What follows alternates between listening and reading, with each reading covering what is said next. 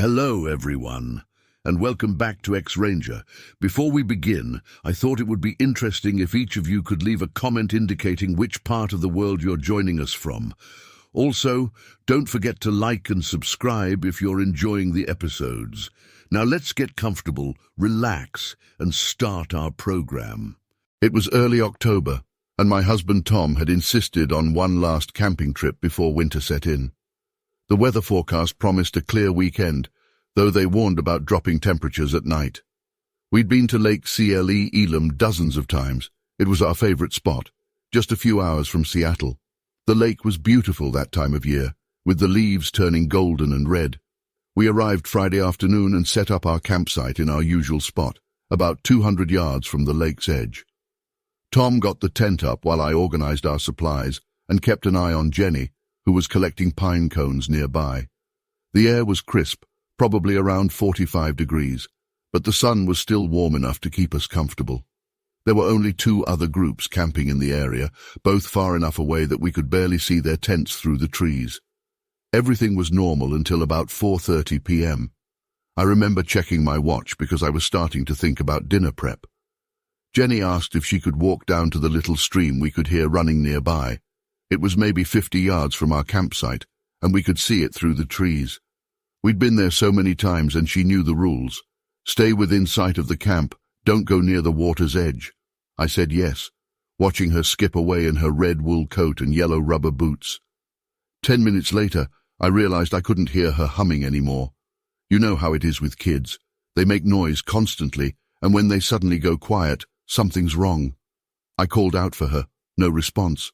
Tom was gathering firewood nearby, and I shouted for him to come back. We both started calling for Jenny, walking toward the stream where I'd last seen her. Her footprints were there in the soft earth by the stream, but they led away from the water, up a slight incline into denser forest. My heart started racing. We followed the tracks until they disappeared into the leaf litter.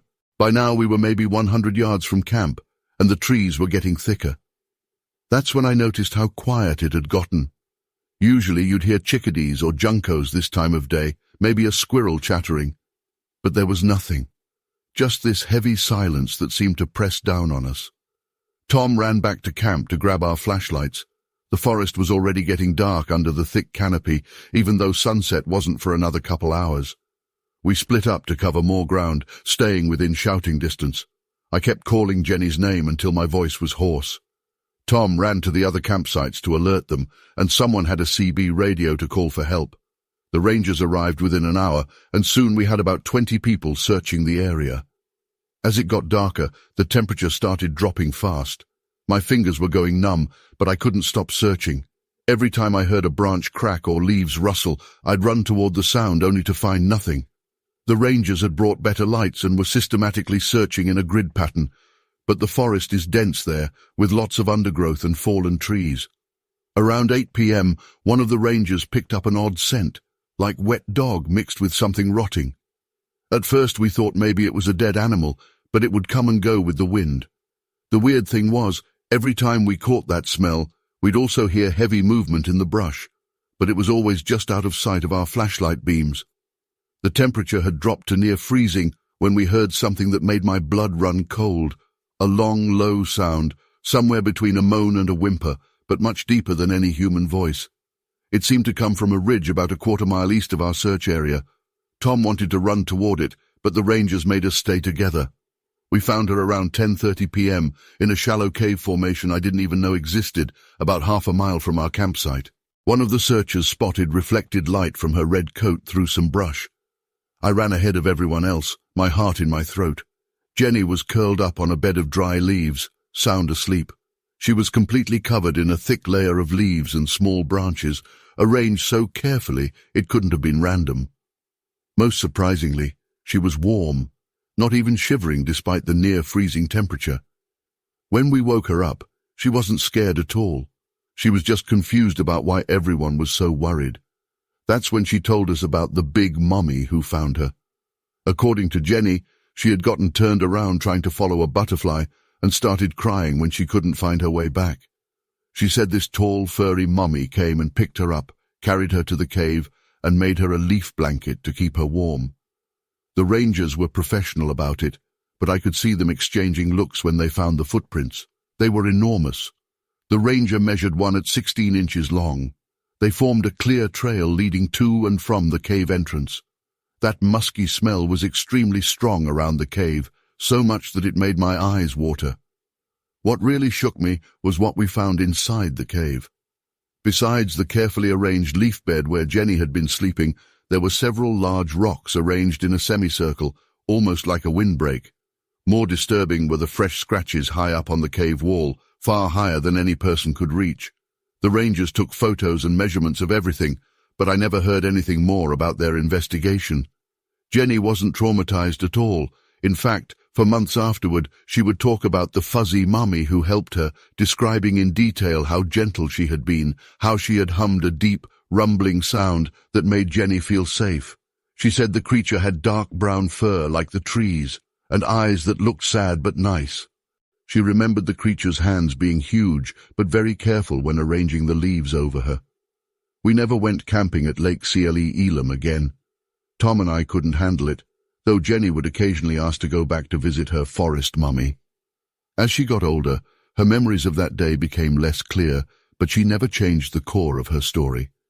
I've spent 46 years trying to rationalize what happened that day.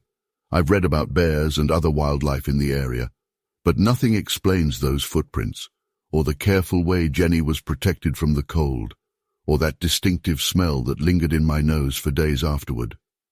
The ranger's official report listed it as a lost child incident resolved without injury, but they never explained those footprints or the strange markings in the cave.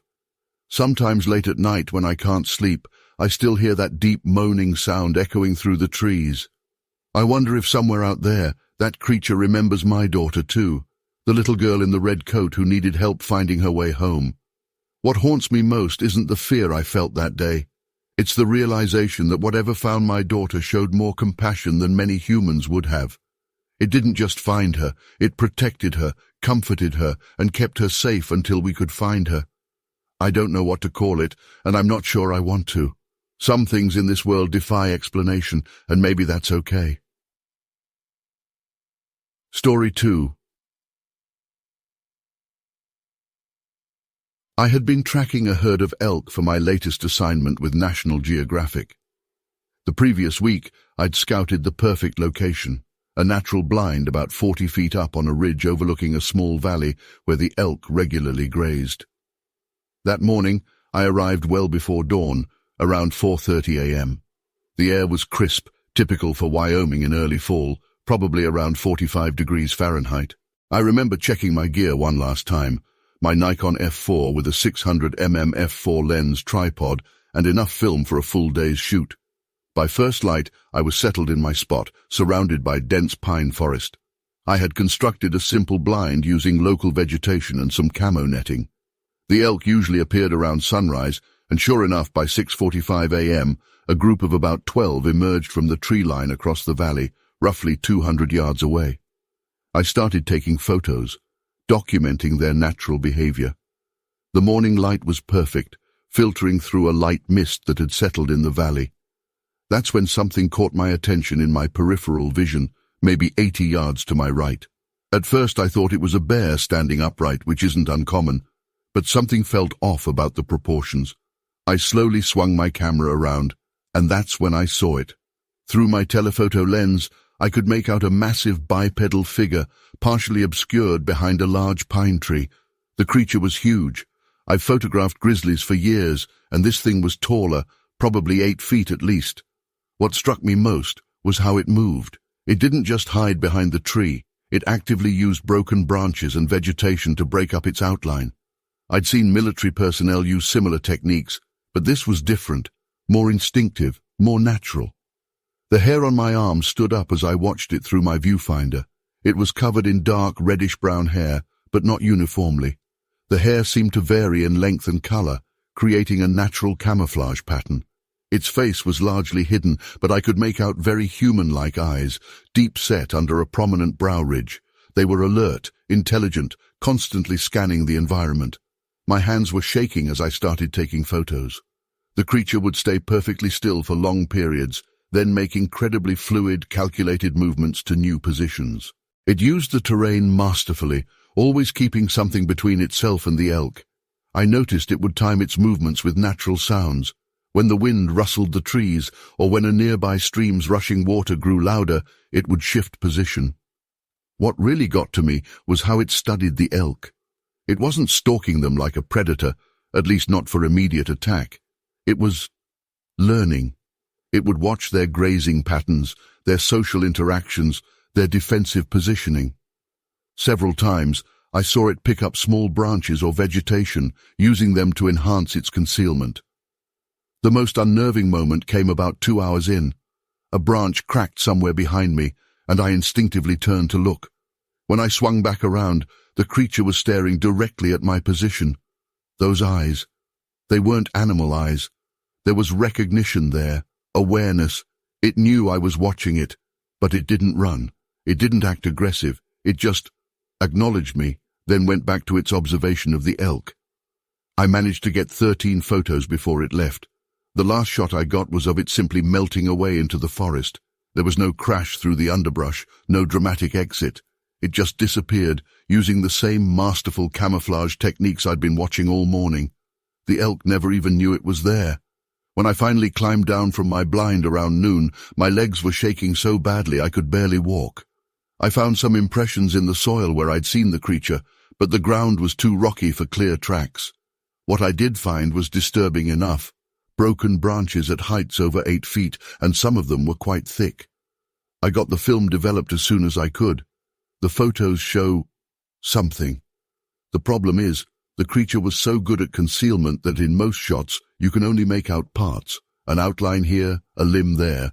The best shot shows about 70% of the figure, but the lighting and distance make it frustrating inconclusive. You can clearly see it's not a bear, not a person, but proving what it actually is, that's another matter. I sent the photos to several experts. Some dismissed them outright. Others were more intrigued but ultimately called them inconclusive. One biologist from the University of Montana spent 6 hours interviewing me about what I saw. He seemed to believe me, but couldn't officially endorse the photos without more evidence. The thing that stays with me most isn't the size of the creature, or even its appearance. It's the intelligence I witnessed, the calculated movements, the use of natural camouflage, the patient observation. These weren't the actions of an animal. I've spent my career photographing wildlife, and I've never seen anything behave like this. Some nights when I'm out in the field, I still get the feeling I'm being watched. And now I wonder, how many times have I been the one being observed? How many of these creatures have been studying us, just as intently as I was studying it that day? I still have those photos locked away in a safe. Sometimes I take them out and study them, looking for details I might have missed. But more than the photos, I have the memory of those eyes looking directly at me, and the unsettling certainty that something out there is far more intelligent and aware than we give it credit for. The encounter changed how I view the wilderness.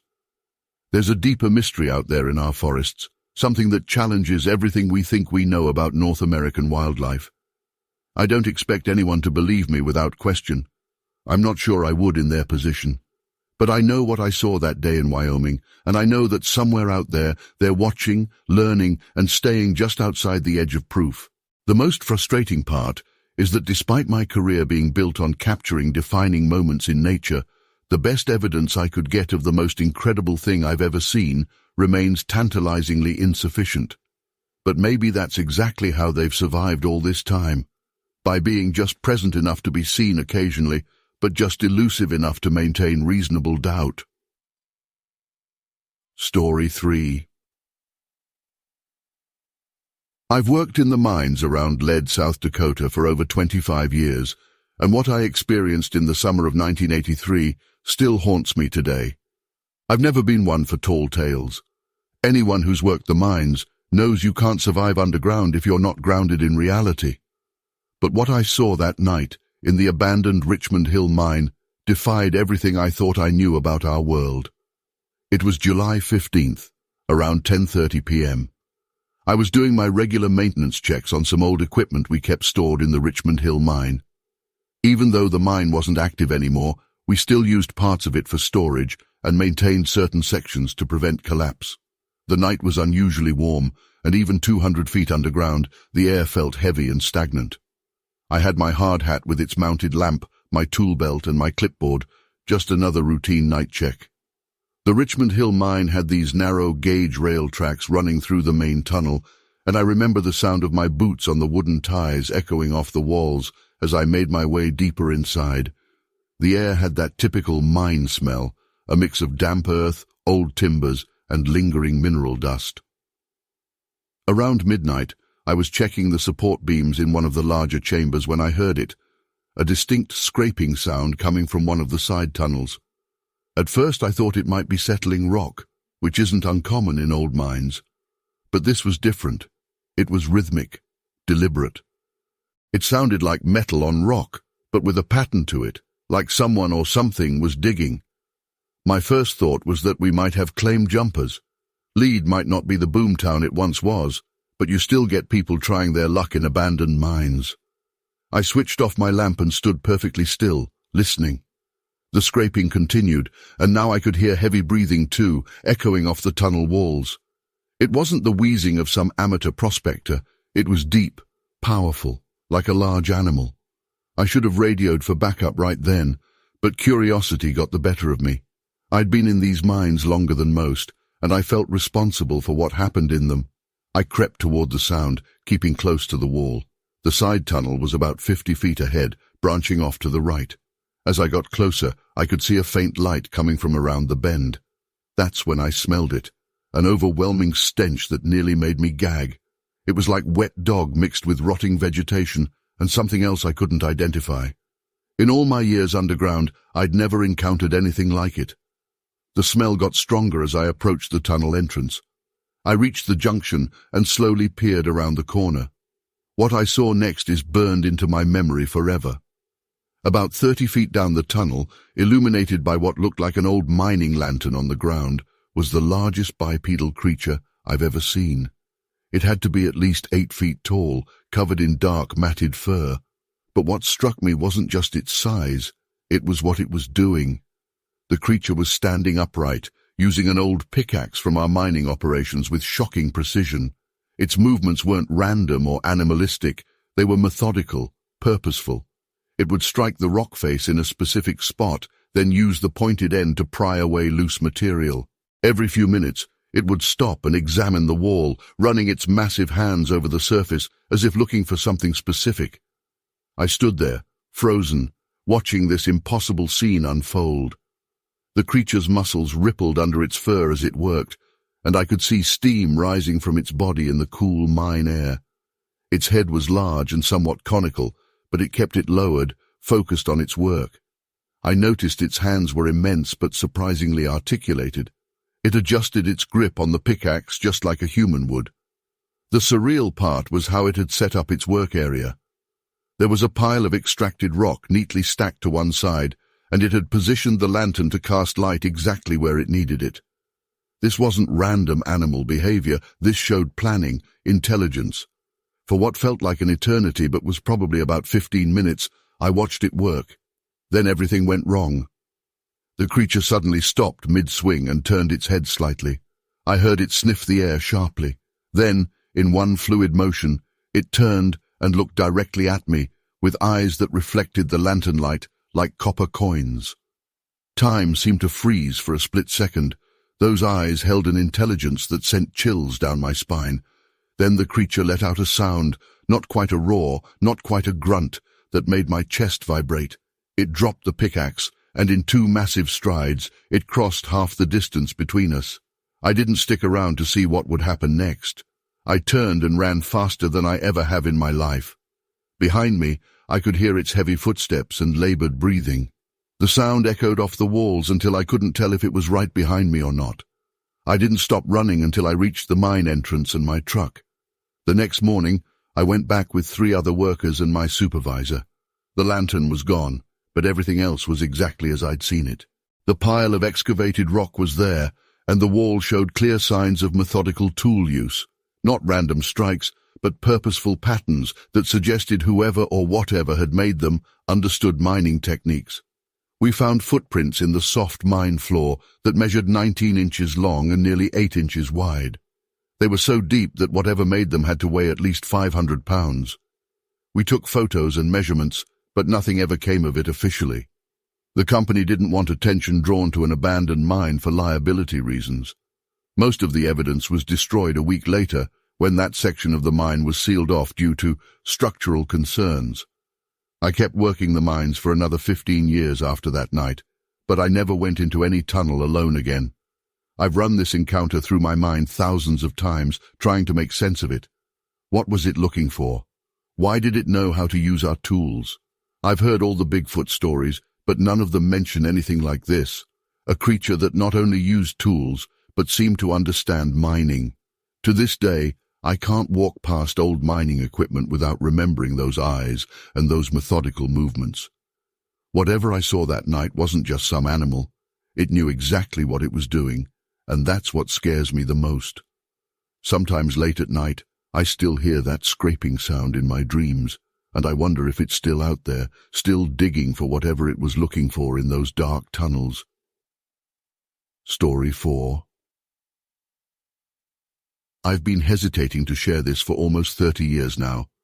What I experienced during my research trip to the Wallowa Mountains in 1995 fundamentally changed my understanding of what's possible, and honestly, I'm still trying to make sense of it. I was a wildlife biologist studying mule deer migration patterns in northeastern Oregon, specifically in the Joseph area. The events I'm about to describe took place during what should have been a routine field study in late September. I had been tracking deer movements through the mountains for about 3 months at that point. The Wallowas are incredibly remote.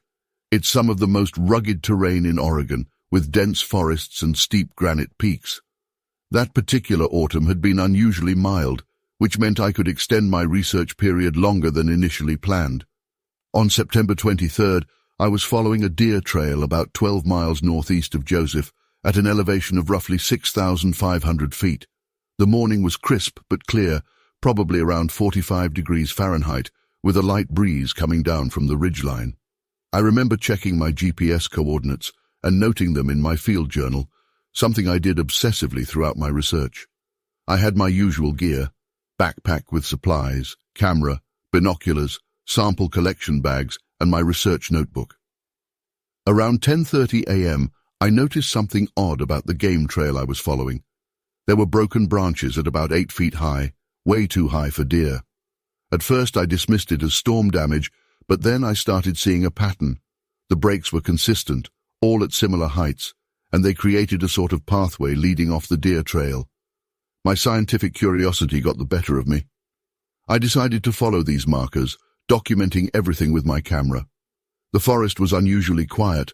No bird calls, no squirrels, just the sound of my boots on the pine needles and my own breathing. After about 20 minutes of careful hiking, I came across something that stopped me in my tracks. There, in a natural clearing, was a structure unlike anything I'd ever seen in my years of fieldwork. It wasn't some random pile of fallen trees or a hunter's hasty shelter. This was different.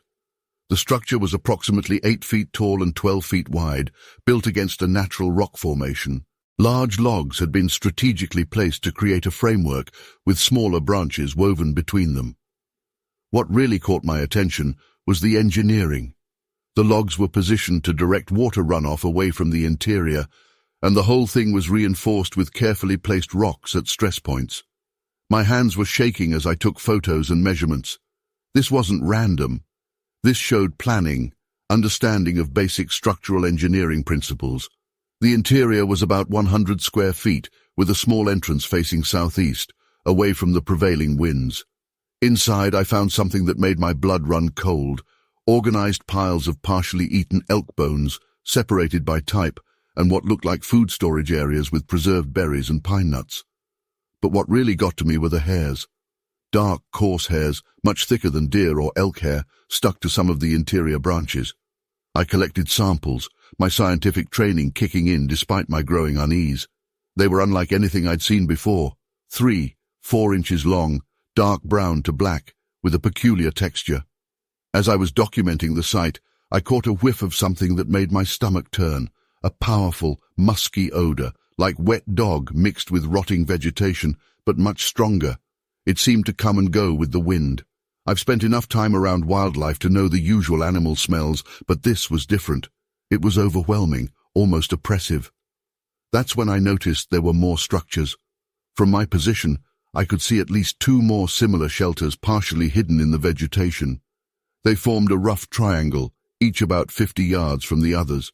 Each one showed the same careful construction, the same attention to engineering principles. I spent the next 5 days documenting everything I could about these structures. I set up my base camp about a quarter-mile away, close enough to observe but far enough to maintain what I hoped was a safe distance. Each night, strange things would happen. Around dusk, I'd start hearing wood-knocking sounds, not random, but rhythmic, like some kind of communication. They would come from different directions, sometimes answered by knocks from far away. The most terrifying night was September 26th. Around 2 a.m. I was awakened by the sound of something extremely heavy moving around my camp. I stayed absolutely still in my tent, barely breathing. Whatever it was methodically moving through my campsite. I could hear it handling my equipment, not randomly knocking things over, but picking things up, examining them, and setting them down. The musky odor was overwhelming. I heard what sounded like breathing, deep, heavy breaths, nothing like a deer or elk. Then came a sound that I'll never forget, a low, rumbling vocalization that seemed to reverberate in my chest. It wasn't aggressive, but it conveyed power in a way that made me feel absolutely primitive and vulnerable. This went on for about 20 minutes, though it felt like hours. The next morning, I found my campsite meticulously examined. Everything was put back, but slightly moved, like someone had picked up each item, studied it, and placed it back down. The only thing missing was an energy bar from my food bag. What struck me was the intelligence of it. This wasn't an animal randomly foraging. There was purpose and curiosity in how things were handled. Over those 5 days, I documented everything: measurements, photographs, hair samples, recordings of the knocking sounds. I found footprints that measured 16 inches long and 8 inches wide, with a clear mid-tarsal break, something not seen in human feet. I took plaster casts, but most of the prints were on hard ground and weren't clear enough for good casting. The structures themselves showed signs of regular use and maintenance. Fresh branches were added to repair weather damage. The food storage areas were actively managed, old food removed, new items added. This wasn't abandoned or historical. This was active habitation. On my last night there, September 28th, the activity reached a peak. The wood knocks were almost constant, coming from all directions. I could hear heavy movement through the forest, branches breaking, and those deep vocalizations. It felt like I was being surrounded. Around midnight, there was a massive crash about 50 yards from my tent. Something had pushed over a dead tree. That was it for me. I packed up my essential gear in the dark and hiked out at first light. When I got back to civilization, I was faced with a dilemma that ultimately affected my entire career. How do you report something that challenges everything we think we know about North American wildlife? I had evidence, photos, recordings, hair samples, plaster casts, but I knew presenting them would likely end my career in academia. I was untenured, just starting out. So I filed my Deer Migration report, kept my samples and documentation secure, and stayed quiet. The hair samples sit in a sealed container in my home office. I've had them tested twice, privately over the years. Both times they came back as unknown primate. The photos and recordings are stored on multiple hard drives. Sometimes I take them out and review everything, making sure I didn't imagine it all. But the structures were real. The prints were real. The intelligence displayed in the construction and organization was real. I've spent years trying to rationalize what I saw, but those structures showed tool use, planning, and engineering understanding. The food storage showed forethought and preservation techniques. The examination of my camp equipment showed curiosity and intelligence. Whatever built and maintained those shelters wasn't just an undiscovered animal. It was something that could think, plan, and problem solve. I'm sharing this now because I'm close to retirement, and the scientific implications matter more to me than my career at this point. Those 5 days in the Wallowas showed me that we don't know nearly as much about our world as we think we do. There are things out there that don't fit into our neat categories and classifications. The location of these structures has probably changed. 29 years is a long time, and from what I observed, these beings seem to move and adapt their shelters regularly. But I'm certain they're still out there, in the remote parts of the Wallowas, living in ways that challenge our understanding of what's possible in North America. I have more detailed notes, measurements, and observations, but this is the core of what I experienced. I've never gone back to that specific location. Some things, once seen, can't be unseen, and some knowledge changes you forever. Those 5 days in 1995 taught me that the line between known and unknown is far blurrier than we like to admit. Story 5. I've been a hunter for over 30 years now, and what I experienced that winter in Dolores still keeps me up at night sometimes. I'm finally sharing this because I need to get it off my chest, and maybe someone out there has seen something similar. It was December 15th, 1987. I remember the date clearly because it was just a few days before my daughter's birthday, and I'd promised to bring back some elk meat for her celebration dinner. I'd been tracking a bull elk since dawn through the San Juan National Forest, about 15 miles northwest of Dolores. The temperature was hovering around 20 degrees Fahrenheit, -6 degrees Celsius, and we'd had fresh snowfall the night before, perfect tracking conditions. I was well equipped for the hunt, my trusted Remington 700, a good scope, warm layers, and enough supplies for a full day's tracking. I'd been hunting these woods for nearly 2 decades at that point, so I knew the terrain well. The snow was about 8 inches deep, making tracking easy, and there was this heavy silence that you only get in winter when everything's blanketed in white. Around 2 p.m., the elk tracks I'd been following led me into a clearing I'd never noticed before, despite having hunted this area countless times. What I saw there stopped me dead in my tracks. The fresh snow was marked with what I can only describe as intentional patterns, perfect circles, triangles, and what looked like arrow shapes, all pressed into the snow. These weren't random animal tracks or wind patterns. They were too precise, too deliberate. The hair on the back of my neck stood up. In the center of these patterns were small piles of what looked like dried berries and pine nuts, arranged in groups of 3. Broken branches were stuck in the snow, pointing in different directions like some kind of compass. My first thought was that maybe some kids had been playing around, but I quickly dismissed that. We were miles from any road or trail, and these patterns were fresh in the new snow. I've spent enough time in the woods to know when something isn't right.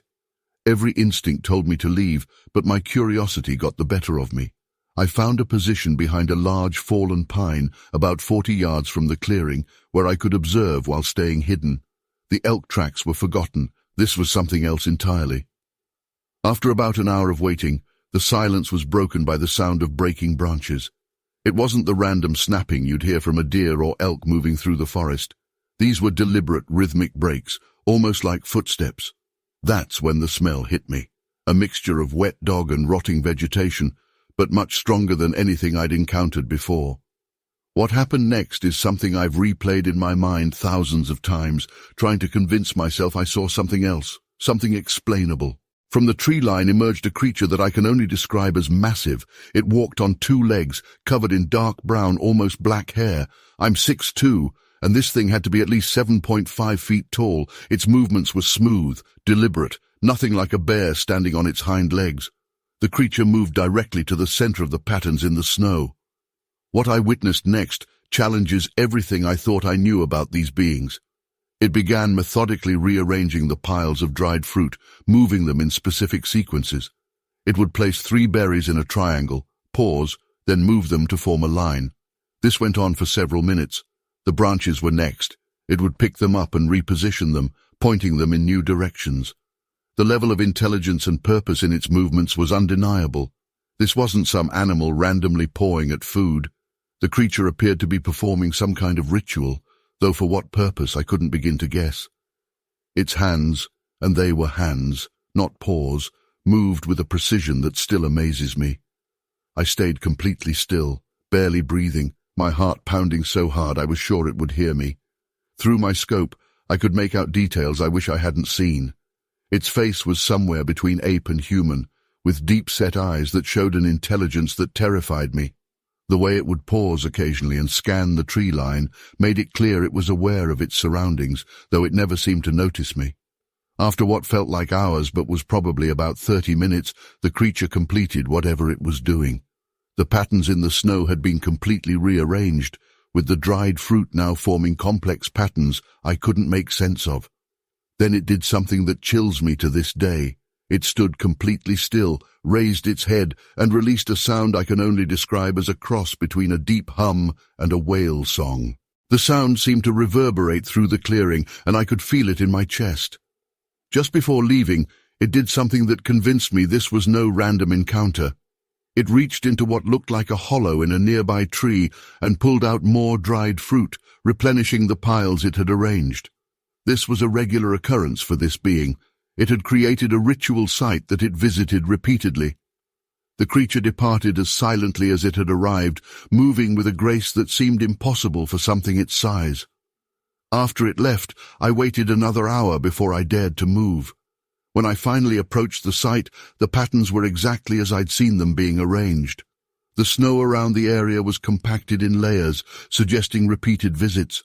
I found prints in the fresh snow, 18 inches long and humanoid in shape, with 5 distinct toes. I took a few pictures with the disposable camera I carried for documenting hunting trips, but when I got the film developed, they came out too dark and blurry to make out any details. Maybe that's for the best. I never returned to that specific spot, though I've hunted other areas of those woods since then. I've heard stories from other hunters about strange patterns in the snow or arranged objects in the forest, but I've kept my experience to myself until now. Looking back, what strikes me most wasn't just the creature's size or appearance, but the clear evidence of intelligence and ritual behavior. This wasn't a simple animal foraging for food. This was a being performing what appeared to be a planned, repeated activity with purpose and precision. I've spent years trying to rationalize what I saw that day, but I can't. The elk tracks that led me there seemed too convenient in retrospect, almost as if I was meant to find that clearing. Sometimes I wonder if there are other sites like this, scattered throughout the forests, hidden spots where these creatures perform their mysterious rituals. That day changed how I see the forests, and honestly, how I see the world. There are things out there we don't understand, intelligences we haven't recognized. I still hunt, but I'm more cautious now, more observant, and whenever I'm in the woods and catch that distinct smell or hear that peculiar silence fall, I remember that clearing and the being that showed me there's more to these creatures than just footprints in the snow. I know this story sounds incredible, and I wouldn't blame anyone for being skeptical, but I know what I saw that winter afternoon in Dolores. Sometimes, late at night, I can still hear that haunting sound echoing through my memory, and I wonder what message or meaning was hidden in those carefully arranged patterns in the snow. Story 6.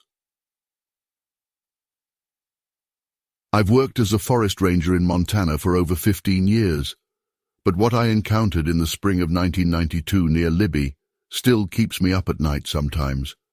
I'm writing this down because I need others to know what's out there. Maybe someone can help make sense of it all. It started during my regular patrol route through the Kootenai National Forest, about 12 miles northwest of Libby. The date was April 23rd. I remember it clearly because we'd just finished training for the upcoming fire season. The weather was unusually warm for April, around 65 degrees Fahrenheit, with a light breeze and partial cloud cover.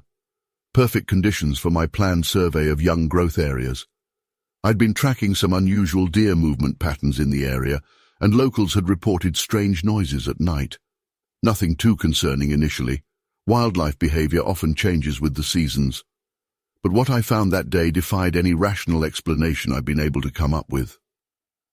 Around 9:30 a.m., I parked my Forest Service truck at the end of an old logging road and started hiking up toward the ridge. I carried my standard gear, GPS unit, digital camera, field notebook, water, and my service weapon. Something felt off right from the start. The birds weren't as active as they should have been on a warm spring morning. There was this pressure in the air. Anyone who spends enough time in the woods knows that feeling when something's not right. About 2 miles in, I noticed the first structure, At first, I thought it was storm damage, but as I got closer, my stomach dropped. Two young lodgepole pines, about 4 inches in diameter, had been deliberately bent and twisted together to form a perfect X shape about 8 feet off the ground. These weren't broken or wind damaged. They were purposefully manipulated while still alive and growing. The precision was unsettling. I've seen plenty of natural tree formations and animal damage in my career, but this was different. This was intentional.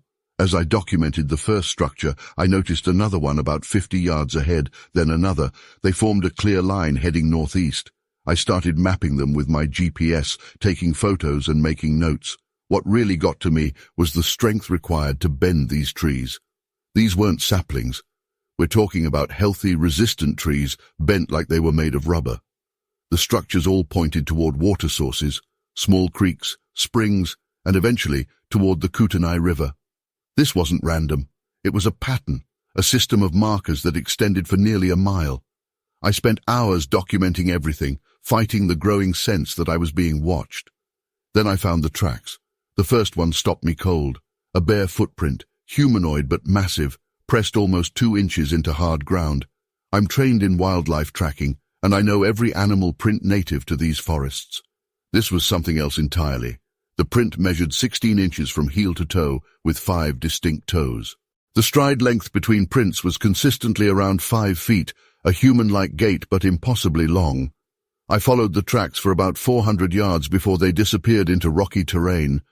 They followed the same general direction as the X structures.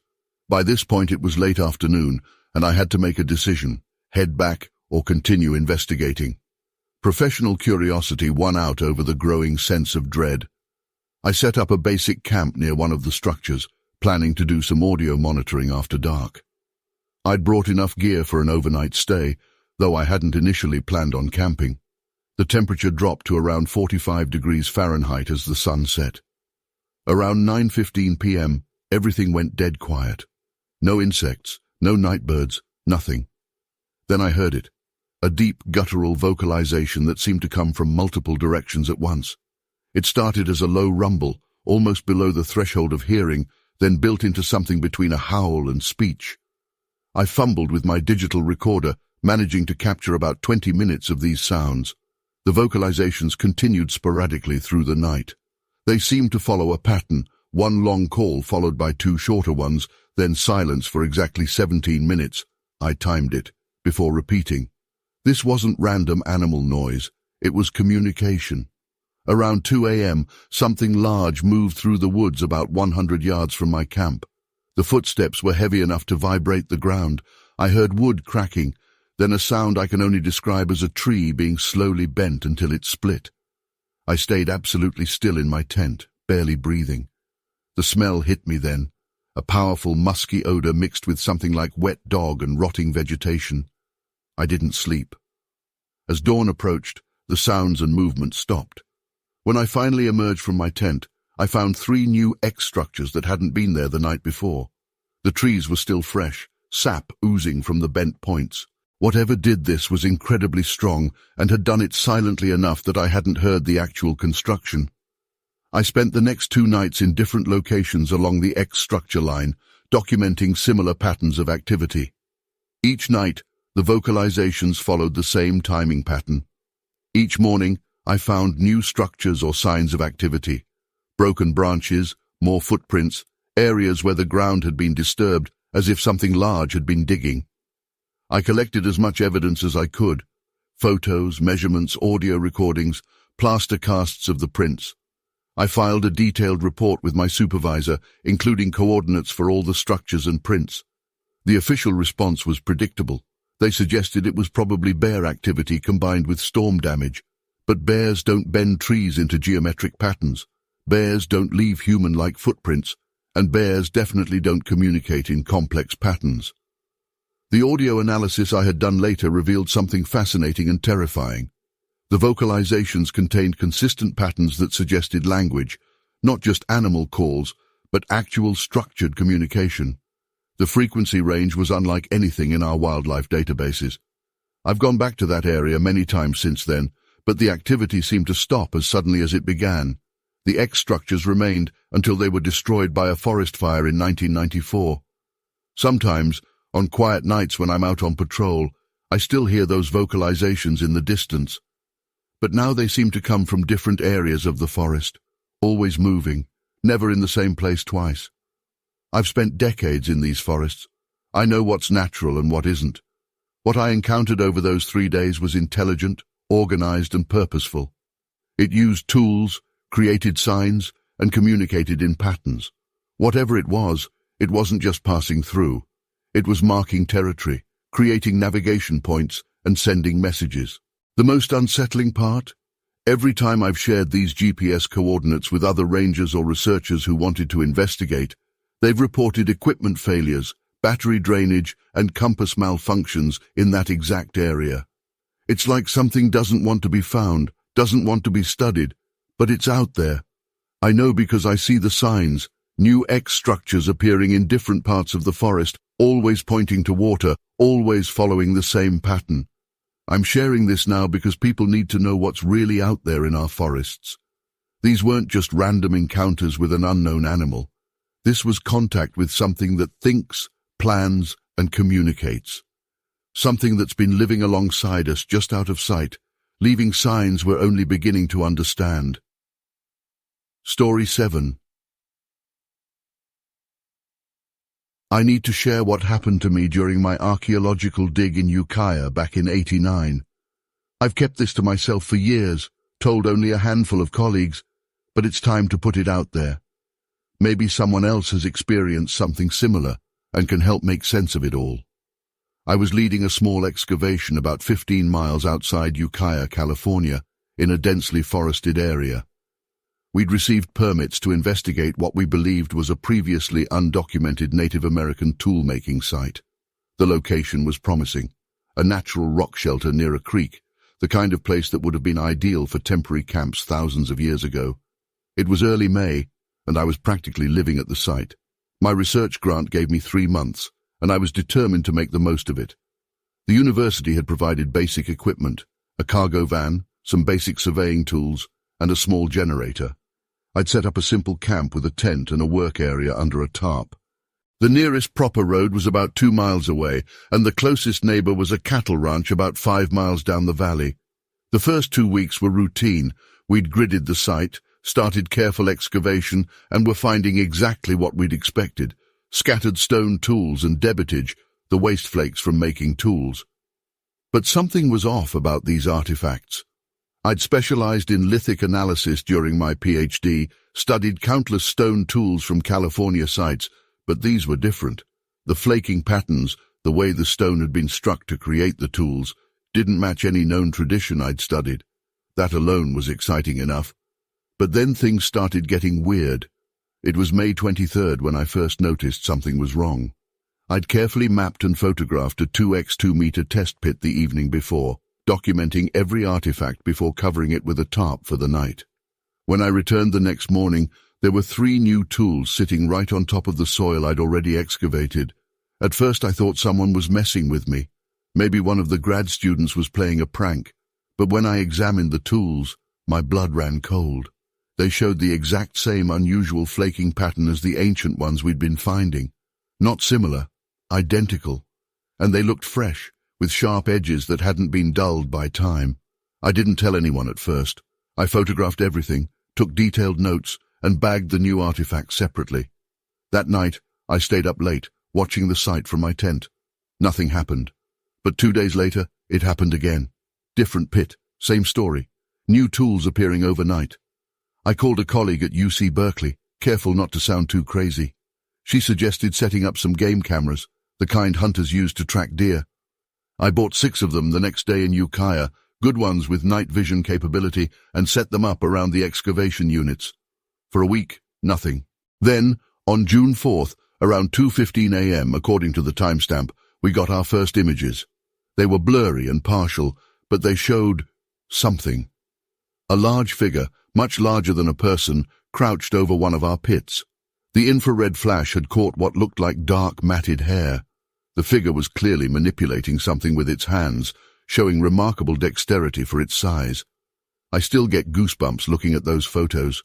The figure must have been at least 8 feet tall, based on the reference markers we'd left in the pit. But what really struck me was how deliberate its movements appeared. This wasn't some animal randomly disturbing the site. The photos showed careful, purposeful manipulation of stone materials. The next morning, there were 5 new tools in that pit. Perfect specimens, showing that same distinctive flaking pattern. I sent photos to a forensic anthropologist I knew, carefully not mentioning their origin. His analysis confirmed what I'd suspected. The wear patterns and residues on these tools indicated they'd been made within the past 48 hours. Over the next few weeks, it became a pattern. Not every night, but maybe twice a week, we'd find new tools. Always at night, always with the same workmanship. The cameras caught glimpses several more times, but never a clear shot. Sometimes they caught movement at the edge of their range, suggesting the figure was learning where they were and avoiding them. What was most unnerving was the growing sense that this wasn't random. The new tools would often appear in areas where we'd just found similar ancient ones. It was like something was watching our work and responding to it. The sound was what got to me most. During the days, the forest was normal. Birds, wind in the trees, the occasional distant cow from the ranch. But on the nights when the tools appeared, there was this absolute silence first. No crickets, no owls, nothing. Then you'd hear it, a soft rhythmic tapping of stone on stone, almost too quiet to notice if you weren't listening for it. By the time you got out of your tent to look, it would stop. I started noticing other things too. Broken branches high up in trees, way higher than any person could reach.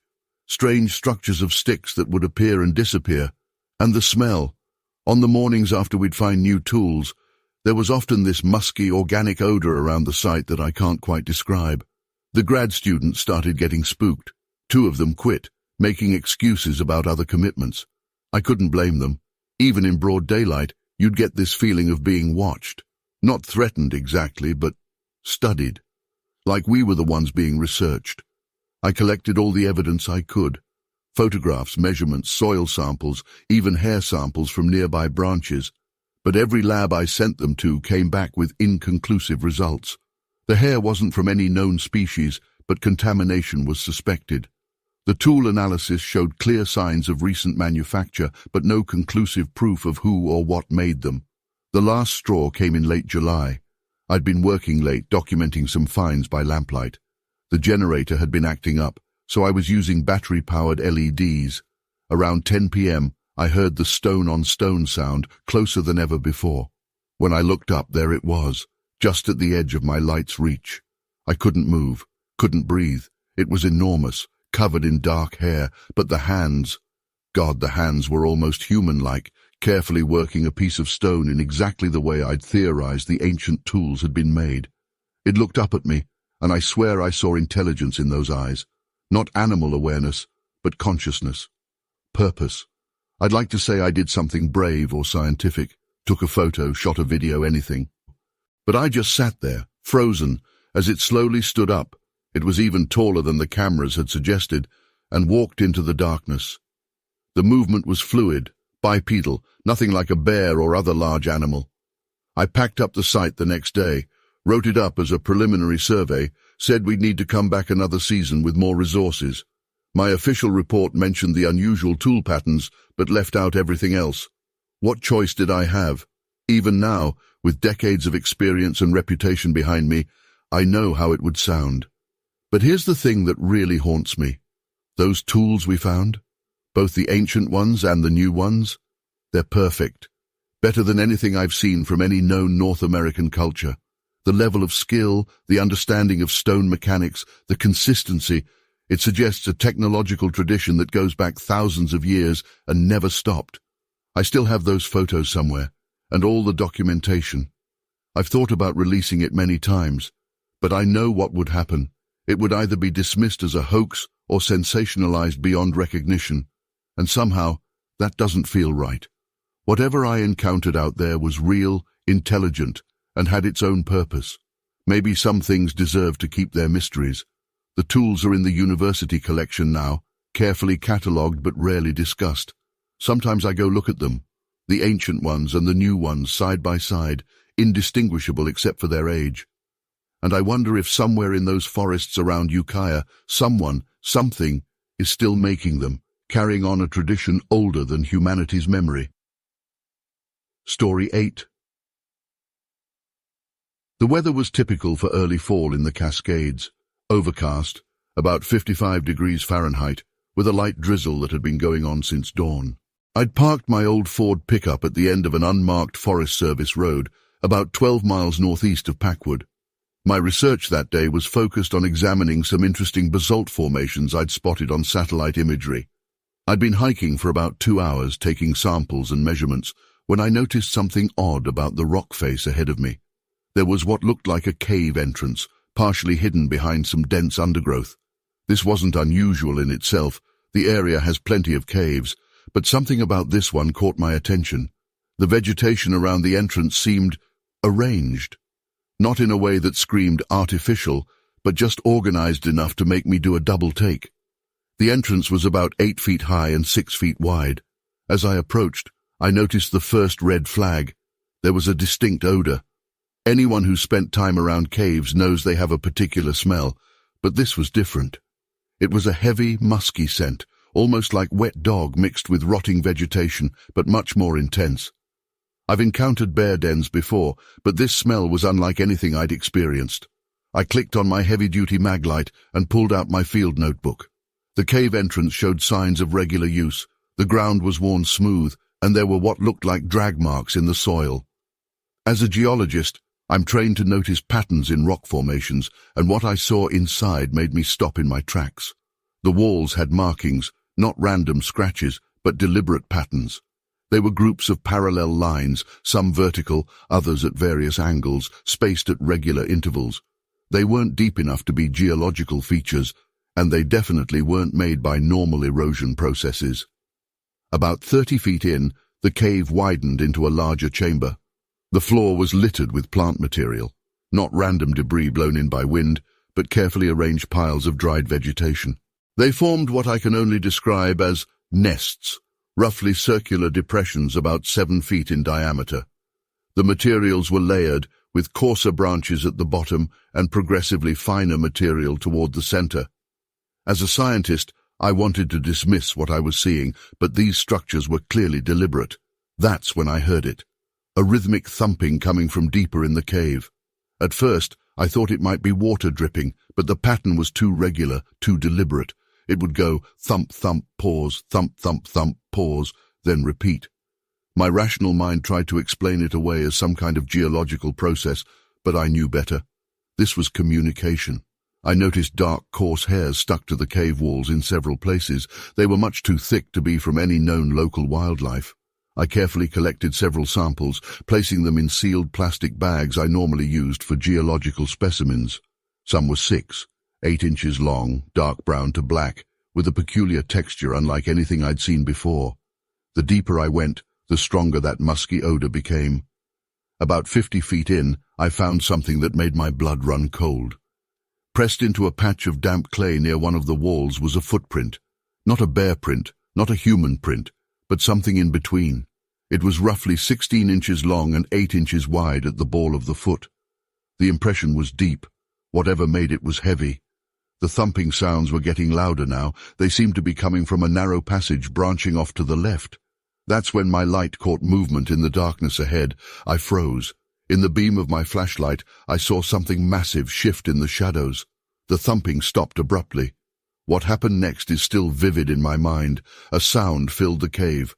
Not quite a growl, not quite speech, but something in between. It was deep, resonant, and made the hair on my neck stand up. Then came the smell.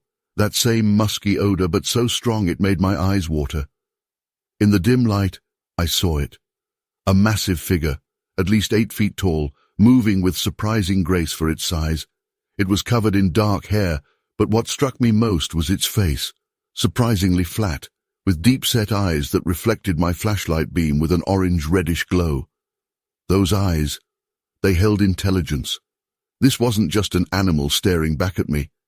I'd like to say I stood my ground and made detailed observations, but instinct took over. I backed away slowly at first, then turned and ran. I could hear movement behind me, heavy footsteps, and what sounded like wood knocking against stone. The sound followed me all the way to the cave entrance. When I reached my truck, I was drenched in sweat despite the cool weather. My hands were shaking so badly I could barely get the key in the ignition. As I drove away, I heard that wood-knocking sound again, echoing through the trees. I returned the next day with 2 colleagues, but the cave was different. The nests were gone, the markings less distinct, as if they'd been deliberately obscured. The hair samples I collected were sent to a lab at the university. The results were bizarre. They showed primate DNA markers, but didn't match any known species. The report noted sampling contamination and suggested retesting, but the samples mysteriously disappeared from the lab a week later. I've spent decades trying to rationalize what I saw. I've read every paper I could find on local wildlife, studied primatology, and interviewed dozens of people who've had similar encounters. The scientific part of my mind wants to dismiss it, but I know what I saw. Those markings, those nests, those eyes, they haunt me to this day. I've never gone public with this before because, well, I value my professional reputation. But I'm older now and I believe this information needs to be shared. I've returned to that area several times over the years, but I've never found the cave entrance again. Sometimes at night, though, when I'm camping in the Cascades, I hear that distinctive wood-knocking sound in the distance, and I know they're still out there. To those who study the geology of the Pacific Northwest, pay attention to the caves. Look for those patterns, those markings. They're trying to tell us something. I just wish I knew what it was. Story 9. It started in early May of that year. Spring had been unusually wet, and my medicinal herb gardens were thriving. I grow everything from echinacea to yarrow, St. John's wort to valerian root, not just as a side business, but because my late wife had always believed in natural remedies. I'd kept up the herb gardens after she passed, partly in her memory, and partly because it provided a decent supplemental income. The first thing I noticed was how some of my herbs were being harvested. Now, I've dealt with theft before, teenagers looking for kicks, desperate folks thinking they could sell the stuff. But this was different. Whoever, or whatever, was taking these plants knew exactly what they were doing. They weren't just ripping things out of the ground. They were carefully selecting specific plants and harvesting them in a way I'd never seen before. I first noticed it in my echinacea patch, about a quarter-mile from the house. The plants had been harvested with incredible precision, only the mature ones taken, roots left completely intact, soil barely disturbed. At first, I thought maybe someone with professional knowledge was sneaking onto my property at night. But then I started noticing other strange things. The footprints were what really got to me. They were huge, easily 16 inches long and about 7 inches wide. At first I tried to tell myself they were just distorted by the wet soil, but they were too consistent, too well defined, and they were everywhere around the herb patches, but nowhere near the regular crop fields. Whatever was making these prints was specifically targeting my medicinal herbs. I installed some trail cameras, nothing fancy, just those standard Moultrie game cams you can get at any hunting store. Set up 4 of them around different herb patches. The first few nights nothing unusual showed up. But on May 15th, around 2:30 a.m., I got my first glimpse of what had been visiting my farm. I still remember sitting at my kitchen table the next morning, hands shaking as I reviewed the footage. The figure was massive. I'd estimate at least 8 feet tall, covered in dark hair. But it wasn't the size that shocked me the most. It was how it moved, how it behaved. This wasn't some mindless animal. The creature moved with purpose, examining plants carefully before selecting them. It would gently part the leaves, look at the base of the plants, and only harvest the ones that were mature enough. The way it harvested was incredible. It would grasp the plant near the base, use its other hand to support the root system, and carefully remove just what it needed. Sometimes it would even pat the soil back around the roots. I've been farming for 3 decades, and I've never seen anyone, human or animal, harvest with such care and knowledge. Over the next few weeks, I kept gathering more footage. The creature would appear roughly every 3 to 4 nights, always between 1 a.m. and 4 a.m. It seemed to follow a pattern, rotating between different herb patches. It showed particular interest in my echinacea, yarrow, and valerian root patches. Never touched the regular vegetables or crops, just the medicinal herbs. One night, I decided to try something. I left some harvesting tools, small spades and pruning shears, near one of the patches. The creature ignored them completely, preferring to use its hands with surprising dexterity. It had its own technique, one that was arguably more efficient than using tools. The most remarkable footage I captured was on June 3rd. It was a clear night, nearly full moon. The creature spent almost 20 minutes in my yarrow patch. What struck me was how it would smell each plant before harvesting, almost as if testing for potency. It would carefully select certain flowers, leaving others that looked identical to my eye. This wasn't random foraging. This was selective harvesting based on criteria I couldn't understand. I noticed something else in that footage, how it would occasionally look toward the tree line, as if listening or watching for something. A few times, I caught what sounded like low melodic vocalizations, almost like humming, but at a frequency that made the hair on my neck stand up. The weather that spring was unusually cool, and the morning dew would often preserve signs of the previous night's activities.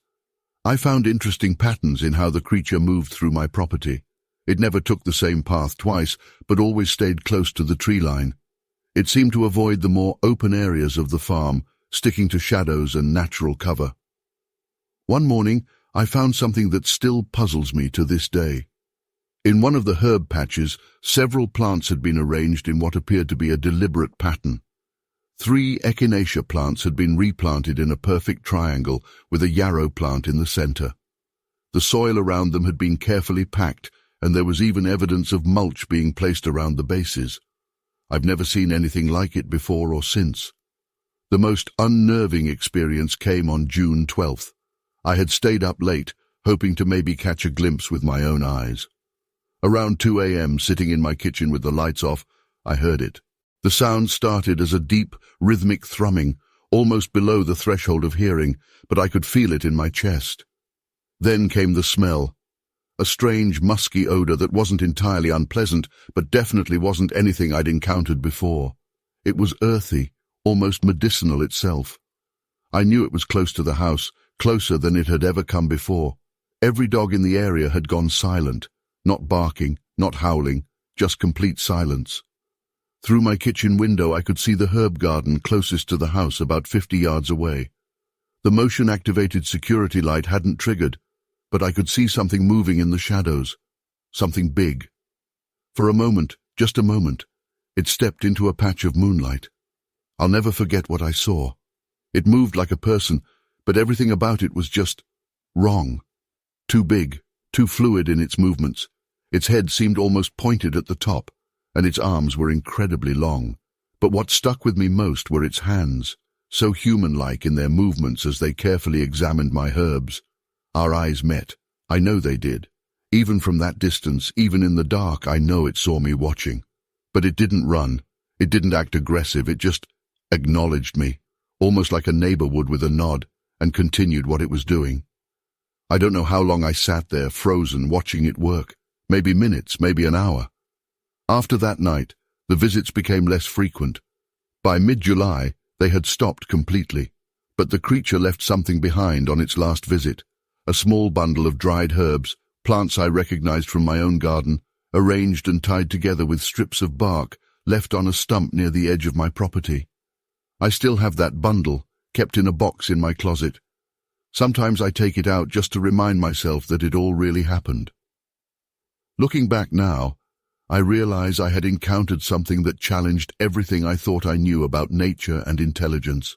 Whatever this creature was, it wasn't just some animal. It had knowledge, specific, sophisticated knowledge about medicinal plants. It understood sustainable harvesting. It showed respect for the plants and the land. I never reported this officially. Who would believe me? A farmer claiming a Bigfoot was practicing sustainable harvesting of medicinal herbs? But I know what I saw. I have the footage, though it's grainy and dark. I have the footprints I documented, the photos I took of the harvested plants, and that strange bundle of dried herbs. The experience changed how I view my role as a farmer. I now leave certain areas of my herb gardens unharvested, almost as an offering. I've even expanded my medicinal herb patches, planting them closer to the tree line. Sometimes on cool spring nights, I catch that familiar musky scent on the breeze, or hear that deep thrumming sound. I haven't seen the creature again, but I know it's still out there, somewhere in the forests of Idaho, carrying its ancient knowledge of the healing powers of plants. To this day, I sometimes wonder about what I witnessed. Was it just collecting plants for itself, or was it gathering them for others? How did it learn such specific knowledge about medicinal herbs? These questions keep me up at night, but I've come to accept that some mysteries might be better left unsolved. All I know is that for a few weeks in the spring of 1997, I shared my farm with something extraordinary, something that showed me that there's more wisdom in nature than we might be ready to understand. Story 10. I've been a veterinarian in rural Idaho for over 4 decades now, but what happened in the fall of 1984 still haunts me. Not because it was terrifying, though it certainly was unsettling, but because it challenged everything I thought I knew about wildlife and intelligence in the natural world. I've never shared this publicly before, but I feel like I need to get this off my chest. I was working as a large animal vet in Salmon, Idaho back then. If you know the area, you know how remote it can get, especially once you head up into the Salmon Chalice National Forest. I got a call from the Mackenzie Ranch, about 30 miles outside of town, right at the edge of the wilderness. Tom Mackenzie was worried about one of his horses that hadn't come in for feeding. He'd found it in one of the back pastures with some nasty wounds on its flank and rear leg. It was already late afternoon when I got the call, around 4:30 p.m., but that was pretty typical for emergency calls. I loaded up my truck with supplies and headed out. The drive took longer than usual because recent rains had made the dirt roads pretty treacherous. By the time I reached the ranch, the sun was already setting behind the mountains. Tom met me at the gate and led me to where they'd managed to corral the injured horse. What I saw stopped me in my tracks. The horse, a young bay gelding, had several deep lacerations, probably from getting tangled in barbed wire. But that's not what surprised me. The wounds were already dressed with what looked like some kind of poultice. At first, I thought Tom or his wife had treated it, but they both denied touching the horse before I got there. I examined the dressings carefully. They were made from fresh herbs and plant material, expertly packed and applied to the wounds. I recognized yarrow, which is a natural coagulant, and what appeared to be crushed plantain leaves, known for their antimicrobial properties. The application was precise, not random or accidental. Whoever or whatever had done this knew exactly what they were doing. The strange thing was, these plants were all native to the area, but some only grew in specific locations up in the higher elevations. These weren't dried herbs, they were fresh, collected within the last 24 hours. The nearest similar growth I knew of was at least 3 miles up into the forest. I took samples of the poultice and documented everything with my Polaroid camera. The treatment was actually working. The wounds were clean, showing no signs of infection, and the bleeding had stopped. As a veterinarian, I had to admit that whoever had done this knew their stuff. Tom was clearly unsettled. He mentioned that over the past few weeks, they'd been finding their horses' water troughs filled with fresh water even when they hadn't done it themselves, and salt blocks moved to different locations in the pasture. They'd assumed it was helpful neighbors, but now they weren't so sure. I decided to stay and observe. I told Tom I wanted to monitor the horse overnight to ensure there were no complications, but truthfully, I was curious about who had treated this animal. We set up a small observation post in an old hunting blind about 50 yards from where the horse was corralled. The first signs came around 2 a.m. The horses in the nearby pasture suddenly went quiet. Not the nervous quiet when a predator is around, but a different kind of silence. Then came the smell. Anyone who's worked with animals knows different scents, but this was unique, like a mixture of wet fur and something musky, but not quite like any animal I knew. Then I heard it, the sound of something large moving through the brush. Not crashing, but moving with surprising stealth for its size. The moon was nearly full, and I could see a large dark figure approaching the corral. My first thought was, it must be a bear, but as it moved into a clearer view, I realized I was looking at something else entirely. It was tall. I'd estimate at least 7.5 to 8 feet. The proportions were all wrong for a bear. It moved bipedally, with long arms and a distinct head set directly on broad shoulders. The fur appeared dark, but in the moonlight I couldn't determine the exact color. What struck me most was how it moved. Deliberate, almost careful. I watched, barely breathing, as it approached the injured horse. The horse showed no sign of fear, which was remarkable in itself. The creature carried what looked like fresh plants in one hand. With movements that showed clear purpose and knowledge, it began removing the old poultice and applying fresh herbs to the wounds. The precision with which it worked was astounding. These weren't the actions of an animal acting on instinct. I documented everything I could with my camera, though many of the photos came out too dark or blurry to be useful. The whole process took about 20 minutes. Before leaving, the creature gently stroked the horse's neck, almost like a veterinarian would do to calm a patient. This same scenario repeated for the next 2 nights. Each time, the creature returned with fresh herbs and changed the dressings. By the 3rd night, the horse's wounds were showing remarkable signs of healing, better than I might have achieved with conventional treatments. What amazed me most was the methodical nature of the care. This wasn't random behavior. The creature was selecting specific medicinal plants, preparing them properly, and applying them with clear knowledge of wound care. It understood the need to change dressings regularly and seemed to recognize signs of healing. On the 4th night, it didn't return. The horse's wounds were well on their way to healing, requiring no further immediate treatment. It was as if the creature somehow knew its help was no longer needed. I collected all the used poultices and documented everything meticulously. The samples showed consistent use of specific medicinal plants, yarrow, plantain, and what appeared to be a type of moss known for its absorptive properties. Each application was remarkably similar in composition and preparation. I've spent years trying to rationalize what I witnessed. I've worked with wildlife and studied animal behavior extensively, but nothing in my experience or education could explain this level of medical knowledge in a non-human creature. The deliberate selection and preparation of medicinal herbs, the understanding of wound care principles, the gentle handling of a large domestic animal, these all suggest an intelligence and knowledge base that goes beyond what we typically attribute to wildlife.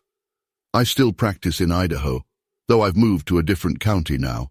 I've never had another experience like this, but I regularly check the areas where I find unusual but effective herbal treatments on injured wildlife. I found similar poultices 3 more times over the years, always in remote areas, always using the same combinations of local medicinal plants. I haven't shared this story widely because, frankly, it sounds unbelievable.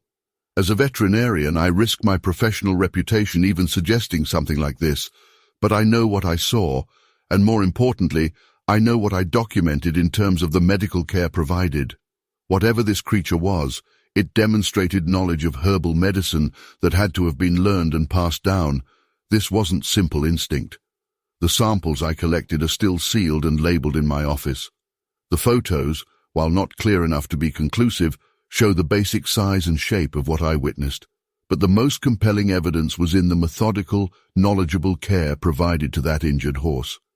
As a medical professional, I can say with certainty that the treatment was deliberate, informed, and effective.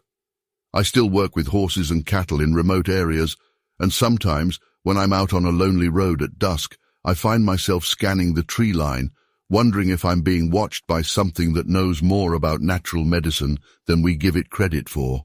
I've never felt threatened by the memory. If anything, I feel a strange sense of professional respect for whatever it was that treated that horse before I arrived. The Mackenzies still run cattle on that same land. They've reported finding more instances of unexplained care given to their animals over the years. Salt blocks moved to where they're needed, injured cattle treated with similar herbal poultices.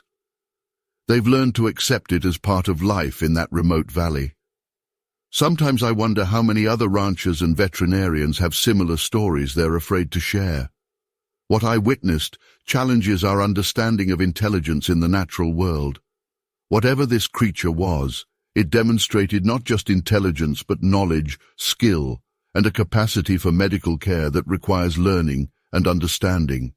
That's what stays with me. Not the fear or shock of seeing something unexplainable, but the humbling realization that there might be forms of intelligence in our wilderness that we've yet to fully understand or acknowledge. Story 11. I've worked at Telluride Ski Resort for over 30 years, and what I witnessed during the winter of '93 still keeps me up at night sometimes.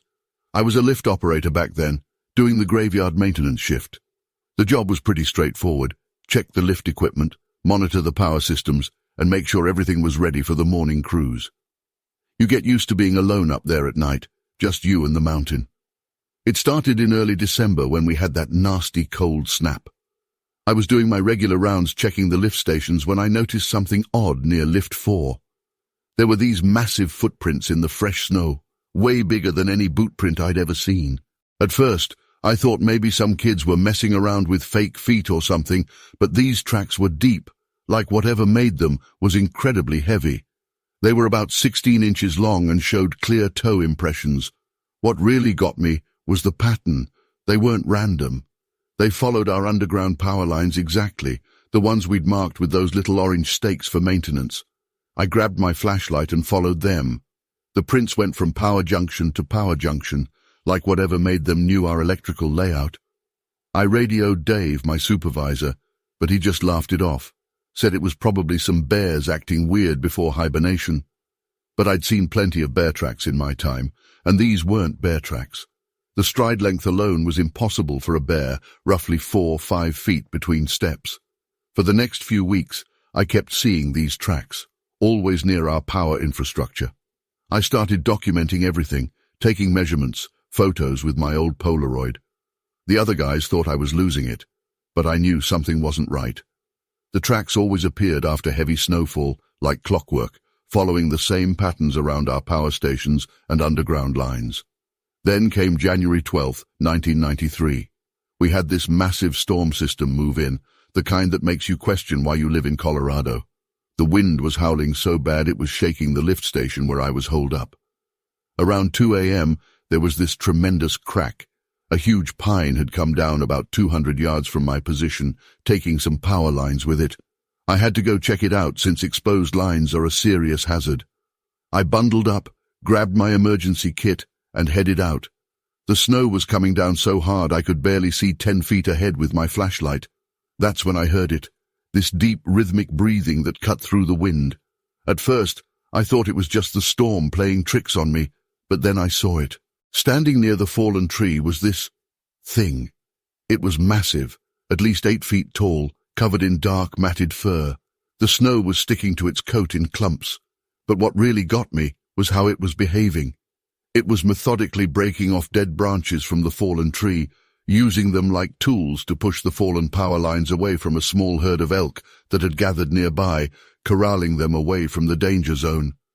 My hands were shaking so bad I could barely hold my flashlight.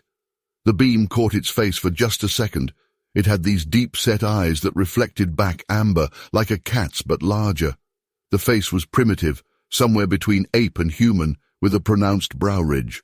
The creature turned and looked directly at me, and I felt this intelligence in its gaze. It wasn't the look of a wild animal. There was purpose there, understanding. For what felt like hours but was probably only minutes, I watched it work. It moved with surprising precision, using the branches to carefully manipulate the power lines without ever touching them directly. It kept making these low, guttural sounds whenever an elk would try to move too close to the exposed wires. The herd seemed to understand and kept their distance. The whole time I stood there freezing, documenting everything on my voice recorder, which I'd started carrying after the first tracks appeared. The creature seemed to acknowledge my presence, but wasn't aggressive. It was like I was watching a professional handle a dangerous situation, methodical, careful, purposeful. When it finished moving the lines to a safer position, it turned to leave. That's when I noticed something that still haunts me. It walked directly along our underground power line route, stepping precisely where the lines ran beneath the snow. No markers were visible in that storm, but it knew exactly where they were. The next morning, I went back with the maintenance crew. The fallen tree was there, the power lines had been moved, and there were those massive prints everywhere around the area. But the most chilling part was the pattern of broken branches we found. They'd been snapped at similar lengths, like someone had deliberately broken them into tools. Over the next few months, I kept seeing signs of it, always around our power infrastructure, always during or after storms. The tracks would appear, following the exact paths of our underground lines. Sometimes we'd find broken branches arranged near potentially dangerous electrical equipment, like warnings or markers. I've spent years trying to make sense of what I saw that night. This wasn't some mindless beast wandering the mountains. Whatever it was, it understood electricity, understood danger, and most incredibly, seemed to be actively working to prevent accidents. It used tools, showed problem-solving intelligence, and demonstrated a knowledge of our infrastructure that still baffles me. I left detailed reports, measurements, and photos with the resort management, but they made it clear they didn't want this getting out. Bad for business, they said. Most of my documentation disappeared from the office shortly after. All I have left are my personal notes and the vivid memory of that night. I still work at Telluride, though not as a lift operator anymore. Every winter when the big storms roll in, I find myself looking out into the darkness, wondering if it's still out there, still making its rounds along our power lines. Sometimes, after heavy snowfall, I'll still find those distinctive tracks, following the same patterns they did back in '93. But I've never seen the creature again. It's like it knows its secret is out and stays hidden now. The older I get, the more I realize how privileged I was to witness what I did. Whatever it was, it showed intelligence, tool use, and what I can only describe as a sense of responsibility. It wasn't just surviving in our world, it was interacting with our infrastructure, understanding it, and even protecting other animals from its dangers. That's what keeps me up at night now, not fear, but wondering just how much these creatures understand about our world and how long they've been living alongside us, hidden in plain sight. Story 12. On September 15, 1979, I drove out to a remote area about 15 miles northeast of Republic. The fall mushroom season was just beginning, and I wanted to document some local species for an upcoming lesson on fungi. I parked my Ford Pinto at the end of an old logging road around 7:30 a.m. The morning was cool and misty, typical for that time of year in northeastern Washington. I remember checking my thermometer, which read 48 degrees Fahrenheit. I'd been to this area before, but never this far up the creek. I followed an unmarked game trail that ran parallel to Murphy Creek, carrying my usual gear, camera, specimen bags, field guide, and my collecting basket. The forest was mostly western red cedar and Douglas fir, with thick undergrowth of ferns and berry bushes. The ground was still damp from rain the previous night. After about an hour of hiking, I started noticing something odd. The mushrooms weren't growing in their usual random patterns. I kept finding clusters that seemed deliberately placed. At first I dismissed it. Maybe it was just optimal growing conditions creating these patterns. But then I found the first stone arrangement. It was a crude circle, about 12 feet in diameter, made of river rocks ranging from fist-sized to some that must have weighed 30 pounds. The rocks were clearly placed there. They were different from the natural geology of the area, and many had been carried up from the creek bed. I'd never seen anything like it in my 15 years of fieldwork. But what really caught my attention was what was inside the circle. There were mushrooms, lots of them, arranged in distinct groupings. As a biology teacher, I immediately recognized that they were sorted by species. Chanterelles were grouped with chanterelles, morels with morels. Some were species I'd rarely seen in the area, like matsutake and pine mushrooms. The organization was unmistakable. The scientific part of my brain tried to rationalize it. Maybe other collectors had created this spot. But why would they leave perfectly good edible mushrooms behind? And who would carry all these heavy rocks up from the creek? Something felt off. That's when the forest went quiet. You know that sudden silence that makes the hair on your neck stand up? Every bird, every squirrel, every single sound just stopped. Even the creek seemed quieter somehow. I felt this overwhelming sensation of being watched, not the vague feeling you sometimes get in the woods. This was intense, like someone was standing right behind me. I caught a whiff of something that made my stomach turn. It was this powerful, musky odor, like wet dog mixed with rotting vegetation, but much stronger than any animal I'd ever encountered. I slowly turned around, and that's when I saw it. About 60 yards away, partially hidden behind a massive cedar, was this being. It was massive. I'd estimate at least 8 feet tall. The fur was a dark reddish-brown, matted in some places, but what struck me wasn't its size or appearance, it was what it was doing. The creature was methodically picking mushrooms, not just grabbing them. It was carefully selecting them, examining each one before either discarding it or holding onto it. I stood completely still, my heart pounding so hard I could hear it in my ears. My camera was in my hand, but I was literally shaking too much to even think about using it. For what felt like an eternity, but was probably only a few minutes, I watched this thing work. It moved with purpose, checking specific areas where mushrooms were growing. The most incredible part was how it was handling the fungi, not crushing or damaging them, but carefully pulling them up and examining them, just like I would when collecting specimens. Then it did something that still haunts me to this day. It turned and looked directly at me. The face was, well, it was oddly human-like, but definitely not human. The eyes were dark and deeply set, showing an intelligence that terrified me more than its size. It held my gaze for several seconds, and I felt rooted to the spot. What happened next was even stranger. Instead of charging or running away, it simply continued its work. It moved to another patch of mushrooms, still keeping me in its peripheral vision, and continued collecting. It was acting like I was merely an inconvenience, not a threat or prey. I watched as it carried its collection to another stone circle I hadn't noticed before, about 40 yards from the first one. This circle had different mushroom species arranged in it, mostly what I recognized as medicinal varieties like turkey tail and reishi.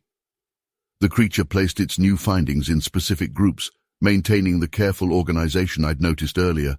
The whole scene was so bizarre. Here was this creature, this thing that shouldn't exist, essentially doing mycology work. It showed a clear understanding of mushroom classification, separating edible from medicinal species, and even seemed to be drying some of them on elevated rock platforms. After about 20 minutes of this surreal experience, the creature slowly moved away into the denser part of the forest. It never made any aggressive moves toward me, but it also made sure to stay at least 50 yards away at all times.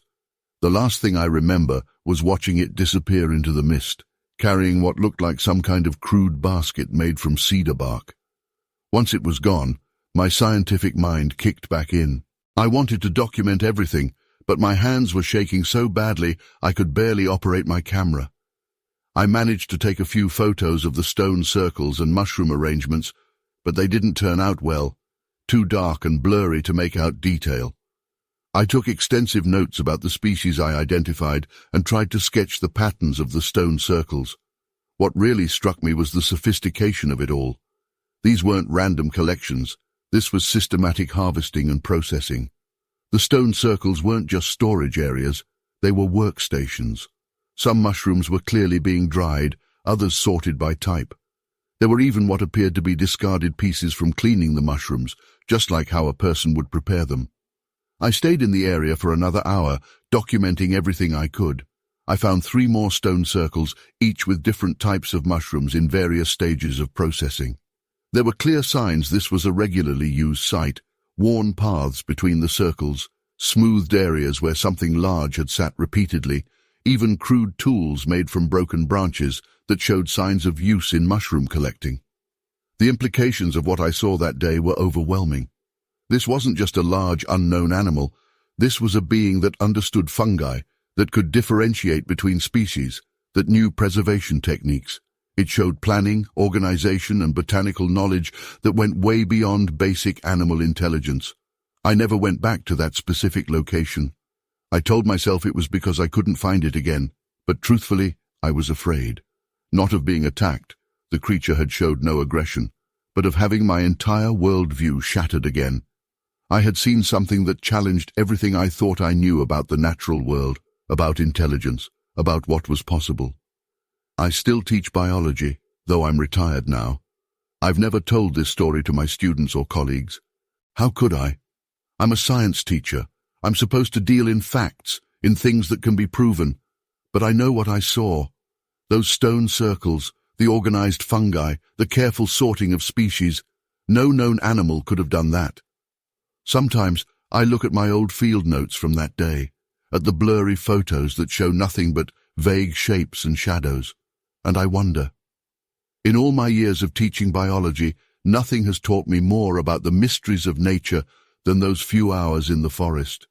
There are things in our world that we don't understand, things that don't fit into our neat scientific categories, and sometimes, if we're lucky or unlucky, we get a glimpse of them. Story 13. It was early October 1988. I was conducting a geological survey for a mining company interested in potential copper deposits in the Bitterroot range, about 12 miles outside of Derby. The weather had been unusually cold for that time of year, hovering around 35 degrees Fahrenheit during the day and dropping into the low 20s at night. The area was remote dense forest, steep terrain, and no cell service, not that we had cell phones back then anyway. I'd been working in the area for about a week when I discovered something that didn't make any sense. While examining an outcropping on a steep hillside, I noticed an unusual opening partially hidden behind some fallen timber. At first, I thought it might be an old mine shaft, but something felt off. The entrance was roughly oval-shaped, about 7 feet high and 5 feet wide, oddly regular for a natural formation, but too irregular for typical mining work. I had all my gear with me: helmet, heavy-duty flashlight, backup batteries, basic tools, camera, and my field notebook. As a geologist, investigating unusual formations was literally my job, so I didn't think twice about taking a closer look. The moment I stepped inside, though, I knew this was different from any mine shaft or natural cave I'd ever encountered. The tunnel had a slight downward slope and was remarkably consistent in size throughout. What really caught my attention were the walls. They showed clear signs of tool marks, but not from any mining equipment I'd ever seen. The marks were systematic, almost like someone had used primitive but effective tools to carve through the rock. They weren't random either. They followed a clear pattern, suggesting whoever or whatever made them knew exactly what they were doing. About 50 feet in, I noticed something even more bizarre. There were small openings in the ceiling, spaced at regular intervals. They created a natural ventilation system, keeping the air surprisingly fresh even as I went deeper. This wasn't accidental. Someone had engineered this. The temperature dropped significantly as I went further in. My thermometer showed around 28 degrees Fahrenheit, cold enough to preserve food. That's when I found the first storage area. It was a wider section of the tunnel, roughly circular, with several natural shelf-like formations along the walls. What I found there still haunts me. There were piles of what looked like cached food, some recognizable as local vegetation, but also partially eaten animal carcasses, some fresh, others preserved by the cold. The organization of it all was what struck me. This wasn't the work of bears or other wildlife. Everything was purposefully arranged. I spent several hours that first day documenting everything I could. I took photographs, which unfortunately didn't develop well. The cold and moisture damaged most of the film, made detailed sketches, and took measurements. The tunnel network extended far deeper than I dared to go alone that first day. As I was preparing to leave, I heard it. A deep, rhythmic sound coming from somewhere in the deeper tunnels. At first I tried to rationalize it as water dripping or rock settling, but it was too regular, too deliberate. It sounded almost like something, working. The sound echoed through the tunnels, making it impossible to tell exactly how far away it was. I left quickly, but returned the next day. I had to know more. This time, I brought additional supplies and planned to stay longer. The sounds were still there, but different. More like movement now, and occasionally what sounded like wood hitting stone. I ventured deeper into the network, discovering more storage areas and side tunnels. Some of the side passages were smaller, barely 5 feet high, while others were surprisingly large. That's when things got truly terrifying. I was examining some unusual tool marks on a wall when the sounds suddenly stopped. The silence was absolute. Then I heard what I can only describe as heavy, deliberate footsteps coming from one of the deeper tunnels. They were slow, methodical, and definitely bipedal. The stride length, based on the echo timing, had to be longer than any humans. Then came the smell. If you've ever heard people describe Bigfoot's smell, they're not exaggerating.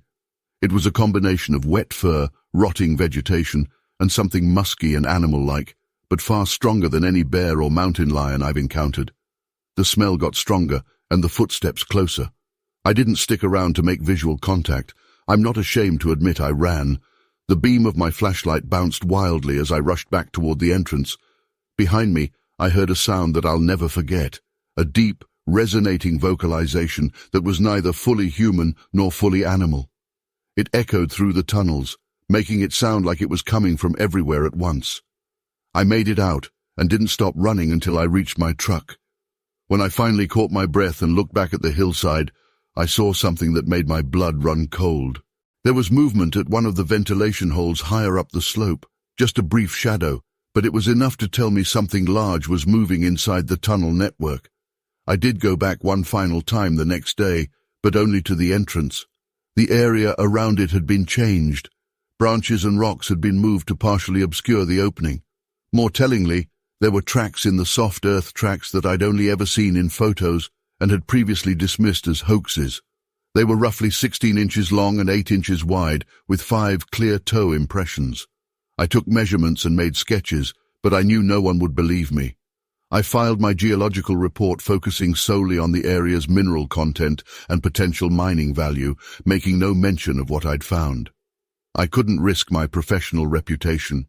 The company eventually decided the area wasn't worth developing, and I never returned. For years, I've tried to rationalize what I found. The engineering of those tunnels showed intelligence and planning. The tool marks indicated technological capability, albeit primitive. The storage areas demonstrated an understanding of food preservation. Whatever made those tunnels wasn't just surviving, it was living there, purposefully and systematically. I've kept track of the area from afar over the years. There have been occasional reports of strange sounds and unusual activity in those hills, but no major developments. The coordinates of the tunnel entrance are still written in my field notebook, but I've never shared them. Some things are better left undisturbed. What keeps me up at night isn't just what I encountered, but what it implies. Those tunnels weren't the work of days or weeks. They represented years, possibly generations of work. They suggested a level of intelligence and social organization that most people aren't prepared to accept could exist outside of human civilization. I'm writing this now because I think people deserve to know what's out there. I don't expect anyone to believe me, but I know what I saw, what I heard, and what I smelled. Those tunnels exist, and something intelligent enough to create them is still living in the mountains of Montana. Story 14. It was early June, and I'd been tracking a particular herd for about a week. The weather had been unseasonably cool, hovering around 50 degrees Fahrenheit even during the day, with a constant light drizzle that made everything damp and miserable. I was about 15 miles northeast of Stanley, deep in the forest where the terrain gets really rugged. The area was dense with lodgepole pines and Douglas firs, some reaching heights of over 100 feet. I remember that morning clearly, June 12th, 1996.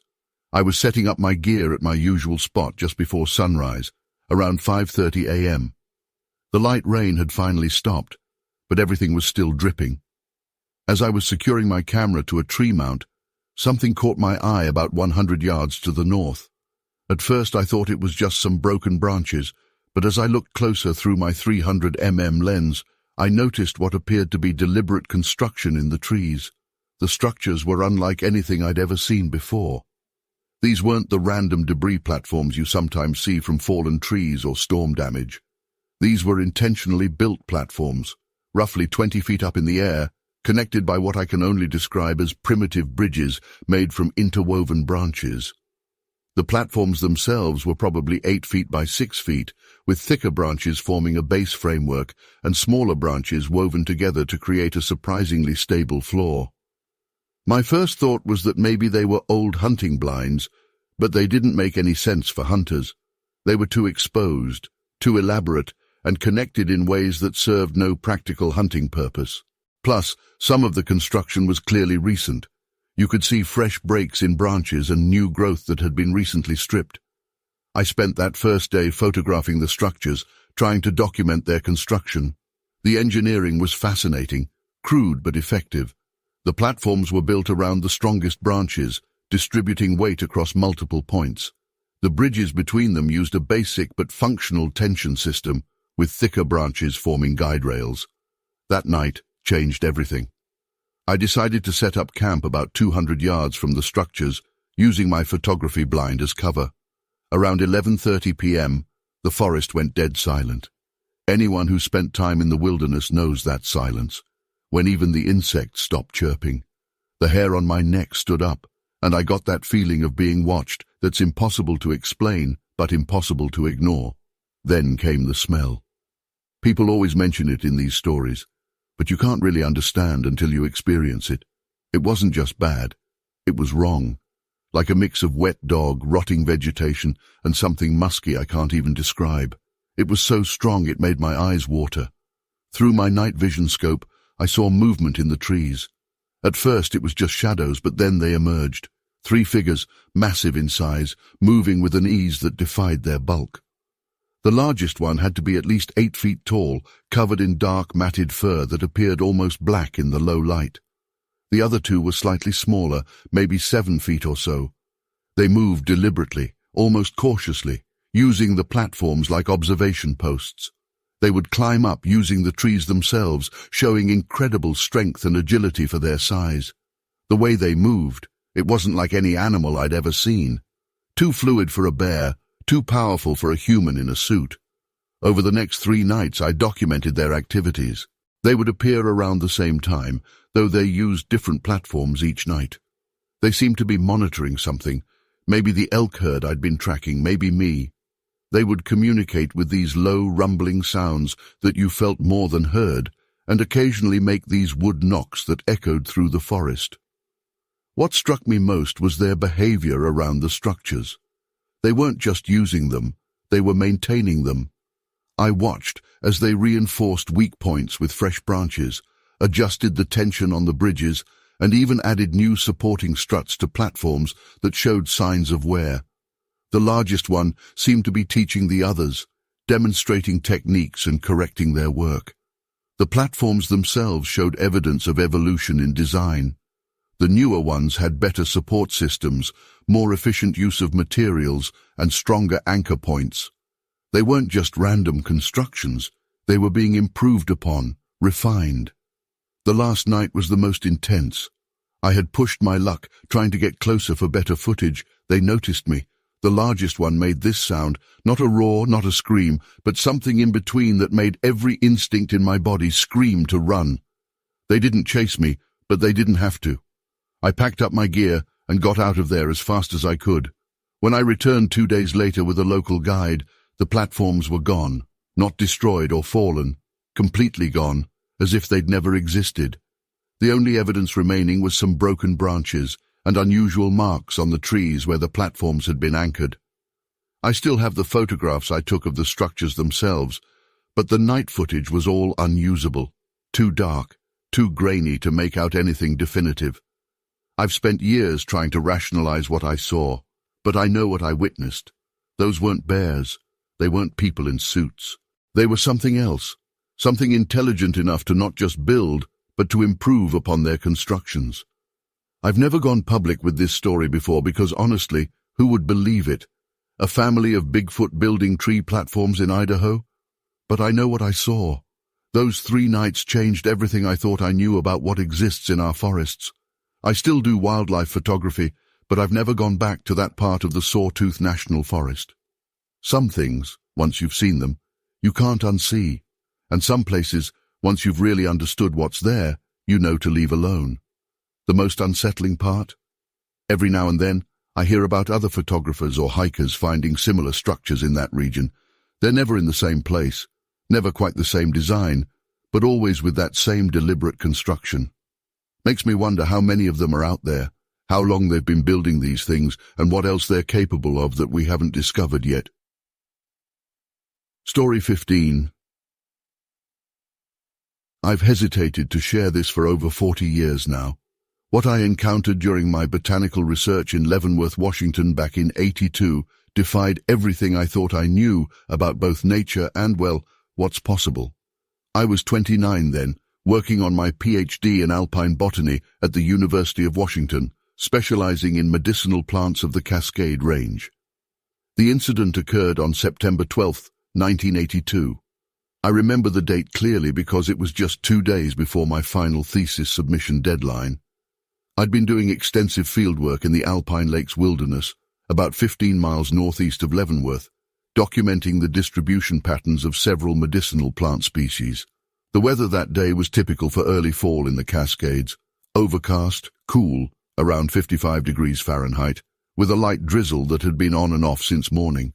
I'd parked my old Ford Bronco at the end of an unused logging road and hiked about 3 miles up into a remote valley I'd never explored before. The elevation was roughly 4,800 feet, and I was working my way along the eastern slope of the valley. The area was dense with western hemlock and Douglas fir, with occasional clearings where alpine meadows created natural breaks in the forest. Around 4:30 p.m. I noticed something odd. In a small protected basin on the slope, partially hidden behind a stand of mountain hemlocks, I spotted what looked like an organized arrangement of plants. At first, I assumed it was just a natural congregation of similar species, which isn't uncommon in alpine environments. But as I got closer, my scientific training told me something wasn't adding up. The site was roughly 40 feet by 60 feet, situated in a natural depression that provided shelter from harsh winds. What caught my attention immediately was the deliberate organization. There were distinct sections containing different species: valerian, yarrow, arnica, and several other medicinal plants native to the region. But these weren't just growing randomly. They were grouped by species, with clear spaces between different plant types. Some of the more delicate species were even protected by carefully placed rocks that created miniature windbreaks. Most striking was the irrigation system. Someone, or something, had created a series of small channels that diverted water from a natural spring higher up the slope. These channels were crude but effective, ensuring each section of plants received adequate water. The channels were lined with small rocks to prevent erosion, and there were even crude dams made of sticks and mud that could be adjusted to control water flow. The hair on the back of my neck stood up when I noticed fresh disturbances in the soil. Someone had been there recently, pulling weeds and maintaining the plots. There were large, bare footprints in the soft earth, much larger than any human foot I'd ever seen, at least 16 inches long and incredibly wide. My first thought was that maybe some off-grid naturalist had created this garden, but those footprints... As I was taking soil samples and photographs for documentation, the forest went eerily quiet. Anyone who spent time in the wilderness knows that sudden silence usually means something large is nearby. The light was starting to fade as dusk approached, and a heavy mist was rolling in, reducing visibility to about 50 yards. That's when I smelled it, a powerful, musky odor, unlike anything I'd encountered before. It wasn't the rotting smell people often describe in these situations, but more like wet fur mixed with soil and something else I couldn't identify. My hands started shaking so badly I dropped my sample collection kit. I heard movement behind me, careful, deliberate movement. When I turned around, I saw it through the mist. Standing at the edge of the garden, partially obscured by a hemlock trunk, was a massive figure. It had to be at least 8 feet tall, with a broad, muscular frame covered in dark brown fur. But what struck me wasn't its size, it was what it was doing. The creature was methodically removing invasive thistle plants from one of the medicinal plots, carefully pulling them out by the roots. Its movements were precise and gentle, nothing like what you'd expect from something so large. It would pull the thistle, shake the dirt from the roots back onto the plot, and place the removed plants in a pile at the garden's edge. I stood frozen, my heart pounding so hard I could hear it over the light drizzle hitting the leaves above. The creature knew I was there. It had looked directly at me when I dropped my sample kit, but it just continued its work. Its face was surprisingly expressive, with deep-set eyes showing what I can only describe as focused concentration on its task. For about 20 minutes, I watched it work. It moved between different sections of the garden, checking the irrigation channels, adjusting a few of the rock windbreaks, and carefully tending to the plants. It demonstrated an understanding of basic agricultural principles that left me stunned. It was clearly performing deliberate plant maintenance, not random behavior. The most remarkable moment came when it approached a patch of young arnica plants that had been partially uprooted by recent rains. With surprising dexterity, it used its massive fingers to carefully press the soil back around the roots, then place small stones around the plants to prevent further erosion. This wasn't just random manipulation of vegetation, this was purposeful cultivation. As the light continued to fade, the creature finally seemed to notice my prolonged presence. It straightened up to its full height and turned to face me directly. I felt no aggression from it, but the sheer size and power of the being made my legs go weak. It made a soft sound, something between a hum and a low grunt, and then slowly backed away into the forest, disappearing into the growing darkness. I stayed rooted to that spot for at least another hour, my mind racing to process what I'd witnessed. When I finally worked up the courage to move, I quickly gathered my equipment and practically ran back to my vehicle. The 3-mile hike back in the dark was the most terrifying experience of my life, even though I heard nothing following me. The next day, I tried to convince myself I had imagined it all, but my photographs of the garden, though none of the creature itself, I'd been too shocked to even think of using my camera when it appeared, and soil samples proved something had been there. The soil samples showed significantly higher nitrogen content than the surrounding area, suggesting long-term cultivation. I never included this experience in my thesis. How could I? Instead, I simply documented the unusual concentration of medicinal plants in the area and moved on. But I went back to that spot 3 more times over the next 2 years. The garden was always maintained, though I never saw the creature again. Each time, there were fresh footprints and clear signs of recent plant care. This experience fundamentally changed my understanding of both the natural world and what might exist beyond our current scientific knowledge. The being I encountered wasn't some mindless animal. It was actively cultivating medicinal plants with a basic understanding of agricultural principles. It had created irrigation, used windbreaks, and demonstrated knowledge of plant grouping and soil maintenance. I'm 71 now, retired from academia, and I still struggle to fully process what I witnessed that day. I've never publicly shared this story before. The risk to my professional reputation was too great. But now, I feel it's important to document this experience. Whatever I encountered that day demonstrated intelligence, purpose, and a connection to the natural world that deserves to be acknowledged, even if it can't be explained by our current scientific understanding. The garden location? I've kept that to myself all these years. Some things in nature deserve their privacy, and somehow I feel that garden is still being tended, hidden away in that remote valley where science and mystery meet in ways we're not yet ready to understand. Story 16. I've worked as a forest ranger in the San Juan National Forest near Pagosa Springs for over 30 years now, but what I discovered in the spring of 1990 still keeps me up at night sometimes. I'm finally sharing this because I need others to know what's out there, even though I doubt anyone will believe me. It started during a routine survey of a remote area about 15 miles northeast of Pagosa Springs. The winter had been particularly harsh that year, and we needed to assess any potential damage to the trails and check for erosion issues before the tourist season began. I'd been working that sector for about 5 years at that point, so I knew every trail, every major rock formation, and most of the animal patterns in the area, or at least I thought I did. The day started normally enough. I parked my Forest Service truck at the East Fork trailhead around 7 a.m. The morning was crisp but sunny, typical Colorado spring weather. I had my usual gear, survey equipment, GPS unit, one of those early clunky ones, my service weapon, radio, and enough supplies for a full day in the field. The area I needed to survey was about 3 miles in, following the East Fork of the San Juan River before heading up into more densely forested terrain. Everything seemed normal for the first couple of hours. I was marking down some minor trail washout areas and taking notes on where we'd need to do maintenance when I noticed something odd. There was a subtle change in the forest floor's texture, areas where the pine needles and debris seemed intentionally arranged rather than naturally fallen. At first I dismissed it, but then I started seeing more patches like this, all roughly following a pattern. The hair on the back of my neck stood up when I realized these patches formed a rough line. Following it led me to what looked like a perfectly natural hillside, except something about the vegetation didn't sit right with me. Certain plants were growing in patterns that shouldn't occur naturally.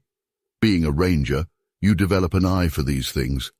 Nature has a random order to it, and this wasn't it. I started investigating closer, and that's when I found the first entrance.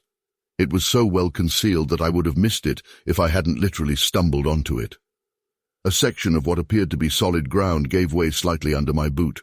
After carefully moving some vegetation, I discovered a roughly circular opening, about 4 feet in diameter, leading down into the earth. It had been covered with a carefully constructed mat of living plants and soil, held together with some kind of primitive but effective wooden frame. My first thought was that I'd discovered some old mining operation, but this was different. The construction didn't match any mining techniques I'd ever seen, and I'd documented plenty of abandoned mines in my career. The engineering was primitive isn't the right word. It was sophisticated, but in a completely different way than modern human construction. I radioed my position back to base and told them I was investigating a possible historical site. Then I got my flashlight out and went in. The temperature dropped noticeably as I descended. The tunnel was roughly circular and sloped down at about a 30-degree angle. What really caught my attention was the drainage system. Channels had been carved along the sides, leading water away from the entrance. This wasn't just a hole in the ground, it was designed to stay dry. After about 20 feet, the tunnel opened into a larger chamber and I froze. The space was roughly oval, maybe 15 feet across at its widest point and 8 feet high, but it was what was in it that made my blood run cold. There were tools scattered around, primitive tools made from wood and stone, but showing signs of recent use. Some had fresh wood shavings around them. The floor was packed earth, but it had been deliberately smoothed and shaped. Different areas seemed to have different purposes. There was what appeared to be a sleeping area with dried vegetation, a section that looked like it was used for food preparation, based on the scattered bone fragments, and an area with various tools and what looked like materials for making more. But what really got to me was the smell. There was this musky, animal-like odor that permeated everything. It wasn't like any animal I was familiar with, and I'd encountered everything from bears to mountain lions in my career. This was different, stronger, more primal. I discovered that this chamber connected to others through more tunnels. Each one had been carefully constructed with the same drainage system. I counted 5 interconnected chambers before I heard it, a deep, resonating sound that seemed to come from somewhere deeper in the tunnel system.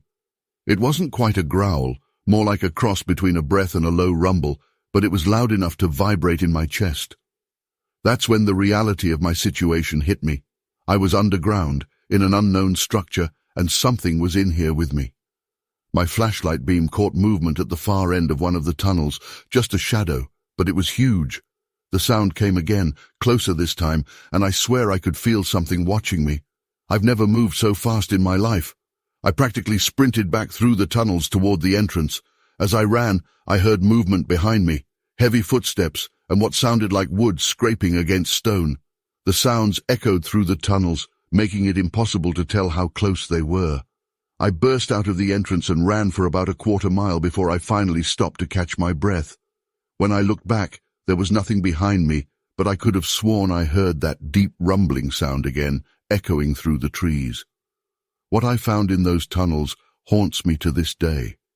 The level of engineering involved in their construction was remarkable. The drainage systems, the camouflaged entrances, the interconnected chambers, all of it spoke of intelligence and planning. But it wasn't human intelligence. The tools I found were primitive but effective, designed for hands larger and stronger than ours. The size and layout of the chambers suggested inhabitants much larger than human beings. I filed my report, of course, marked it as a possible archaeological site needing investigation. But when I led a team back there 3 days later, the entrance had been completely filled in, not just covered, filled with densely packed earth and rocks. We spent 2 days searching the area, but found no sign of the other entrances I'd seen. It was like they'd never existed. Over the next few months, I found similar evidence in other parts of the forest. Carefully arranged vegetation, subtle signs of passage, and even a few more concealed entrances. But every time I brought others to investigate, the signs would vanish. Eventually, they stopped taking my report seriously. I still work that same area, but I've never gone back into any of the tunnels I've found since then. Sometimes, especially during spring surveys, I'll come across new ones. I document their locations, but keep that information to myself now. I've learned that whatever built those tunnels values its privacy, and I respect that. But I know what I saw in there. Those weren't natural formations or old mines. Something intelligent designed and built those structures. Something that's strong enough to quickly alter the landscape when it needs to hide its presence. Something that's still out there in the San Juan National Forest, living right under our feet. The worst part? Sometimes on quiet nights when I'm doing late patrols, I still hear that deep, resonating sound echoing through the trees. And every time I do, I wonder if it remembers me as clearly as I remember it. Story 17. It was early May when I first came across the petroglyphs. I'd been mapping known sites along the Clearwater River drainage for weeks, but this particular location wasn't in any of our databases. The site was roughly 15 miles northeast of Orofino, in a remote section of mixed pine forest that required a good 2-hour hike from the nearest logging road. I remember being immediately struck by how well preserved the markings were, unusual for exposed rock art in the Pacific Northwest. The petroglyphs themselves were what first caught my attention. Unlike the more common hunting scenes or spiritual symbols I was used to documenting, these depicted something different. Massive bipedal figures, easily twice the height of the human figures drawn beside them, interacting with elk, deer, and what appeared to be bears. The level of detail was remarkable. The large figures had clearly defined limbs, proportionate features, and even suggested musculature through the way the rock had been worked. I set up my base camp about 200 yards from the rock face, close enough to work efficiently but maintaining appropriate distance from the site itself.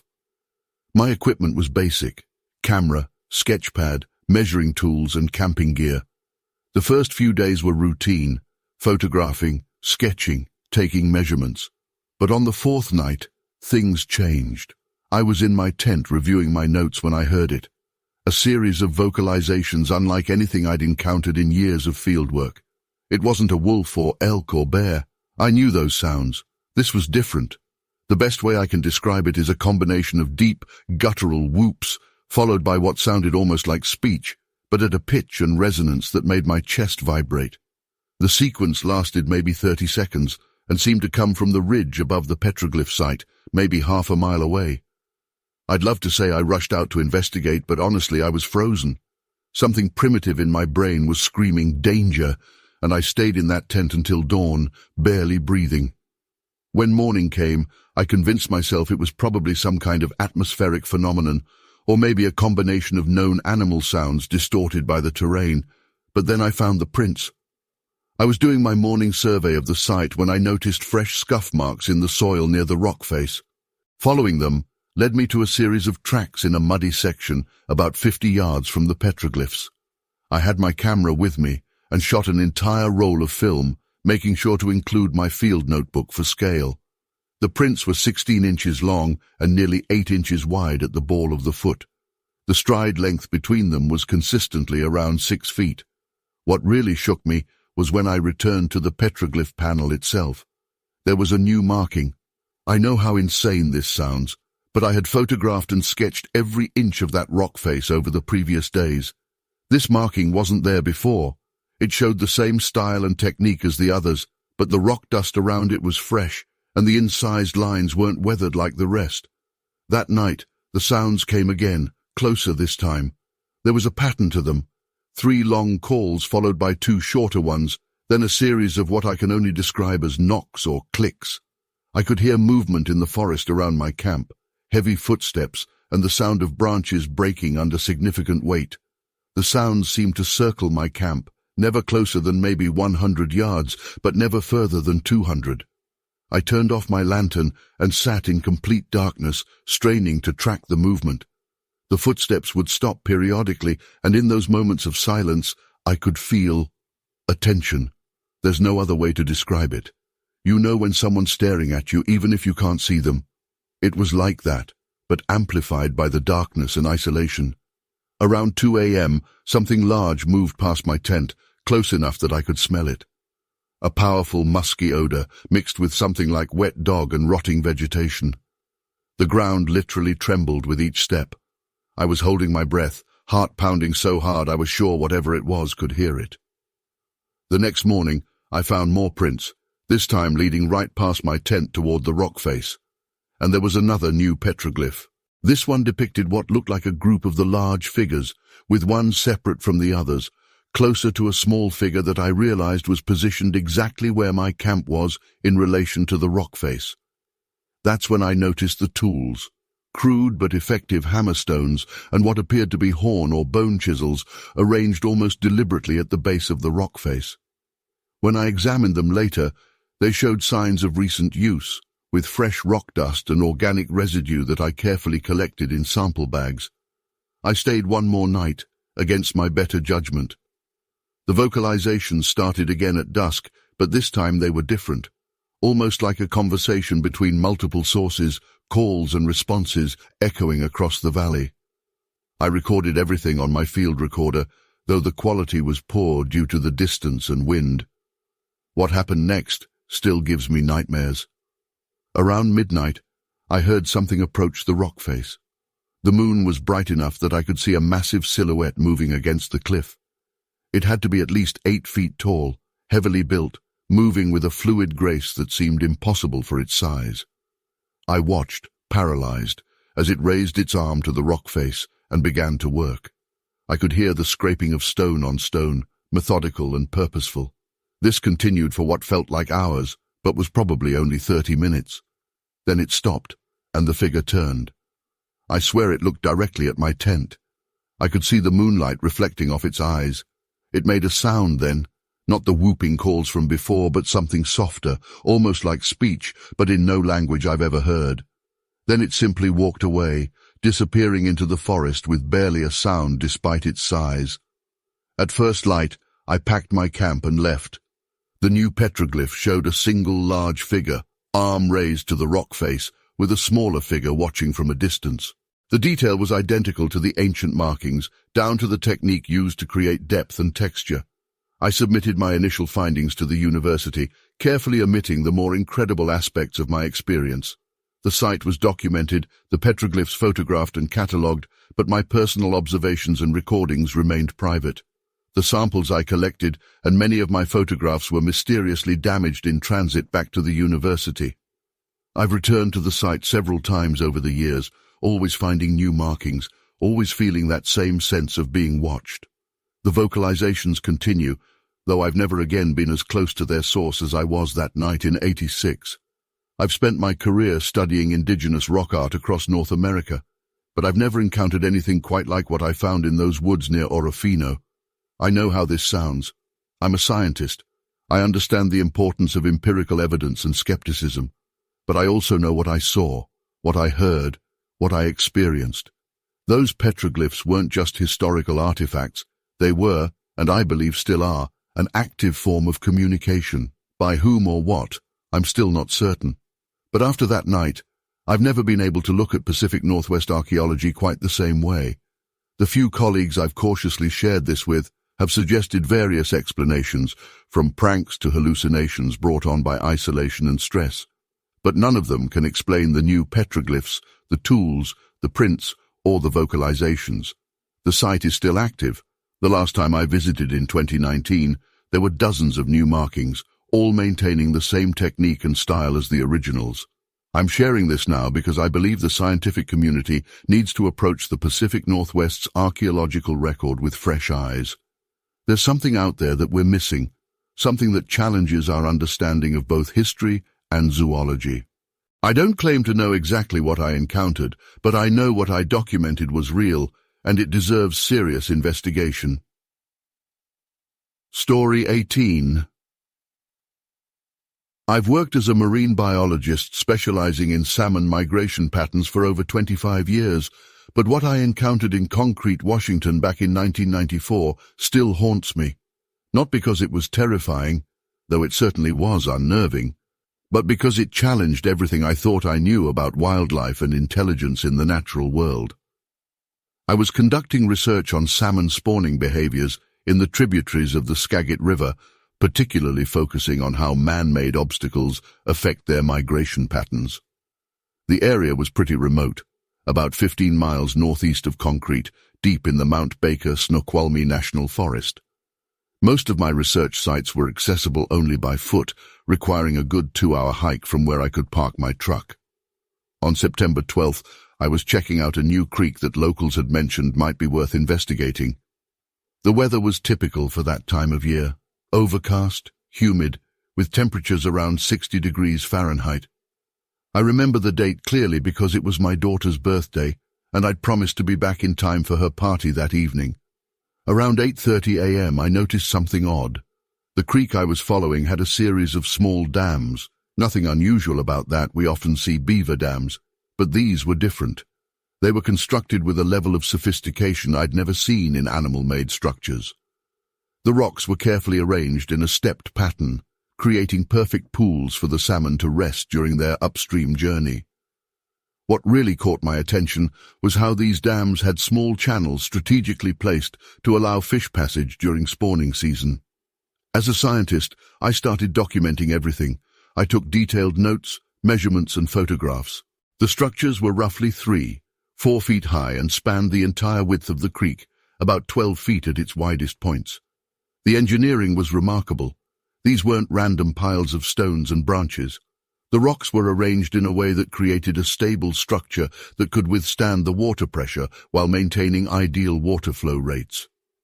I spent the entire morning examining these structures. There were 5 of them in total, spaced about 50 yards apart. Each one was slightly different, adapted to the specific terrain and water flow of its location. But they all shared the same basic design principles. What struck me most was how they seemed to be regularly maintained. There was evidence of recent modifications, with fresh moss disturbed and new branches added. Around 2 p.m. I noticed something that made my skin crawl. The forest had gone completely silent. If you've spent time in the wilderness, you know how unnatural that is. No bird calls, no squirrels chattering, nothing. Just the sound of running water. That's when I first felt like I was being watched. I tried to shake off the feeling and continue my work, but it persisted. There was also this smell, not the usual forest decay smell, but something musky and strong, almost like wet dog but more pungent. It would come and go with the wind. As the afternoon wore on, I started finding footprints near the dams. Not human footprints. These were massive, about 16 inches long and 8 inches wide. The stride length was impressive, roughly 5-6 feet apart.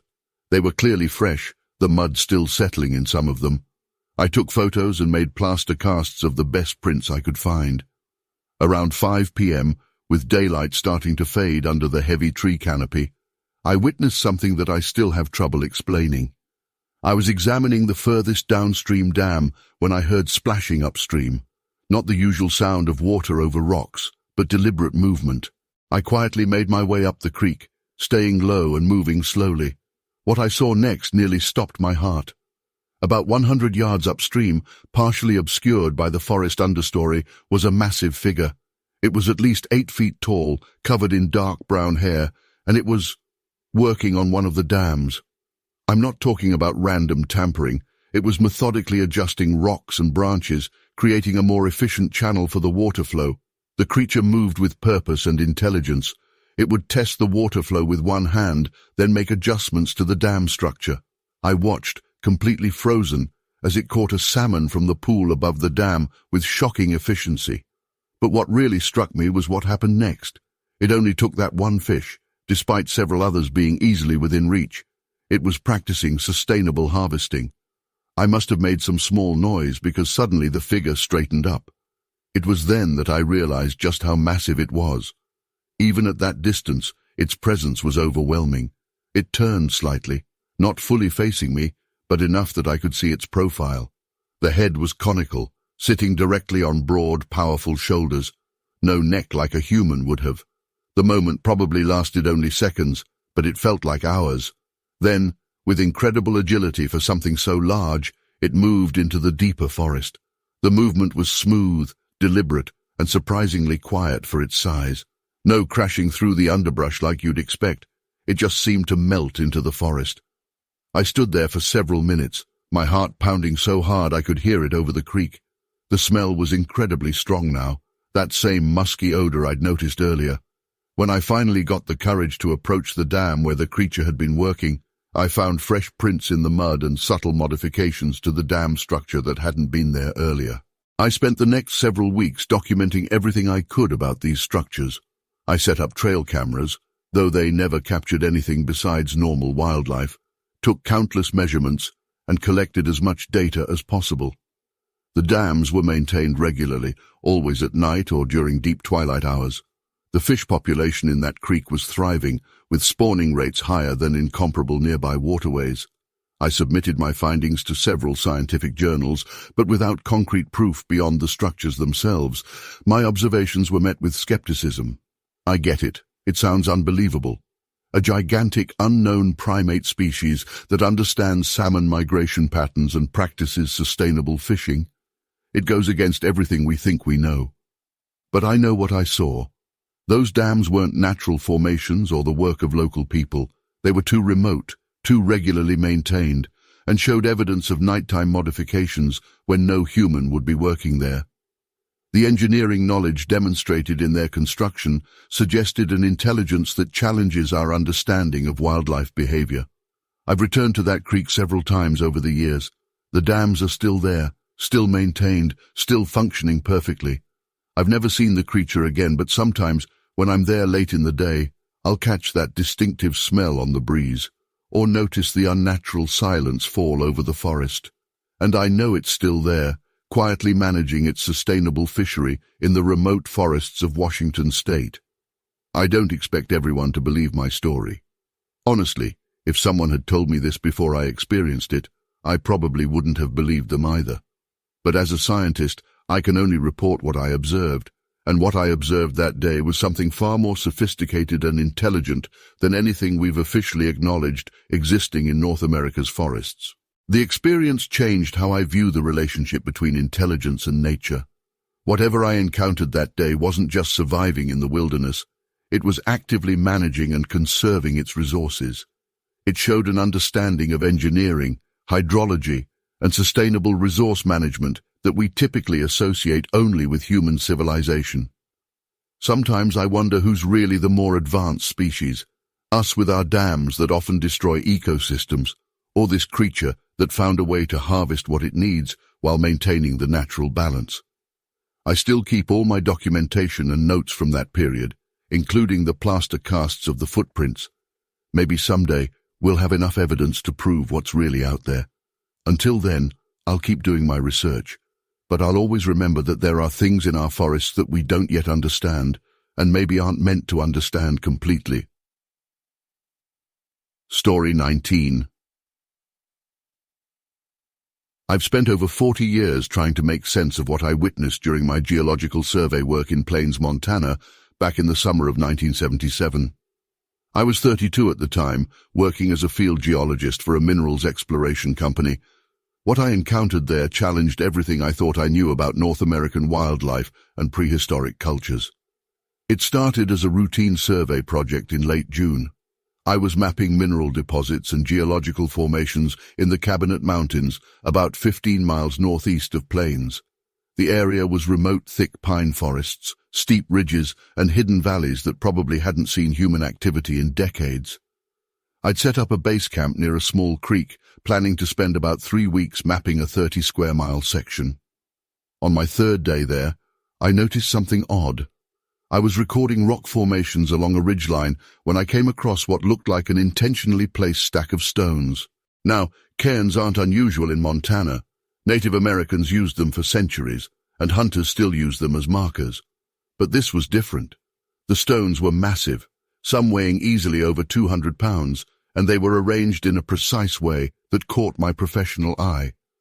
The base stones were carefully wedged for stability, and the stack pointed distinctly toward a natural spring about half a mile away. I marked it on my map and didn't think much more about it until 2 days later, when I found another one. This stack, pointed toward a deep rock overhang that would make excellent shelter in bad weather. Over the next week, I discovered 17 more of these markers. They formed a complex network across the landscape, each one visible from at least two others, creating a kind of primitive navigation system that covered the entire survey area. The really strange part was their condition. These weren't ancient artifacts slowly decaying over time. The stones were regularly maintained. I noticed fresh lichen scrapes on some rocks, indicating recent movement. Others had clearly been repositioned after weather events. One stack I found had been rebuilt after a tree fall, with fresh marks in the soil around its base. But it was on July 12th that everything changed. I'd never forget that date. The weather was unusually cool for July, maybe 65 degrees Fahrenheit, with a heavy morning mist that hadn't burned off yet. I was documenting a particularly interesting marker near a steep ravine when I heard it, a sound that still haunts me. It was like wood cracking, but deeper, more deliberate. Then silence, complete silence. No birds, no squirrels, nothing. The hair on my neck stood up. You develop certain instincts after years in the wilderness, and everything in me screamed that I was being watched. The mist made visibility poor beyond about 50 yards, but I could swear I saw movement in my peripheral vision. I froze, trying to control my breathing, which suddenly seemed deafening in the silence. Then I smelled it, a powerful, musky odor, like wet dog mixed with rotting vegetation, but stronger than anything I'd ever encountered. My eyes were drawn to a dense stand of pines about 40 yards away, where the mist seemed to be swirling around something large. That's when it moved. God help me, I still remember every detail. A massive figure, at least 8 feet tall, stepped partially out of the mist. Its movements were smooth, deliberate, not at all like a bear. Dark, matted hair covered its body, but its face showed intelligence. That's what really shook me. The eyes were deep-set, alert, watching me with unmistakable purpose. The creature was carrying something, a large stone, probably 150 pounds, held against its chest like I might carry a textbook. Its muscles rippled under the thick hair as it moved. I was completely paralyzed with fear, my geological hammer hanging uselessly at my side. For what felt like hours but was probably only minutes, we stared at each other. Then, with incredible deliberation, it slowly placed the stone next to an existing marker about 30 yards from my position. The precision of its movements was startling. This wasn't some animal randomly moving objects. It adjusted the stone's position several times, checking its alignment from different angles. My scientific mind was racing, even through the fear.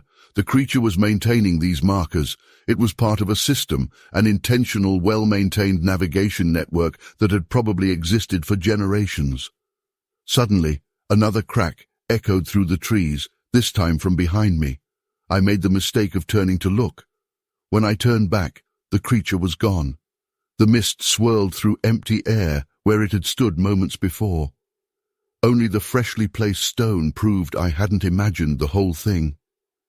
My hands shaking, I took out my camera, but in my rattled state, I couldn't keep it steady enough for a clear shot of the marker. I did manage to take some measurements, though. The new stone weighed approximately 158 pounds. I used my field scale later, and it was positioned exactly in line with the spring I'd found my first week there. Over the next few hours, I documented everything I could about the site. The ground where the creature had stood showed clear impressions, footprints measuring 16 inches long and 8 inches wide at the ball of the foot. The stride length, based on a few partial tracks I found, was approximately 6 feet. I made sketches, took measurements, collected soil samples from the footprints, but what happened next still baffles me.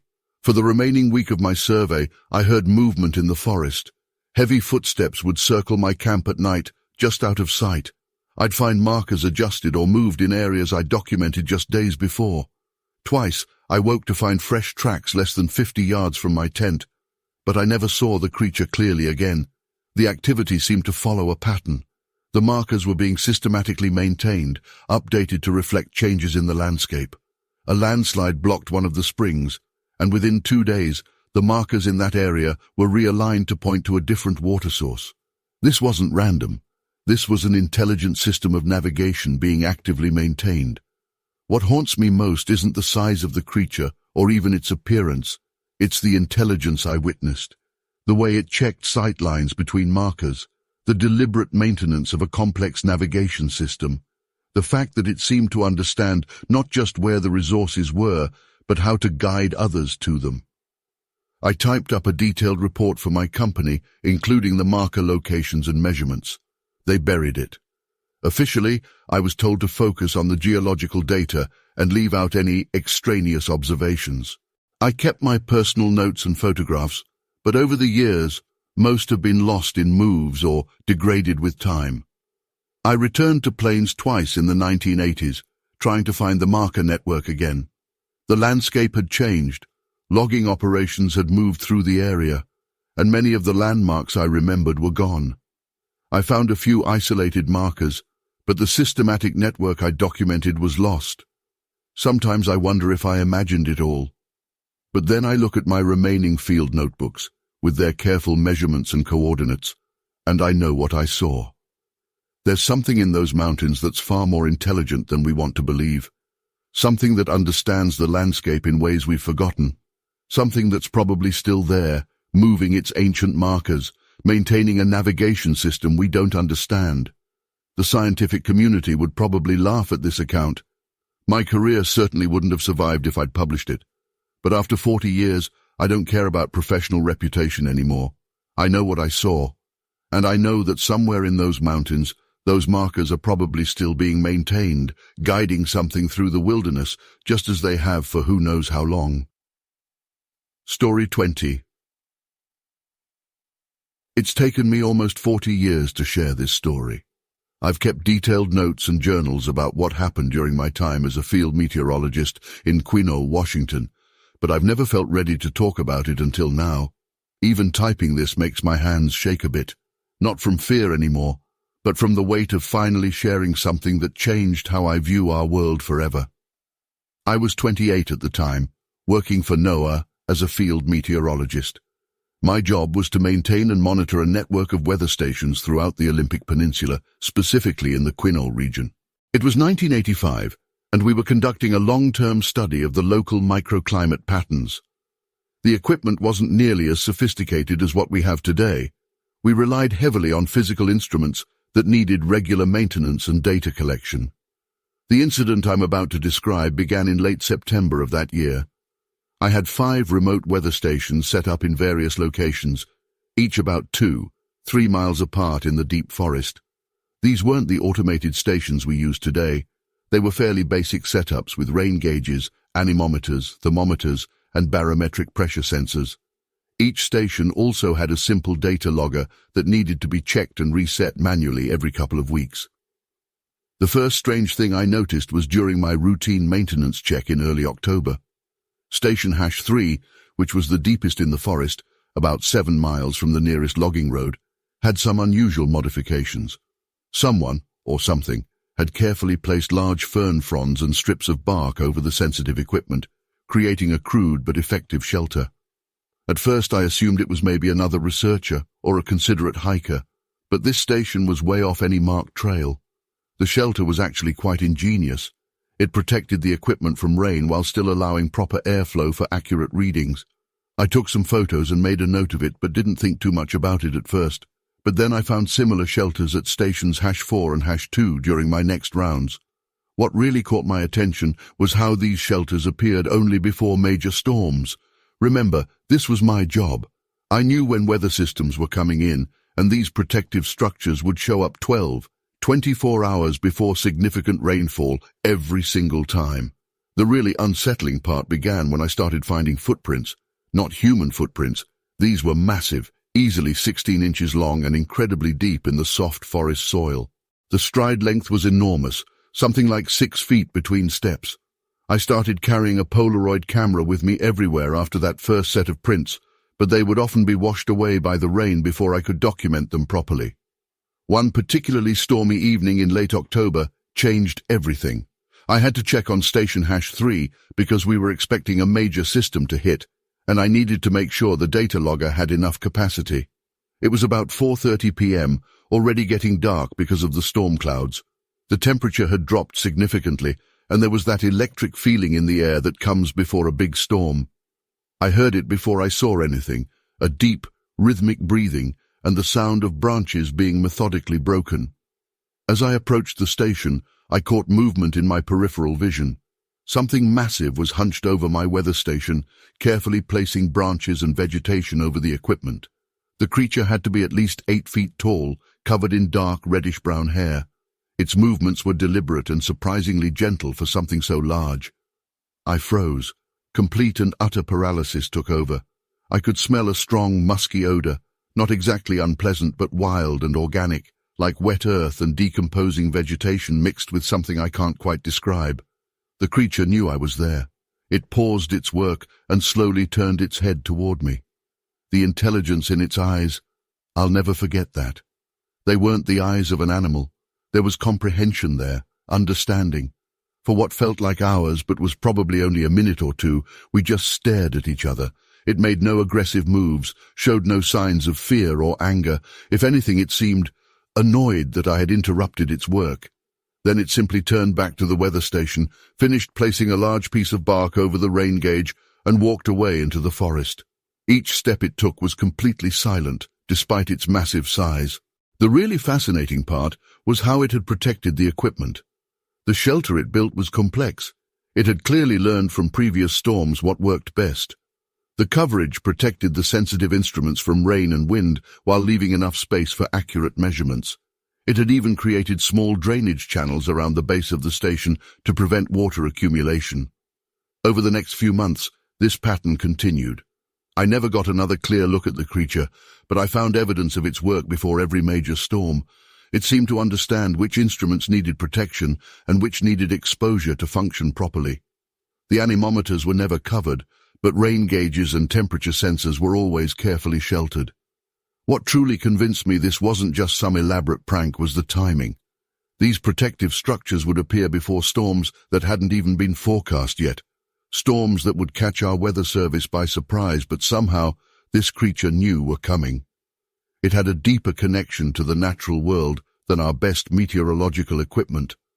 I documented everything meticulously, took hundreds of photos, collected hair samples, which mysteriously disappeared from my locker at the station, made plaster casts of footprints.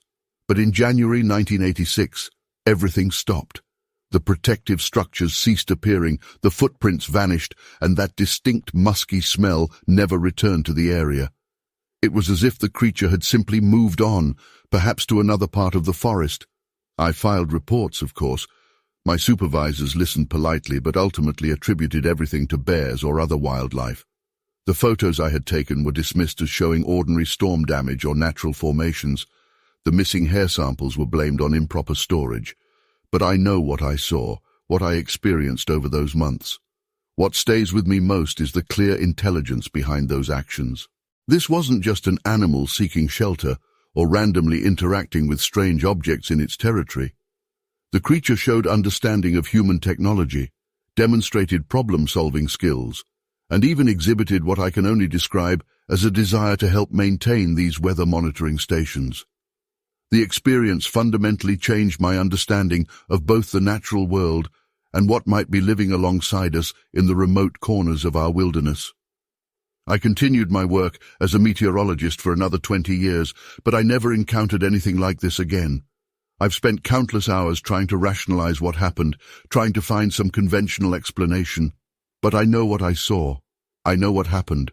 I still have copies of my field notes from that time, and the remaining photos that weren't lost. Sometimes I take them out and review them, making sure I haven't exaggerated or embellished the memory over time.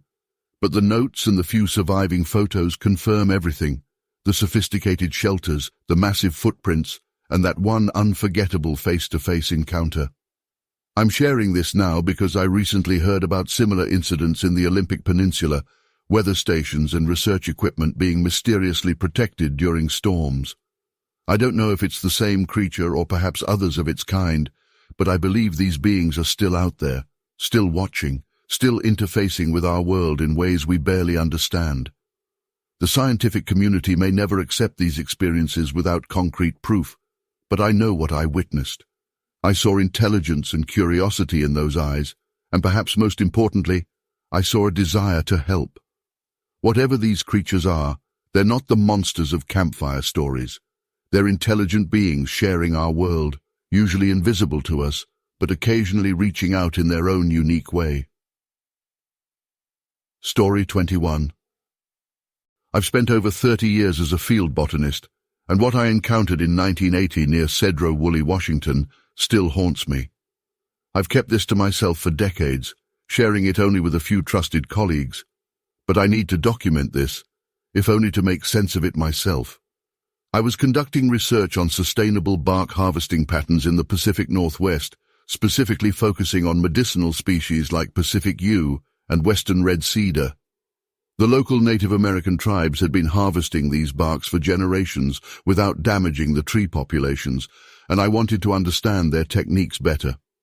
On May 12, 1980, I hiked into a remote area about 15 miles east of Cedro Woolley. The weather was unusually clear for spring in Washington, around 65 degrees Fahrenheit, with high visibility. I'd been exploring several promising valleys, documenting bark harvest patterns, when I noticed something odd. There were systematic harvest marks on trees that didn't match any known human harvesting patterns I'd studied. The cuts were precise, made at consistent angles, but they weren't done with modern tools. The bark removal showed signs of stone tool use, yet the technique was remarkably sophisticated. What really caught my attention was the pattern. These trees were being harvested rotationally, allowing perfect healing time between harvests. Even our most sustainable modern forestry practices rarely achieved this level of precision. Following these marked trees, I noticed they formed a pattern leading deeper into the valley. The spacing between harvested trees was remarkably consistent, about 100 yards apart. This wasn't random harvesting, this was systematic. Around 2 p.m., I found the first clear evidence that something was seriously unusual. In a small cave formation, partially hidden by fallen logs, I discovered what I can only describe as a storage area. Strips of carefully dried bark were stacked in distinct piles, organized by species. The preservation technique was perfect, better than what I'd seen in many scientific collections. Some strips showed signs of being aged for what I estimated was several seasons. The hair on the back of my neck stood up. This wasn't just collection, this was curation. But who would create such an elaborate setup this far from any trails or settlements? As I was photographing and taking notes, I still have the weathered field notebook, I started getting that feeling of being watched. You know that sensation, when the forest gets too quiet? Well, it got dead silent. No birds, no squirrels, nothing. I heard branches snapping about 200 yards away, not like a deer or bear. These were heavy sounds, methodical. I initially tried to convince myself it was another researcher or maybe a logger, but deep down I knew better. The footsteps were too heavy, too widely spaced. That's when I smelled it, a powerful, musky odor, unlike anything I'd encountered in decades of fieldwork. Not a bear or any other animal I knew. The smell got stronger, and I heard more movement, closer now. I slowly turned toward the sound, and there it was. Standing between two massive cedar trees was a figure that has redefined everything I understood about Pacific Northwest ecology. It was huge. I estimate at least 8 feet tall based on the trees it stood between. I later measured their markers. The body was massive, covered in dark brown hair, but what struck me wasn't its size. It was what it was doing. The creature was methodically removing bark from a young Pacific yew tree, using what appeared to be a worked stone tool. Its movements were precise, practiced. It was using a technique I'd seen documented in archaeological records, a diagonal upward cut that minimizes tree damage. But the creature had modified the technique, adding a secondary cut that I realized would significantly improve bark regeneration. I stood completely still, partly from fear, partly from absolute fascination. The being seemed aware of my presence but wasn't aggressive. It continued working for what must have been 15 minutes, though time felt distorted. Its hands, I need to emphasize this, its tool use was sophisticated. It wasn't just ripping bark off, it was following specific patterns, checking bark thickness, avoiding areas that needed more healing time. When it finished, it carefully placed the bark strips into what looked like a carrier made from woven cedar bark. That's when it turned and fully looked at me. Its eyes, there was intelligence there, not just animal awareness but understanding. It made a soft sound, not threatening, almost like a low hum, then simply turned and walked away, moving with surprising grace for its size. I stayed frozen for several minutes after it left. The forest sounds gradually returned. When I finally got my wits back, I documented everything I could. Measurements, photographs, bark samples. The stone tools it had left behind showed wear patterns consistent with regular use. These weren't random rocks. They were carefully shaped implements, worn smooth in exactly the ways you'd expect from repeated bark harvesting. The implications were staggering. This wasn't just a random encounter with an unknown creature. I had witnessed something that showed signs of sophisticated botanical knowledge, tool use, and sustainable harvesting practices. The being wasn't just surviving, it was practicing active forest management. Over the next few months, I discreetly returned to the area several times. The creature was gone, but I found more evidence. Additional harvest sites, all following the same sustainable pattern. The cave's contents would change, new bark would appear, properly dried specimens would be removed. This wasn't a one-time thing, this was an ongoing operation. I've spent the rest of my career trying to make sense of what I saw. I've published papers on sustainable bark harvesting, carefully omitting the full context of my discoveries. A few of my techniques, derived from what I observed that day, have actually been adopted by sustainable forestry programs. The samples and photos I collected are secured in a university archive, labeled simply as Alternative Harvesting Technique Study, PNW 1980. I've never published the photos that show scale, never shared the full context. How could I? My academic reputation would be destroyed. But I know what I saw. More importantly, I understand what it means. There's something out there that doesn't just exist. It thinks, it plans, it practices sustainable forest management. It has developed harvesting techniques that we're only now beginning to understand. That day changed everything I thought I knew about Pacific Northwest ecology, about tool use in non-human species, about sustainable forest management. But more than that, it left me with a profound sense of humility. How many other sophisticated practices are being carried out in our forests by beings we refuse to acknowledge? I'm sharing this now because I believe the scientific community needs to be more open to what we don't understand. I've held respected academic positions, published extensively in peer-reviewed journals, and maintained a reputation for meticulous research.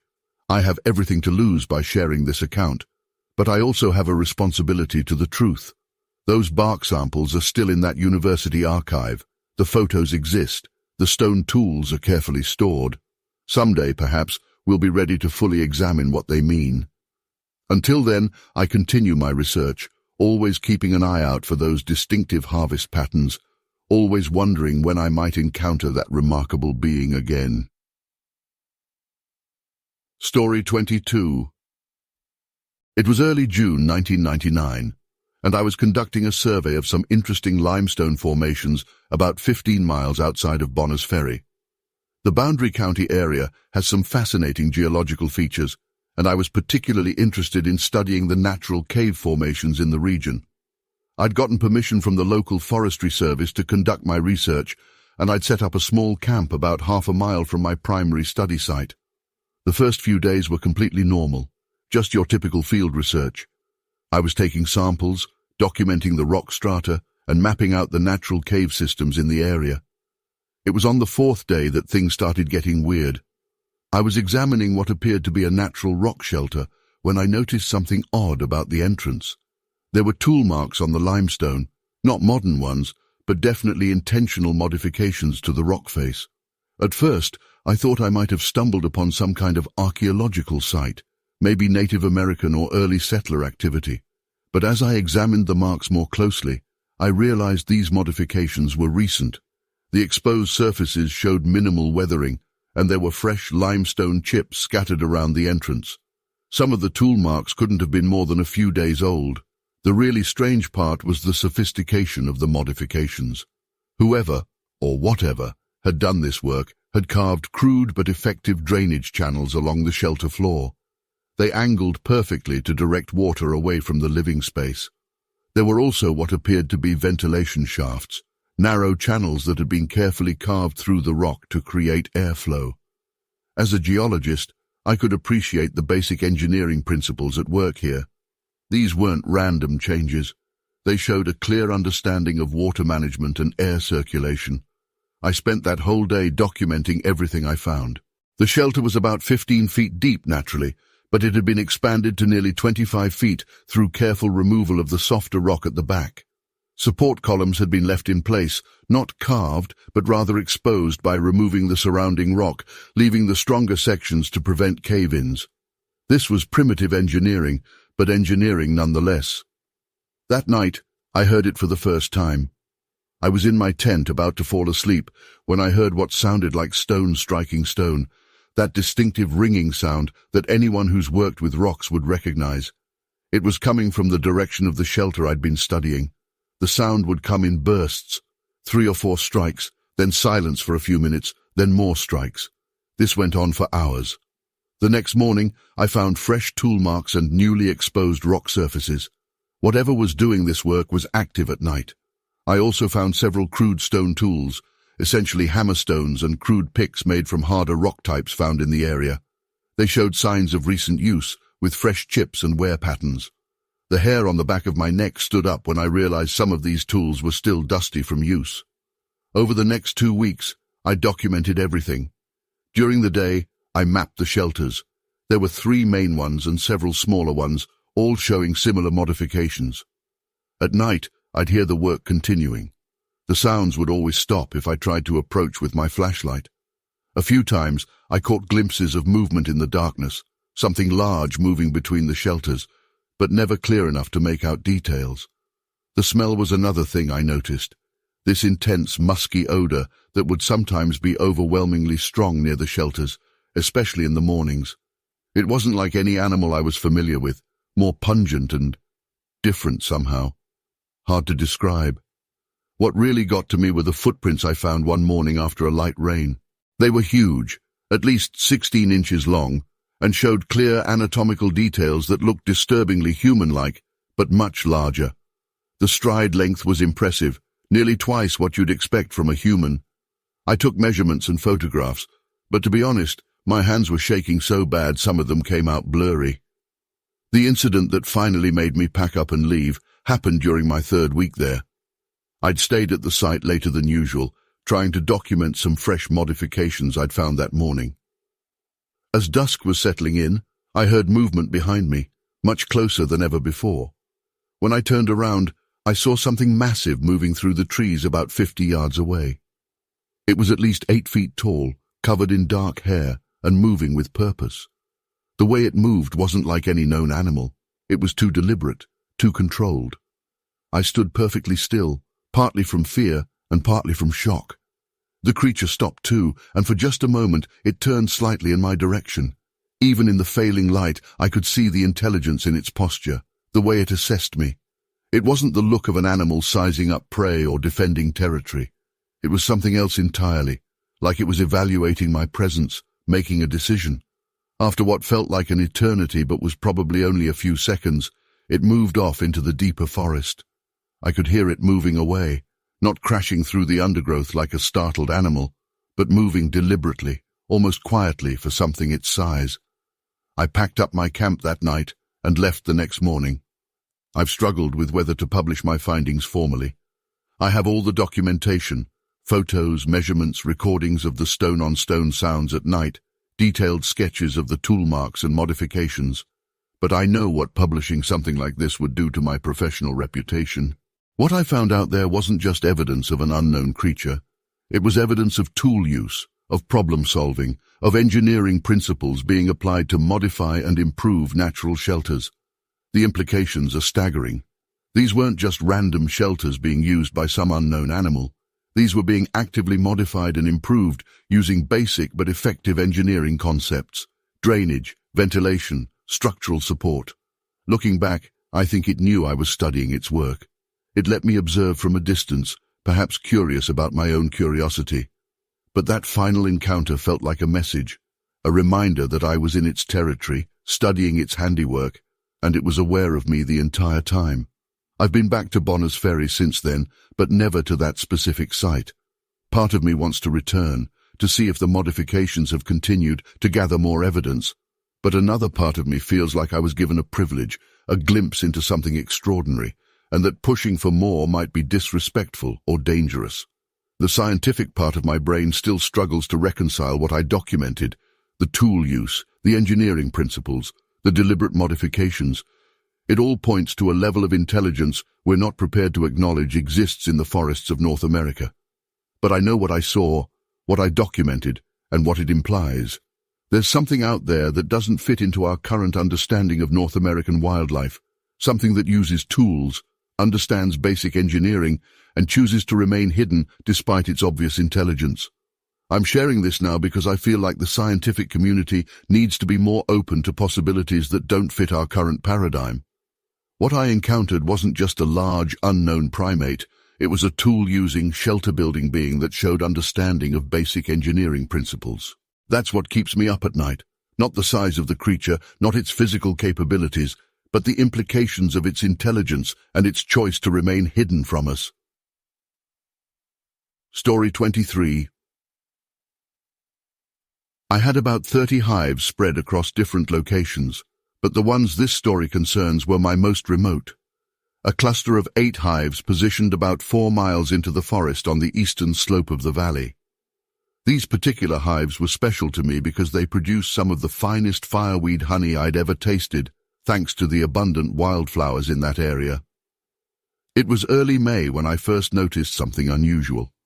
I typically checked on these hives every 2 weeks, making the trek up an old logging road in my '72 Ford pickup before hiking the last half-mile through dense forest. That spring morning was crisp and clear, with the kind of mountain air that makes you glad to be alive. But as I approached the clearing where I kept the hives, I stopped dead in my tracks. Someone, or something, had constructed elaborate barriers around my hives. These weren't just random fallen branches. We're talking about carefully positioned logs, some as thick as my thigh, stacked and interwoven with thorny brush in a rough circular pattern. The barrier was about chest-high and formed a protective wall around the entire cluster of hives, except for a narrow opening facing east, away from the prevailing wind and toward the densest part of the forest. My first thought was that some hippie environmentalists had decided to help protect the bees, but the construction was unlike anything I'd ever seen. No tools had been used. The logs showed signs of being broken rather than cut. The thorny brush was woven through gaps with a precision that must have required immense patience and dexterity. But what really got me was the scale of it. Moving those logs would have required tremendous strength. Some were easily 200, 300 pounds, yet they were stacked 3 high in places. I spent a good hour examining the barrier before approaching my hives through the eastern opening. To my amazement, the colonies were thriving. Usually in this area, I'd lose at least 1 hive every few months to bears, but all 8 were intact and healthy. The strange barrier was actually working. I decided to keep quiet about it and observe. Over the next few weeks I started visiting more frequently, sometimes staying until dusk. I installed a couple of tripwire bells, the kind ranchers use to detect predators at strategic points around the clearing. I told myself it was just to monitor for bears, but deep down, I knew I was hoping to catch whatever was maintaining that barrier, because it was being maintained. Every visit, I'd notice subtle changes, new logs added to reinforce weak spots, fresh thorny branches woven into gaps, small adjustments to the eastern opening. Someone or something was actively tending to this structure. The first real evidence came in late June. I arrived one morning to find massive bear tracks around the outside of the barrier. The bear had clearly tried to get in. There were deep claw marks on some of the logs, but the barrier had held. What made the hair stand up on my neck were the other tracks I found. They looked almost human, but much larger, easily 16 inches long and incredibly deep in the soil, suggesting whatever made them was immensely heavy. These tracks showed up periodically after that, always accompanying signs of barrier maintenance. But I never managed to catch the creature in the act, despite staying late several times with a thermos of coffee and my old Winchester .30, 30 across my lap. Whatever it was careful and smart. Then came that night in late August. I hadn't planned to stay late, but I'd gotten caught up in treating one of the hives for mites. The sun had already set by the time I finished, and I was packing up my equipment by flashlight. That's when I heard my tripwire bells chiming softly from the western edge of the clearing. The sound that followed is hard to describe. It was like heavy breathing, but deeper than any human or bear I'd ever heard. Then came the distinct crack of breaking wood, not the sharp snap of stepping on a dry branch, but the deliberate, controlled breaking of a larger piece of timber. I switched off my flashlight immediately and crouched behind one of the hives. The moon was nearly full, and as my eyes adjusted to the darkness, I saw it. A massive figure, easily 8 feet tall, emerged from the tree line carrying what looked like a small log. The creature moved with surprising grace for its size, stepping carefully to avoid disturbing the hives. Its body was covered in thick, dark hair that appeared reddish-brown in the moonlight.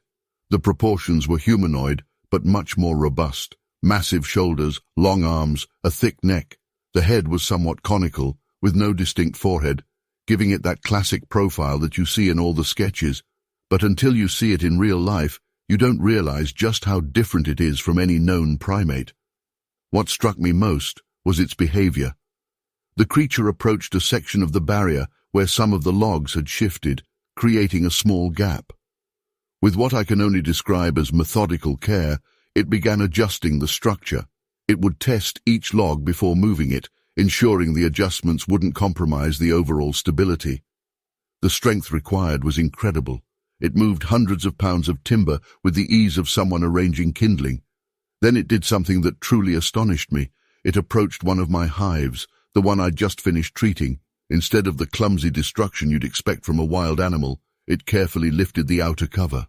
A few guard bees buzzed around it, but the creature remained perfectly calm. It reached in with surprisingly delicate movements and removed a small section of honeycomb from the super, making sure not to damage the surrounding comb structure. The creature spent maybe 2 minutes extracting the honeycomb before gently replacing the cover.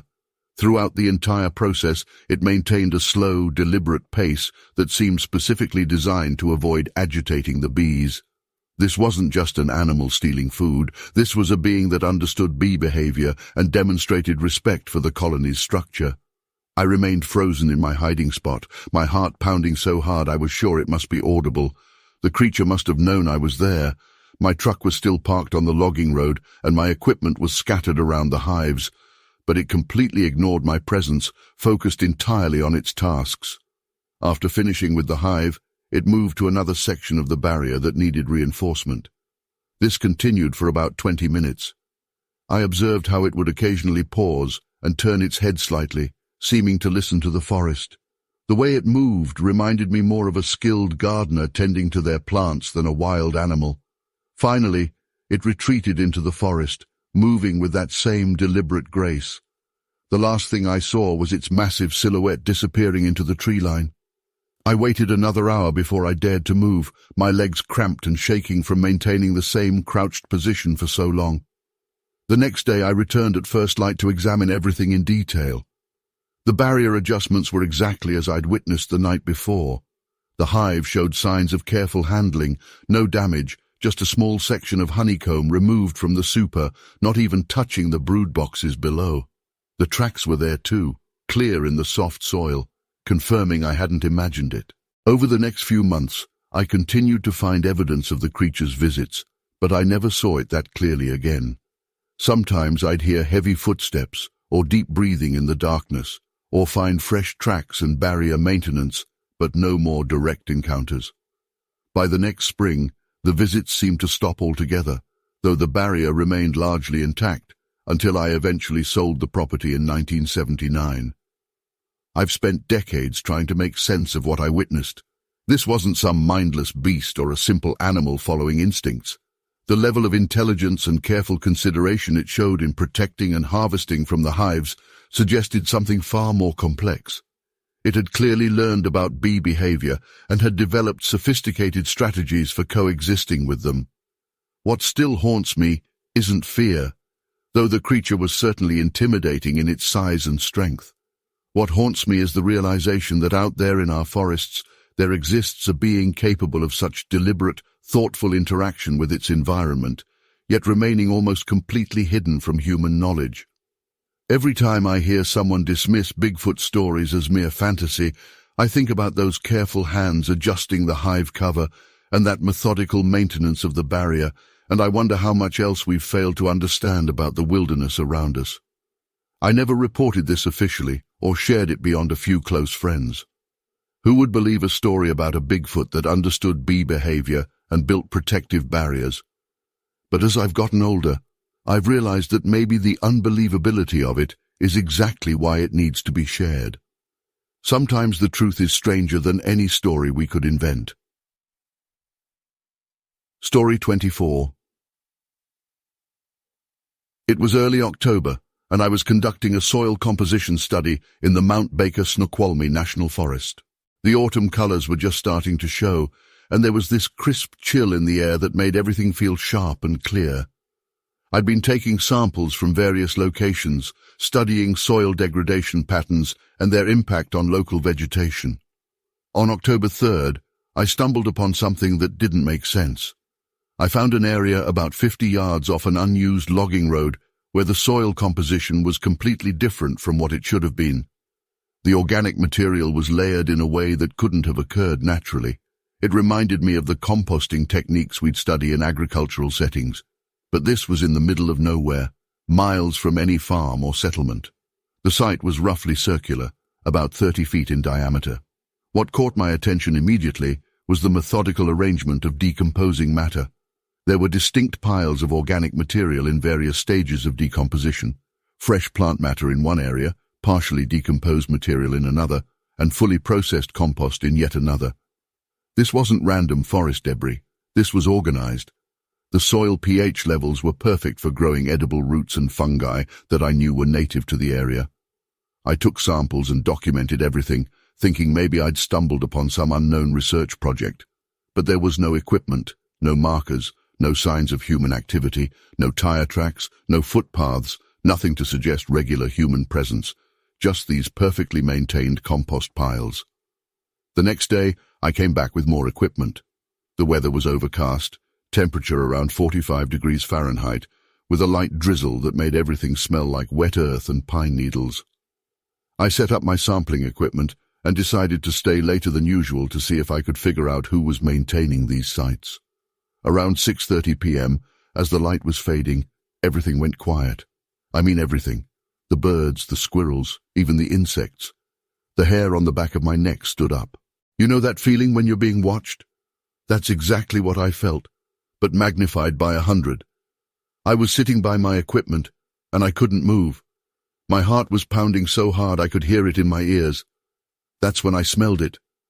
People often describe it as like a skunk or rotting meat, but this was different. It was musky, yes, but also oddly earthy, like wet fur mixed with composted vegetation. The smell got stronger, and I heard something moving through the forest behind me. Not like a deer or a bear. The footsteps were too deliberate, too heavy. I slowly turned around, and there it was, about 40 yards away. It was huge.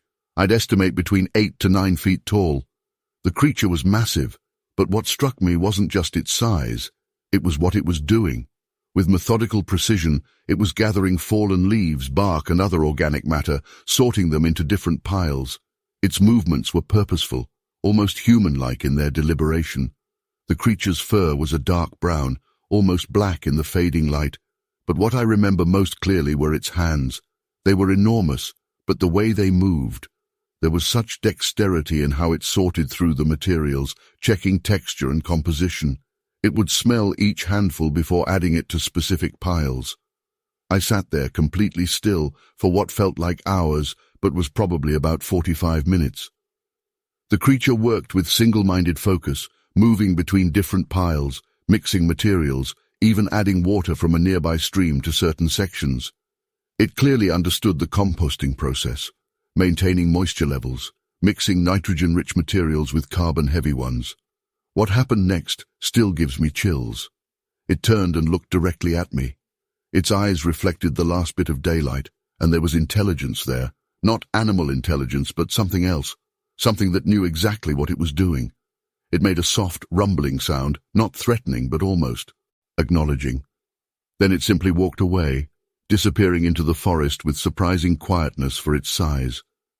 The normal forest sounds gradually returned, like someone turning up the volume on nature's soundtrack.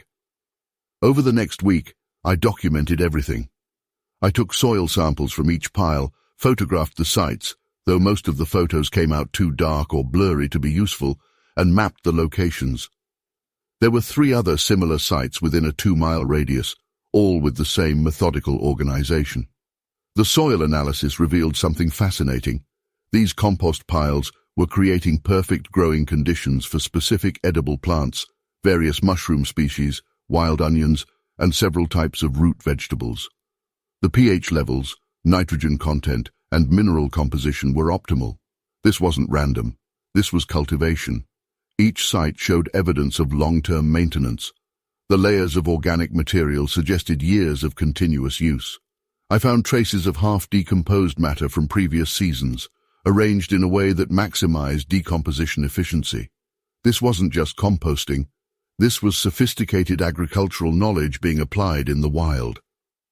On my last night of observation, October 11th, I witnessed something that still haunts me. I was at the primary site, running final soil tests, when I heard what sounded like teaching. Yes, teaching. There were 2 distinct vocalizations, a deeper rhythmic sound followed by a higher pitched response. When I carefully moved to get a better look, I saw the large creature I'd seen before with a smaller one, maybe 6 feet tall. They were working together, the larger one demonstrating how to layer materials, the smaller one mimicking the actions. The amount of intelligence this displayed was staggering. This wasn't just instinctive behavior, this was knowledge being passed down. They were using specific ratios of green to brown material, maintaining proper moisture levels, even turning the piles to ensure proper decomposition. These were advanced composting techniques that human agriculturalists use. I never reported my findings officially. How could I? My reputation would have been ruined. But I kept detailed notes and soil samples. The samples showed elevated levels of beneficial fungi and bacteria that you typically only find in carefully maintained compost systems. The organic matter was breaking down at optimal rates, creating rich, fertile soil, perfect for supporting specific food plants. To this day, I can't drive through Skycomish without thinking about what I saw. I've spent years studying soil composition and agricultural practices, but nothing in my scientific training prepared me for this. These creatures weren't just surviving in the forest, they were actively managing it, creating sustainable food sources through sophisticated composting techniques. I've never gone back to those specific sites. Part of me wants to, but another part knows that some things in nature deserve to remain undisturbed. What I witnessed wasn't just a random Bigfoot sighting, it was evidence of intelligence, planning, and ecological knowledge that challenges everything we think we know about these creatures. The soil samples are still in my possession, carefully labeled and stored. Sometimes I take them out and run new tests, hoping to find something I missed. But the real evidence isn't in the soil composition or pH levels, it's in what I witnessed. A creature with not just intelligence but agricultural knowledge, actively managing its environment in ways that some might say are impossibly sophisticated for a wild animal. I'm writing this now because I believe the scientific community needs to be more open to possibilities that don't fit our current understanding. What I saw wasn't a mindless beast or a simple animal. It was a being with knowledge, teaching capabilities, and a deep understanding of ecological processes. The implications of this are enormous, but who would believe a soil scientist who claims Bigfoot is practicing advanced composting techniques in the forests of Washington? The experience changed how I view intelligence in nature. Sometimes I wonder if there are other sites out there, other creatures maintaining their own gardens in the wilderness, just beyond our awareness. All I know is that what I witnessed was real, and it suggests a level of sophistication that we're only beginning to understand. Story 25. It was late May 1983, and I was conducting my regular field research in the Chalice National Forest, Idaho. I'd been working as a hydrologist for the Forest Service for about 7 years at that point, spending most of my time studying water flow patterns and their impact on local ecosystems. What I encountered during that spring would completely change my understanding of both nature and reality itself. I remember that morning clearly. The air was crisp, around 45 degrees Fahrenheit, with a light breeze carrying the scent of pine needles. I'd parked my Forest Service truck about 2 miles from my study area, which was located in a relatively remote section of the forest, roughly 12 miles northeast of Calais. The site had caught my attention during aerial surveys because satellite imagery showed unusual vegetation patterns that didn't quite match the natural topography. As I hiked in with my equipment, flow meters, sample containers, and my trusty Nikon camera, I noticed something odd about the forest floor. There were subtle but distinct channels running through the undergrowth, almost like miniature stream beds, but they didn't follow the natural slope of the land. Being a hydrologist, this immediately caught my attention. Water always follows the path of least resistance downhill, but these channels seemed to branch out deliberately, like a planned irrigation system. Following these channels led me to discover something that defied explanation. A series of small, carefully constructed dams made from stacked rocks, branches, and compacted vegetation. These weren't beaver dams. I'd studied those extensively. These structures showed evidence of tool use and planning. Some rocks had been carefully wedged together, creating stable water barriers that could be easily adjusted by removing or adding material at key points. The system was ingenious. During spring runoff, these dams would divert water from the main creek into those channels I'd noticed, spreading moisture across roughly 3 acres of forest that would otherwise be too dry to support much vegetation. The engineering wasn't just impressive, it was adaptive. Each dam had clearly been modified over time to account for changing water levels and seasonal flow patterns. I spent several hours documenting the structures, taking measurements and photographs. That's when I started noticing other oddities. The forest was unusually quiet. No bird calls, no squirrel chatter, just the sound of running water and wind in the trees. I'd worked in these forests long enough to know when something was off, and every instinct was telling me I wasn't alone. Around 2:30 p.m., I was crouched down measuring one of the larger dams when I caught movement in my peripheral vision. About 80 yards upstream, partially obscured by a stand of lodgepole pines, something large was manipulating one of the water control points. My first thought was bear. But as I slowly stood up, I realized I was watching something that moved nothing like a bear. The creature was bipedal, standing at least 8 feet tall, with massive shoulders and a bulk that made it look twice as wide as a large man. Its body was covered in dark brown hair, almost black where it was wet from working in the water. What struck me most wasn't its size, but how deliberately it moved. Using both hands, it was carefully adjusting rocks in one of the dams, creating a new channel to accommodate the afternoon's increased water flow from snowmelt upstream. The smell hit me then, a powerful, musky odor mixed with something that reminded me of wet dog and decaying vegetation. My heart was pounding so hard I could feel it in my throat. I wanted to run, but years of field research had taught me that sudden movements often provoke wildlife encounters. So I stood absolutely still, my legs shaking, watching this impossible thing methodically working on its water management system. For about 10 minutes, I observed it moving rocks and adjusting branches with what I can only describe as purpose and expertise. Its hands were enormous, but surprisingly dexterous. It would test the water flow after each adjustment, much like I would when measuring discharge rates. Then it happened. I shifted my weight, and a branch snapped under my boot. The sound was like a gunshot in the quiet forest. The creature's head snapped up immediately, and for a moment our eyes met. They were dark and deeply set under a prominent brow ridge, but what I saw in them wasn't aggression. It was intelligence, and something that looked remarkably like annoyance at being interrupted. It stood up to its full height, water streaming off its body, and let out a sound I still have trouble describing, somewhere between a deep growl and a huffing noise, but modulated in a way that felt almost like communication. Then, with incredible speed for something so large, it turned and moved into the denser forest upstream. The vegetation was so thick there that I lost sight of it almost immediately, though I could hear branches moving and occasional heavy footsteps for another minute or so. I stayed rooted to that spot for what felt like hours, but was probably only about 15 minutes, my hands shaking so badly I could barely hold my notebook. When I finally got the courage to move, I took as many photos as I could of the dam structures and took detailed measurements of everything.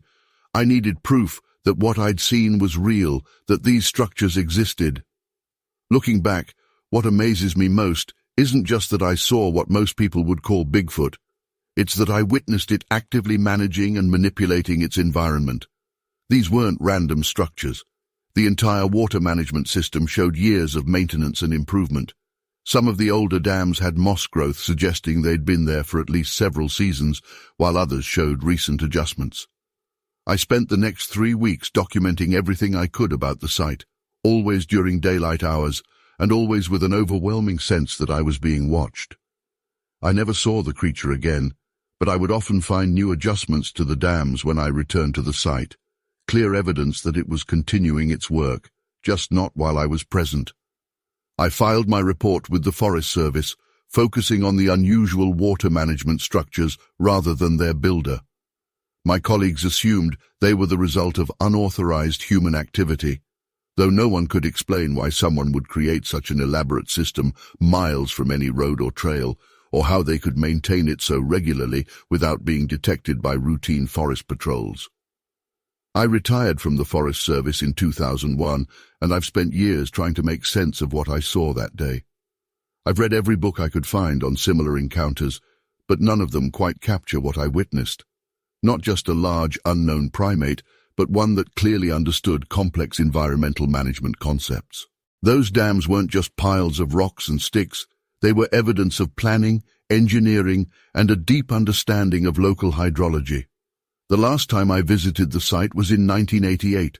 Many of the structures were still there, though they'd been modified and improved in ways that matched the changing patterns of water flow. I didn't attempt to go back after that. Some things, once you've seen them, change you forever. I've kept this story to myself for decades, sharing it only with my wife and closest friends. But now, in my later years, I feel it's important to document what I saw. I don't expect everyone to believe me, but I know what I witnessed that spring afternoon in Idaho, not just a mysterious creature, but one that had mastered environmental engineering in ways that still astonish me as a hydrologist. Story 26. I've been hesitant to share this experience for a long time. What happened during my research project in Glenwood Springs back in 1988 fundamentally changed my understanding of both archaeology and what might exist in our forests. I'm writing this down now because I feel people need to know, and because I still can't make sense of it after all these years. I was a professor of archaeology at Colorado State University, specializing in prehistoric toolmaking techniques. In early June 1988, I received a grant to study some unusual stone tool deposits in the White River National Forest, about 15 miles north of Glenwood Springs. A local ranger had reported finding what appeared to be recently knapped stone tools during routine forest surveys, and given my expertise in lithic technology, I was eager to investigate. The site was remote, a densely forested area at around 8,500 feet elevation, dominated by lodgepole pines and aspens. I set up my base camp in a small clearing near a creek, about 2 hours' hike from the nearest Forest Service road. The isolation didn't bother me initially. I'd done plenty of solo fieldwork before. The first few days were fairly routine. I mapped the area, documented the initial tool finds, and set up my research grid. What struck me immediately was the unusual distribution of the artifacts. Unlike typical prehistoric sites where you find tools and debris concentrated in specific activity areas, these tools were scattered in a pattern that suggested ongoing use, some heavily weathered, others looking remarkably fresh. On my fourth night there, I heard it for the first time, the distinct sound of stone napping. Any archaeologist who spent time replicating ancient tools knows that sound, the sharp, controlled crack of stone striking stone to create a flake. It came from somewhere in the darkness beyond my camp, maybe 200 yards away. I froze in my tent, heart pounding. The sound was unmistakable, but it made no sense. Who would be napping stone tools in the middle of the night? I grabbed my flashlight and voice recorder, thinking it might be other researchers or maybe locals messing around. But something kept me in that tent, some primitive instinct that said moving would be a terrible idea. The napping continued for about 20 minutes, systematic, skilled work from someone who clearly knew what they were doing. The next morning, I found fresh debitage, stone flaking debris scattered around a fallen log about 180 yards from my camp. The technical skill evident in those flakes was remarkable. Whoever or whatever had done this understood pressure flaking techniques that took me years to master. But what really shook me was the fresh hair I found snagged on a nearby branch. Thick, coarse, dark brown hair, unlike anything I'd seen before. It was too coarse for bear, too long for deer or elk. Over the next few days I documented everything obsessively. The tools I kept finding showed a clear technological progression.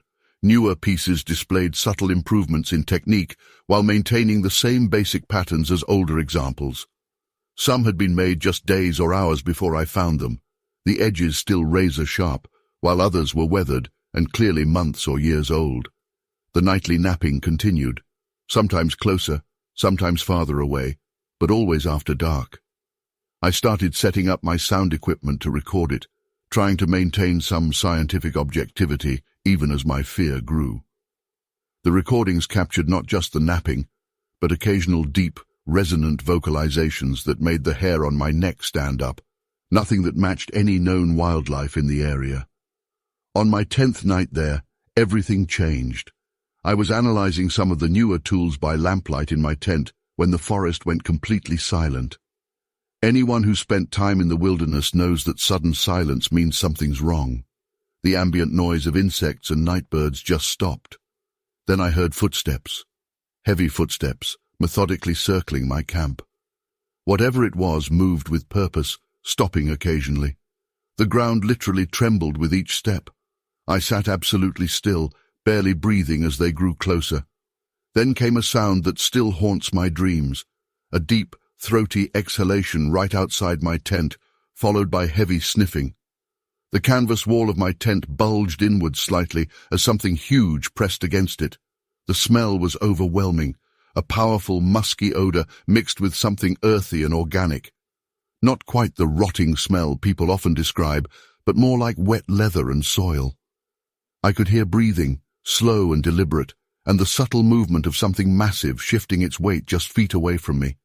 For what felt like hours, but was probably only minutes, I sat frozen as this entity investigated my camp.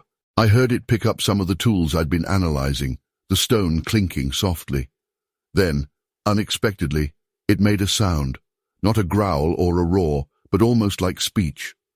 Deep, rumbling vocalizations in a pattern that suggested language, though unlike anything I'd ever heard. Finally it moved away, its footsteps gradually fading into the forest.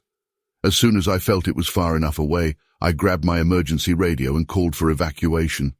The ranger station sent a vehicle at first light, and I've never packed up camp so quickly in my life. The physical evidence I gathered was compelling. Dozens of stone tools showing clear technological progression, hair samples, footprint casts, showing a bare foot about 17 inches long, and audio recordings of both the napping and vocalizations. But the academic community wasn't ready for what this suggested. My preliminary report was rejected by several journals, and colleagues politely suggested I'd been working too hard alone in the field. I eventually published a watered-down version focusing solely on the tool technology, leaving out the more inexplicable aspects of my experience. The hair samples were inconclusive, according to the lab, though they noted the structural properties didn't match any known regional species. The audio recordings were dismissed as contaminated by wind and wildlife noise. But I know what I experienced. Something intelligent was out there, something that not only used tools, but was actively improving their design. The technical skill in those tools went beyond mere imitation. There was innovation, problem-solving, and refinement of technique that could only come from a thinking mind. I've never gone back to that specific site, though I've heard from other researchers who found similar tools in the region. The experience fundamentally changed my approach to archaeology and made me question everything I thought I knew about human evolution and survival of archaic species. What I encountered wasn't some simple wild animal. It was an intelligent toolmaker, a species sophisticated enough to not only create implements, but to systematically improve their design. The implications are staggering, but after 35 years, I'm still not sure the scientific community is ready to confront them.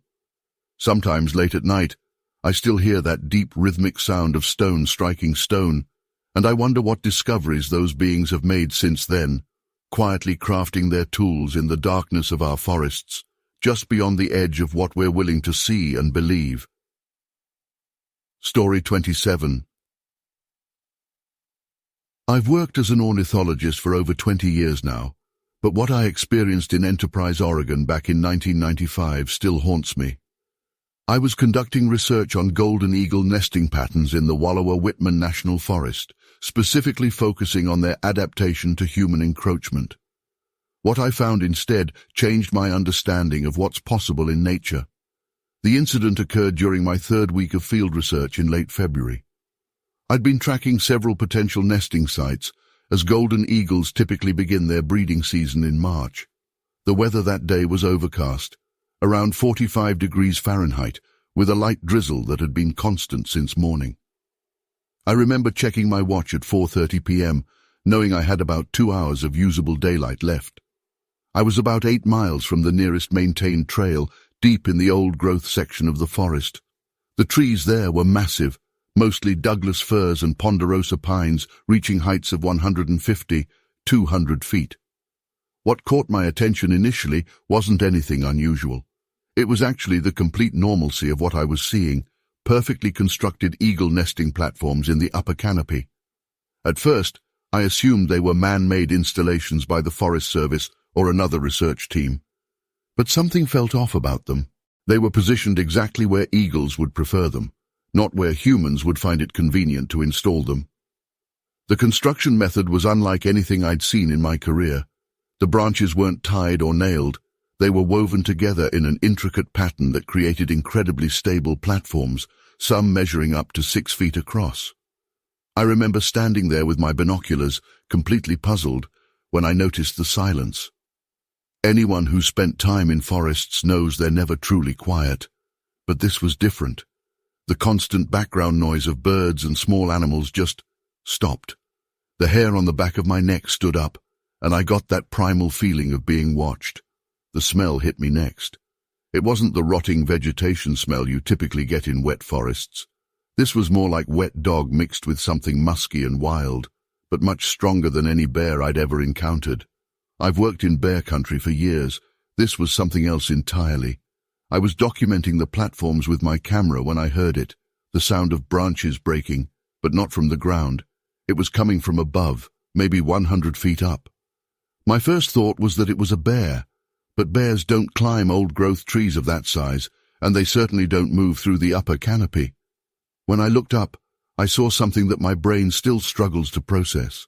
About 80, 90 feet up, partially obscured by branches, was a massive figure moving with surprising grace between two trees.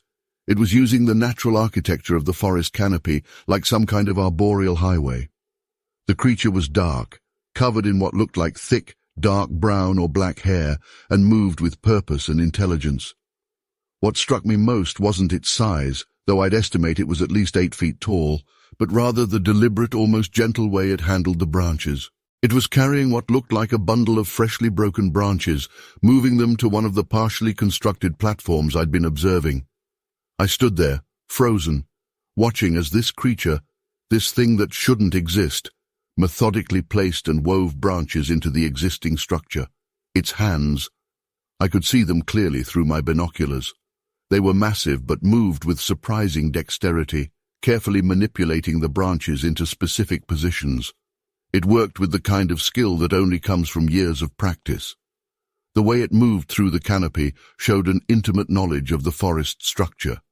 It would test branches before putting its full weight on them, use multiple points of contact for stability, and seemed to know exactly which trees could support its mass.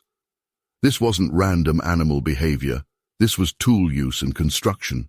What happened next still gives me chills. I must have made some small noise, or maybe the wind shifted, carrying my scent. The creature stopped working and became completely still. Then, slowly, it turned its head and looked down. Even from that distance, I could feel its gaze lock onto me. Its face was surprisingly flat, more human-like than ape-like, partially obscured by hair, but with eyes that reflected intelligence. We stared at each other for what felt like minutes, but was probably only seconds. There was no aggression, no threat display like you'd get from a bear or mountain lion. Just awareness. Recognition, maybe. Then, with a deliberateness that still amazes me, it slowly moved behind the trunk of the tree, essentially vanishing despite its massive size.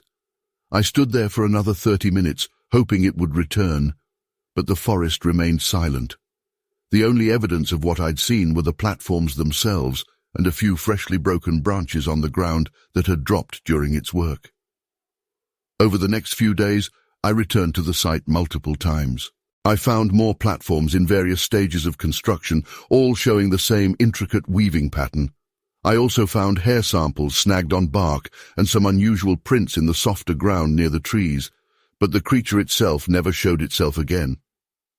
What fascinated me most was the timing of these constructions.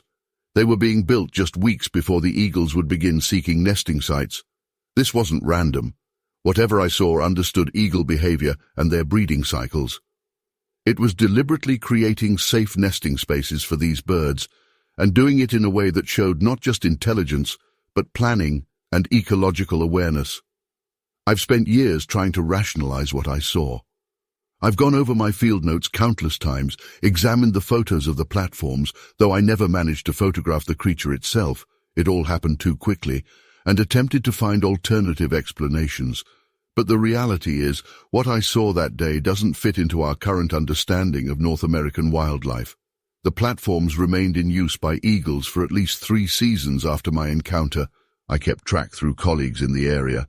Some are probably still there, though I've never gone back.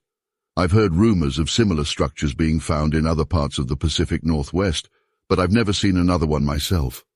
I filed my research report focusing solely on the eagle nesting patterns, leaving out any mention of what I'd seen. Who would believe it? But I know what I saw. I know those platforms weren't built by any officially recognized species, and I know that somewhere in those forests, there's a creature that not only exists alongside eagles, but actively works to support their survival. The most unsettling part, those platforms were better constructed than any human-made nesting platforms I've studied. Whatever built them knew exactly what it was doing. It understood structural engineering, material strength, weather exposure, and eagle behavior better than many of the experts I've worked with. That's what keeps me up at night. Not the size of what I saw or its appearance, but its intelligence. We're not just missing a species in our scientific records, we're missing one that might be far more intelligent than we're prepared to accept. What happened in Enterprise changed how I view my work, how I view nature, and most importantly, how I view the possibility of what might still be unknown in our forests.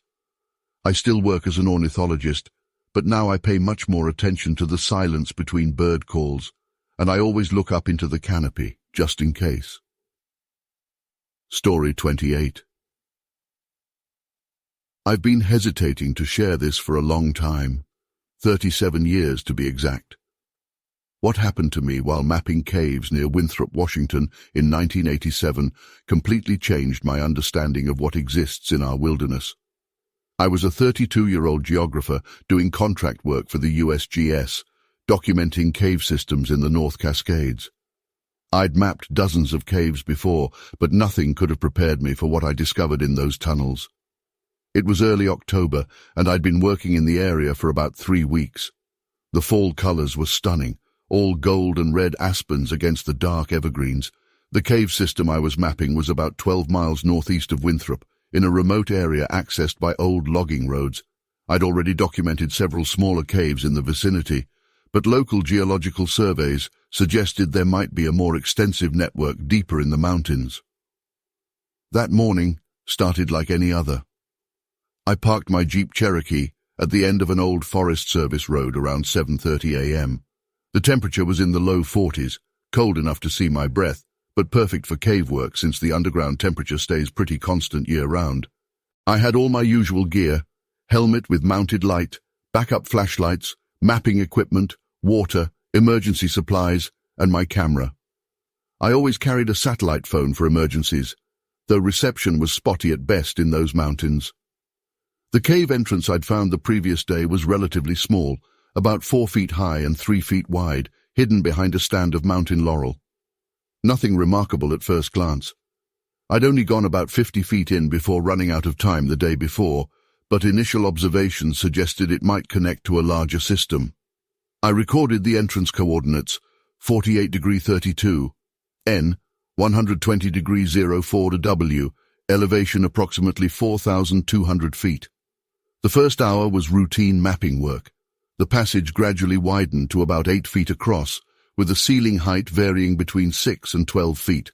The limestone showed typical karst formation patterns. What caught my attention were the unusual markings on the walls. At first, I assumed they were natural mineral deposits or water stains, but as I went deeper, they became more distinct and clearly intentional. These weren't your typical Native American pictographs or modern graffiti. They were more like trail markers. Simple geometric patterns, circles, lines, and arrows, arranged in repeating sequences. Some were carved into the rock, others appeared to be made with some kind of pigment. The really strange thing was how they seemed to correlate with the cave's features. An upward-pointing triangle would appear before an ascending passage, while horizontal lines marked level sections. About 2 hours in, the passage opened into a larger chamber roughly 30 feet across. Here, the markings were more elaborate. On one wall was what looked like a crude map, with interconnecting lines and symbols. Some symbols appeared fresher than others, as if they'd been updated over time. I started photographing everything methodically, taking measurements and making sketches in my notebook.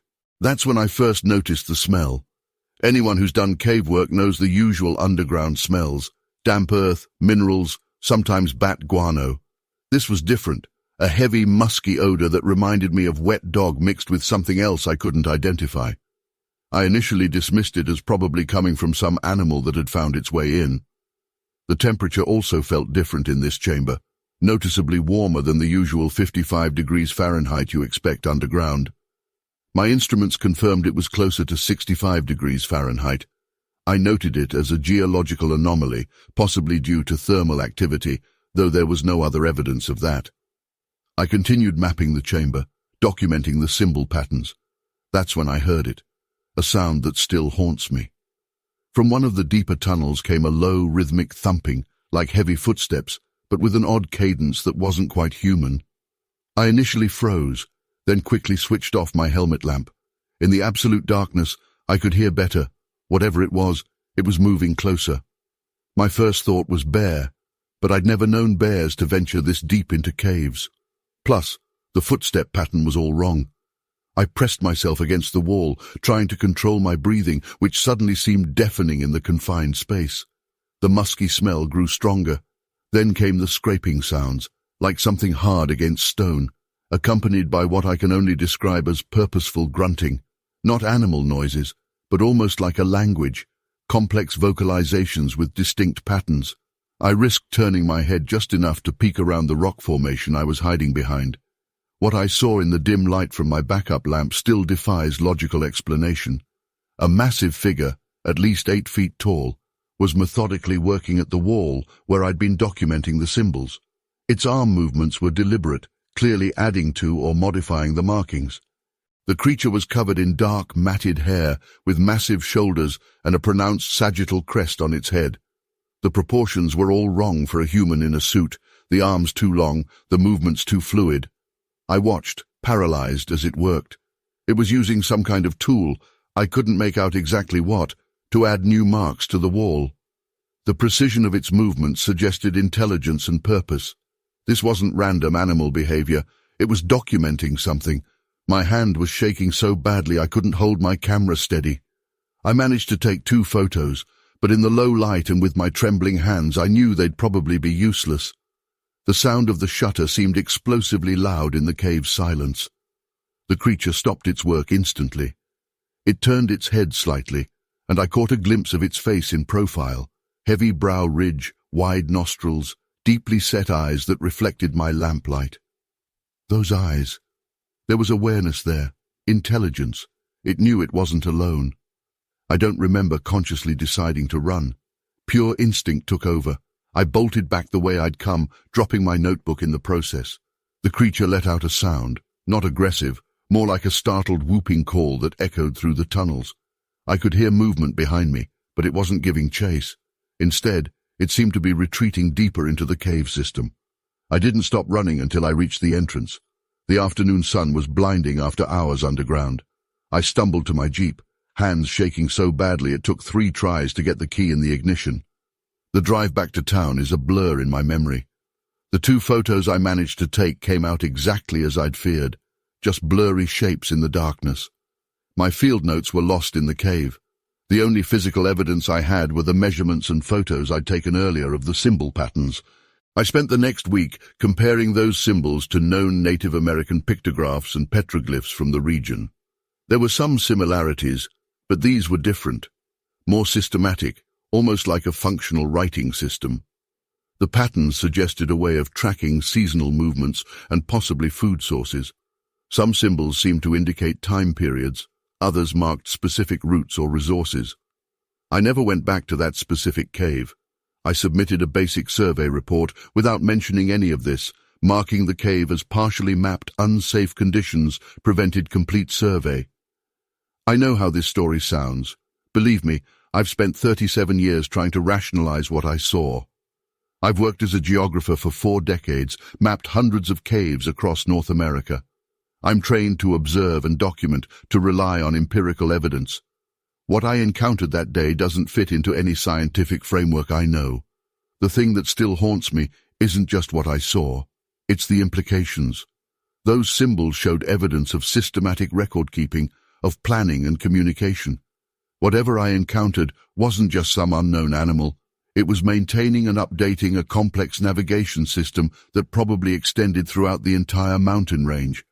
I've kept track of other incidents in that area over the years. There have been occasional reports from hikers and hunters, usually brief encounters, unexplained noises, strange markings found in remote caves. The local tribes have ancient stories about mountain giants who used the cave systems, but they don't share many details with outsiders. Sometimes I wonder if I should have reported everything I saw, provided all the evidence to researchers. But I've seen how most Bigfoot reports are received by the scientific community. Without my original field notes or clear photographs, I'd have been laughed out of my profession. And maybe some things aren't meant to be catalogued and studied. Those creatures have obviously gone to great lengths to avoid human contact. They have their own system, their own way of preserving knowledge. Perhaps they deserve to keep their secrets. I still work as a consultant on geological surveys, but I haven't done serious cave mapping since 1987. I tell people it's because of age and arthritis, which isn't entirely untrue. But every time I'm near a cave entrance, I catch myself listening for that distinctive footstep pattern and sniffing the air for that musky odor. Some experiences change you forever, leave you with questions you can never answer. All I know is that there's more to our wilderness than we understand, and some mysteries might be better left unexplored. Story 29. I've spent over 20 years trying to make sense of what I witnessed that spring morning in McCall, Idaho. I was conducting research on river otters for my PhD dissertation, specifically focusing on their tool use behavior in breaking open mollusks. What I encountered instead has haunted my scientific perspective ever since. It was April 1993. I'd been camping near Payette Lake for nearly 3 weeks, documenting otter behavior and their fascinating use of rock platforms to crack open freshwater mussels. The platforms were what initially drew my attention. They weren't random. There was clear evidence of deliberate placement and maintenance, something I'd never seen documented in the literature. That morning started like any other. I woke up at 4:30 a.m., grabbed my field notebook, camera and recording equipment, and headed to my observation point about a quarter mile from my campsite. The air was crisp, probably around 38 degrees Fahrenheit, with a light fog hovering over the lake's surface.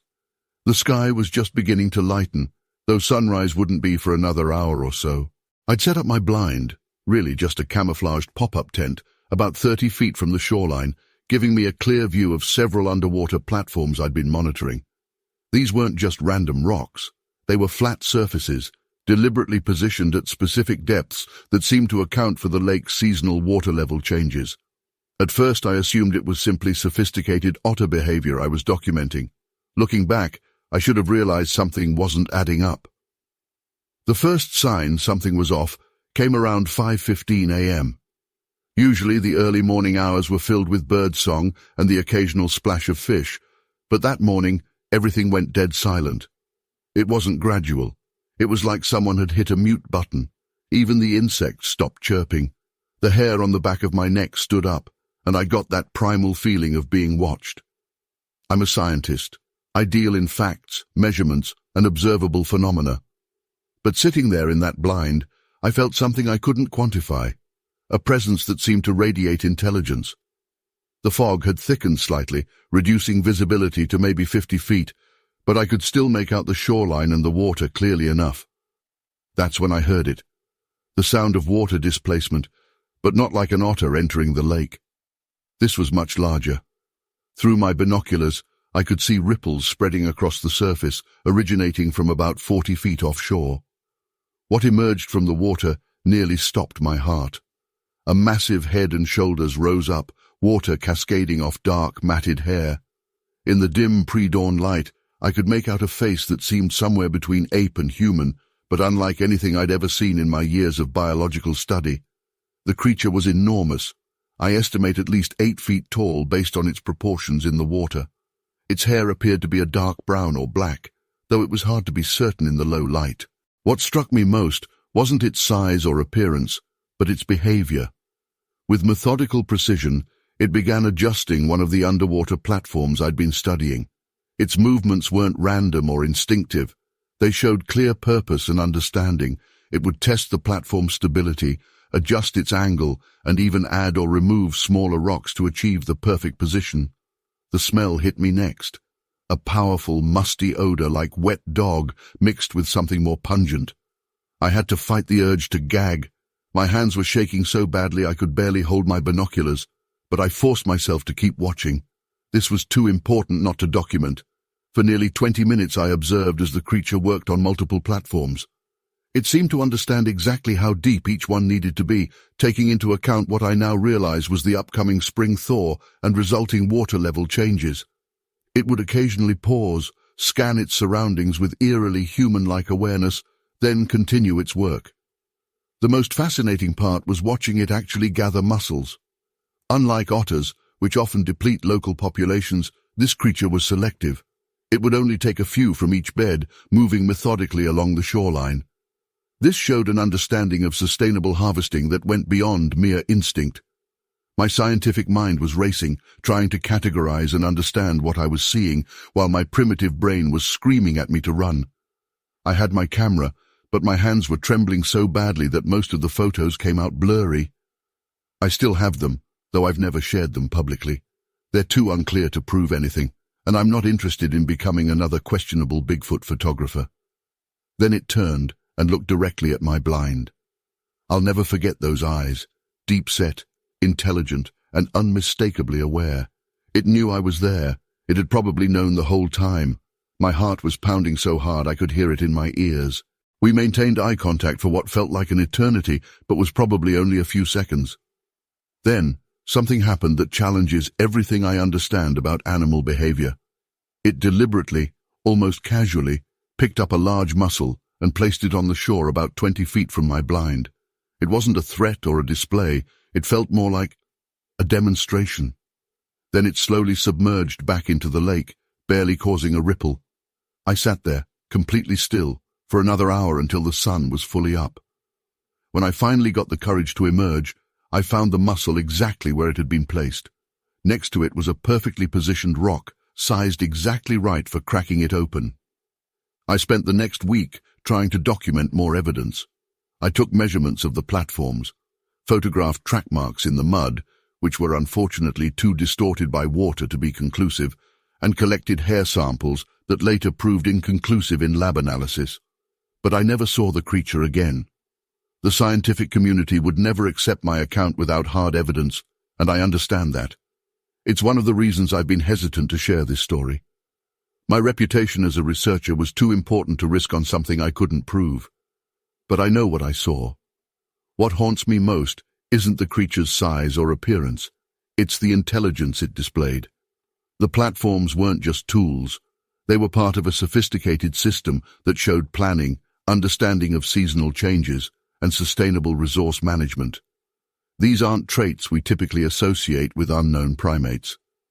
I ended up modifying my dissertation to focus solely on otter behavior, never mentioning what I'd really observed.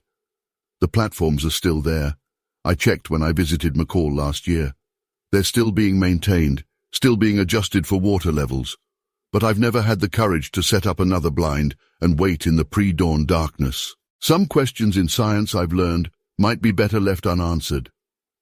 I don't know what I saw that morning in 1993, but I do know it forever changed my understanding of what might be sharing our world with us. As a scientist, I'm trained to seek explanations and evidence, but sometimes the most honest thing we can say is simply, I don't know. The mussel and rock are still on my desk, a reminder that there are things in this world that don't fit into our neat categories and classifications. Every time I look at them, I remember those intelligent eyes staring back at me through the fog, and I wonder what else we might be sharing this planet with that we don't yet understand. Story 30. I was 32 at the time, working on a research project studying severe storm patterns in the San Juan Mountains. The project focused on understanding how terrain affects the development and movement of severe thunderstorms in the region. Creed was perfect for this research, sitting at 8,799 feet elevation, surrounded by steep mountain slopes and deep valleys. It was late May when I first noticed something odd. I'd been setting up weather monitoring stations across various elevations, documenting typical storm paths. About 4 miles northeast of Creed, I found what looked like a deliberately constructed shelter in a natural rock overhang. At first I assumed other hikers or hunters had set it up. It was crude but effective, branches and logs carefully stacked against the rock face, creating a waterproof space about 8 feet deep and 6 feet high. What struck me as unusual was finding dried berries and pine nuts stored in a hollow at the back, wrapped in large leaves to keep them dry. The care taken in the storage method seemed different from what you'd expect from hikers. There was also a neat pile of dry firewood, protected from the elements. Everything was organized with a purpose that felt almost methodical. I made a note of it in my field journal and continued my work. Over the next few weeks I found 6 more similar shelters, all positioned along known game trails. Each one had the same basic setup, protected from prevailing winds, elevated enough to avoid flash flooding, and stocked with preserved food and dry firewood. They were spaced roughly 3-4 miles apart, forming a rough network across the mountain slopes. The real strangeness began in mid-June. I was checking data at one of my weather stations when I noticed the barometric pressure dropping rapidly, a clear sign of an approaching severe storm. The sky to the southwest was turning that sickly greenish-black that every meteorologist knows means trouble. I decided to take shelter in one of the structures I documented, about half a mile from my position. As I approached the shelter, I heard movement in the forest, not just one animal, but what sounded like several moving with purpose. Through the trees, I saw a group of elk being seemingly guided away from the valley and toward higher ground. That's when I caught my first glimpse of something I still have trouble explaining. Standing at the edge of a clearing about 100 yards away was a massive figure. Even at that distance, I could tell it was well over 8 feet tall. Its body was covered in dark reddish-brown hair, but what struck me wasn't its size or appearance, it was its behavior. The creature was deliberately breaking branches and making low, rhythmic grunting sounds, effectively herding the elk toward another one of the shelters I documented. My scientific training kicked in, and I started noting specific details. The entity moved with purpose, not randomly. It would pause, look at the sky, test the wind with its hand, paw. It possessed a clear understanding of what was coming. The storm was still probably 20 minutes out, but this being was already executing what appeared to be a practiced emergency response plan. I stood frozen, partially hidden behind a large spruce tree, my heart pounding so hard I could barely hold my binoculars steady. The creature's movements showed clear intention. This wasn't an animal acting on pure instinct. It was demonstrating planning, forethought, and what I can only describe as environmental wisdom. Then the wind shifted, and I experienced something that haunts me to this day. An overwhelming odor hit me, Not just the typical musty animal smell, but something complex and distinctly primal. It was like wet fur mixed with soil and something else I can't quite describe. The creature instantly stopped moving and turned its head in my direction. The intelligence in its eyes. There was no doubt I was looking at a conscious, thinking being. For several seconds we maintained eye contact. I felt no aggression from it, but rather what I can only describe as a stern warning. It made a single low sound, something between a grunt and a hum, and pointed toward the approaching storm. Then it purposefully turned and disappeared into the forest with surprising silence for its size. The storm hit with tremendous force about 15 minutes later. Watching from the shelter, I observed several elk and deer taking refuge in the exact locations where I'd found those prepared spaces. The structure easily withstood winds that must have exceeded 70 miles per hour, and the positioning prevented any water from entering. Over the next 3 months, I documented similar behavior 5 more times. Each instance preceded a severe storm by 30-45 minutes. The being would appear, guide animals to shelter, check the supplies in various storage spots, and sometimes even add to them. I observed it collecting specific types of berries and nuts, always choosing the driest specimens and wrapping them carefully in large leaves. The most remarkable incident occurred in late August. I'd been tracking a particularly nasty system moving in from the southwest. The creature appeared earlier than usual, moving with greater urgency. It wasn't just guiding animals this time. It was actively blocking certain game trails, using broken branches to create barriers, forcing wildlife away from areas that, hours later, would be hit by a flash flood. The level of understanding this displayed about weather patterns, terrain, and animal behavior was astounding. It wasn't just reacting to immediate conditions, it was predicting and preparing for specific outcomes. I watched it test the wind multiple times, look at cloud formations, and even study the behavior of smaller animals. It was using the same environmental cues that indigenous peoples and experienced naturalists have relied on for centuries. What truly shook me was its tool use. I observed it using a long branch to test water depth in a stream that was beginning to rise, and later using the same branch to knock down pine cones from a height, adding them to its food stores. This wasn't random behavior. It was calculated, planned, and executed with clear purpose. The last time I saw it was in early September. The creature was methodically checking each shelter, seemingly preparing for the approaching winter. It added extra branches for weatherproofing, reorganized food stores, and cleared drainage channels around the structures. The level of preparation and understanding of long-term weather patterns was remarkable. I left Creed when my research grant ended in October. The data I collected about storm patterns was published, but I've never shared this other aspect of my observations until now. I've spent decades trying to rationalize what I saw, to fit it into our scientific understanding of North American wildlife. But the truth is, what I observed suggests intelligence and environmental awareness that goes far beyond what we currently acknowledge as possible in non-human species. The being I encountered wasn't just surviving in the wilderness, it was actively managing it, showing an understanding of weather patterns that rivaled trained meteorologists, and demonstrating compassion for other species that still amazes me. It had created a systematic network of emergency shelters and was actively maintaining them, showing both the intelligence to predict severe weather and the forethought to prepare for it. I've read other accounts of Bigfoot encounters over the years, but I've never come across any that describe this level of sophisticated environmental interaction. What I observed wasn't a simple wild animal, but it wasn't the monster of campfire stories either. It was something else. An intelligent being with a deep understanding of its environment and a clear sense of responsibility toward other species. The scientific community would probably dismiss this account, and I understand why. It doesn't fit into our current framework of what's possible or provable. But as someone who spent their career studying weather patterns and natural phenomena, I can say with certainty that what I observed in those mountains was real, and it demonstrated capabilities we haven't begun to understand.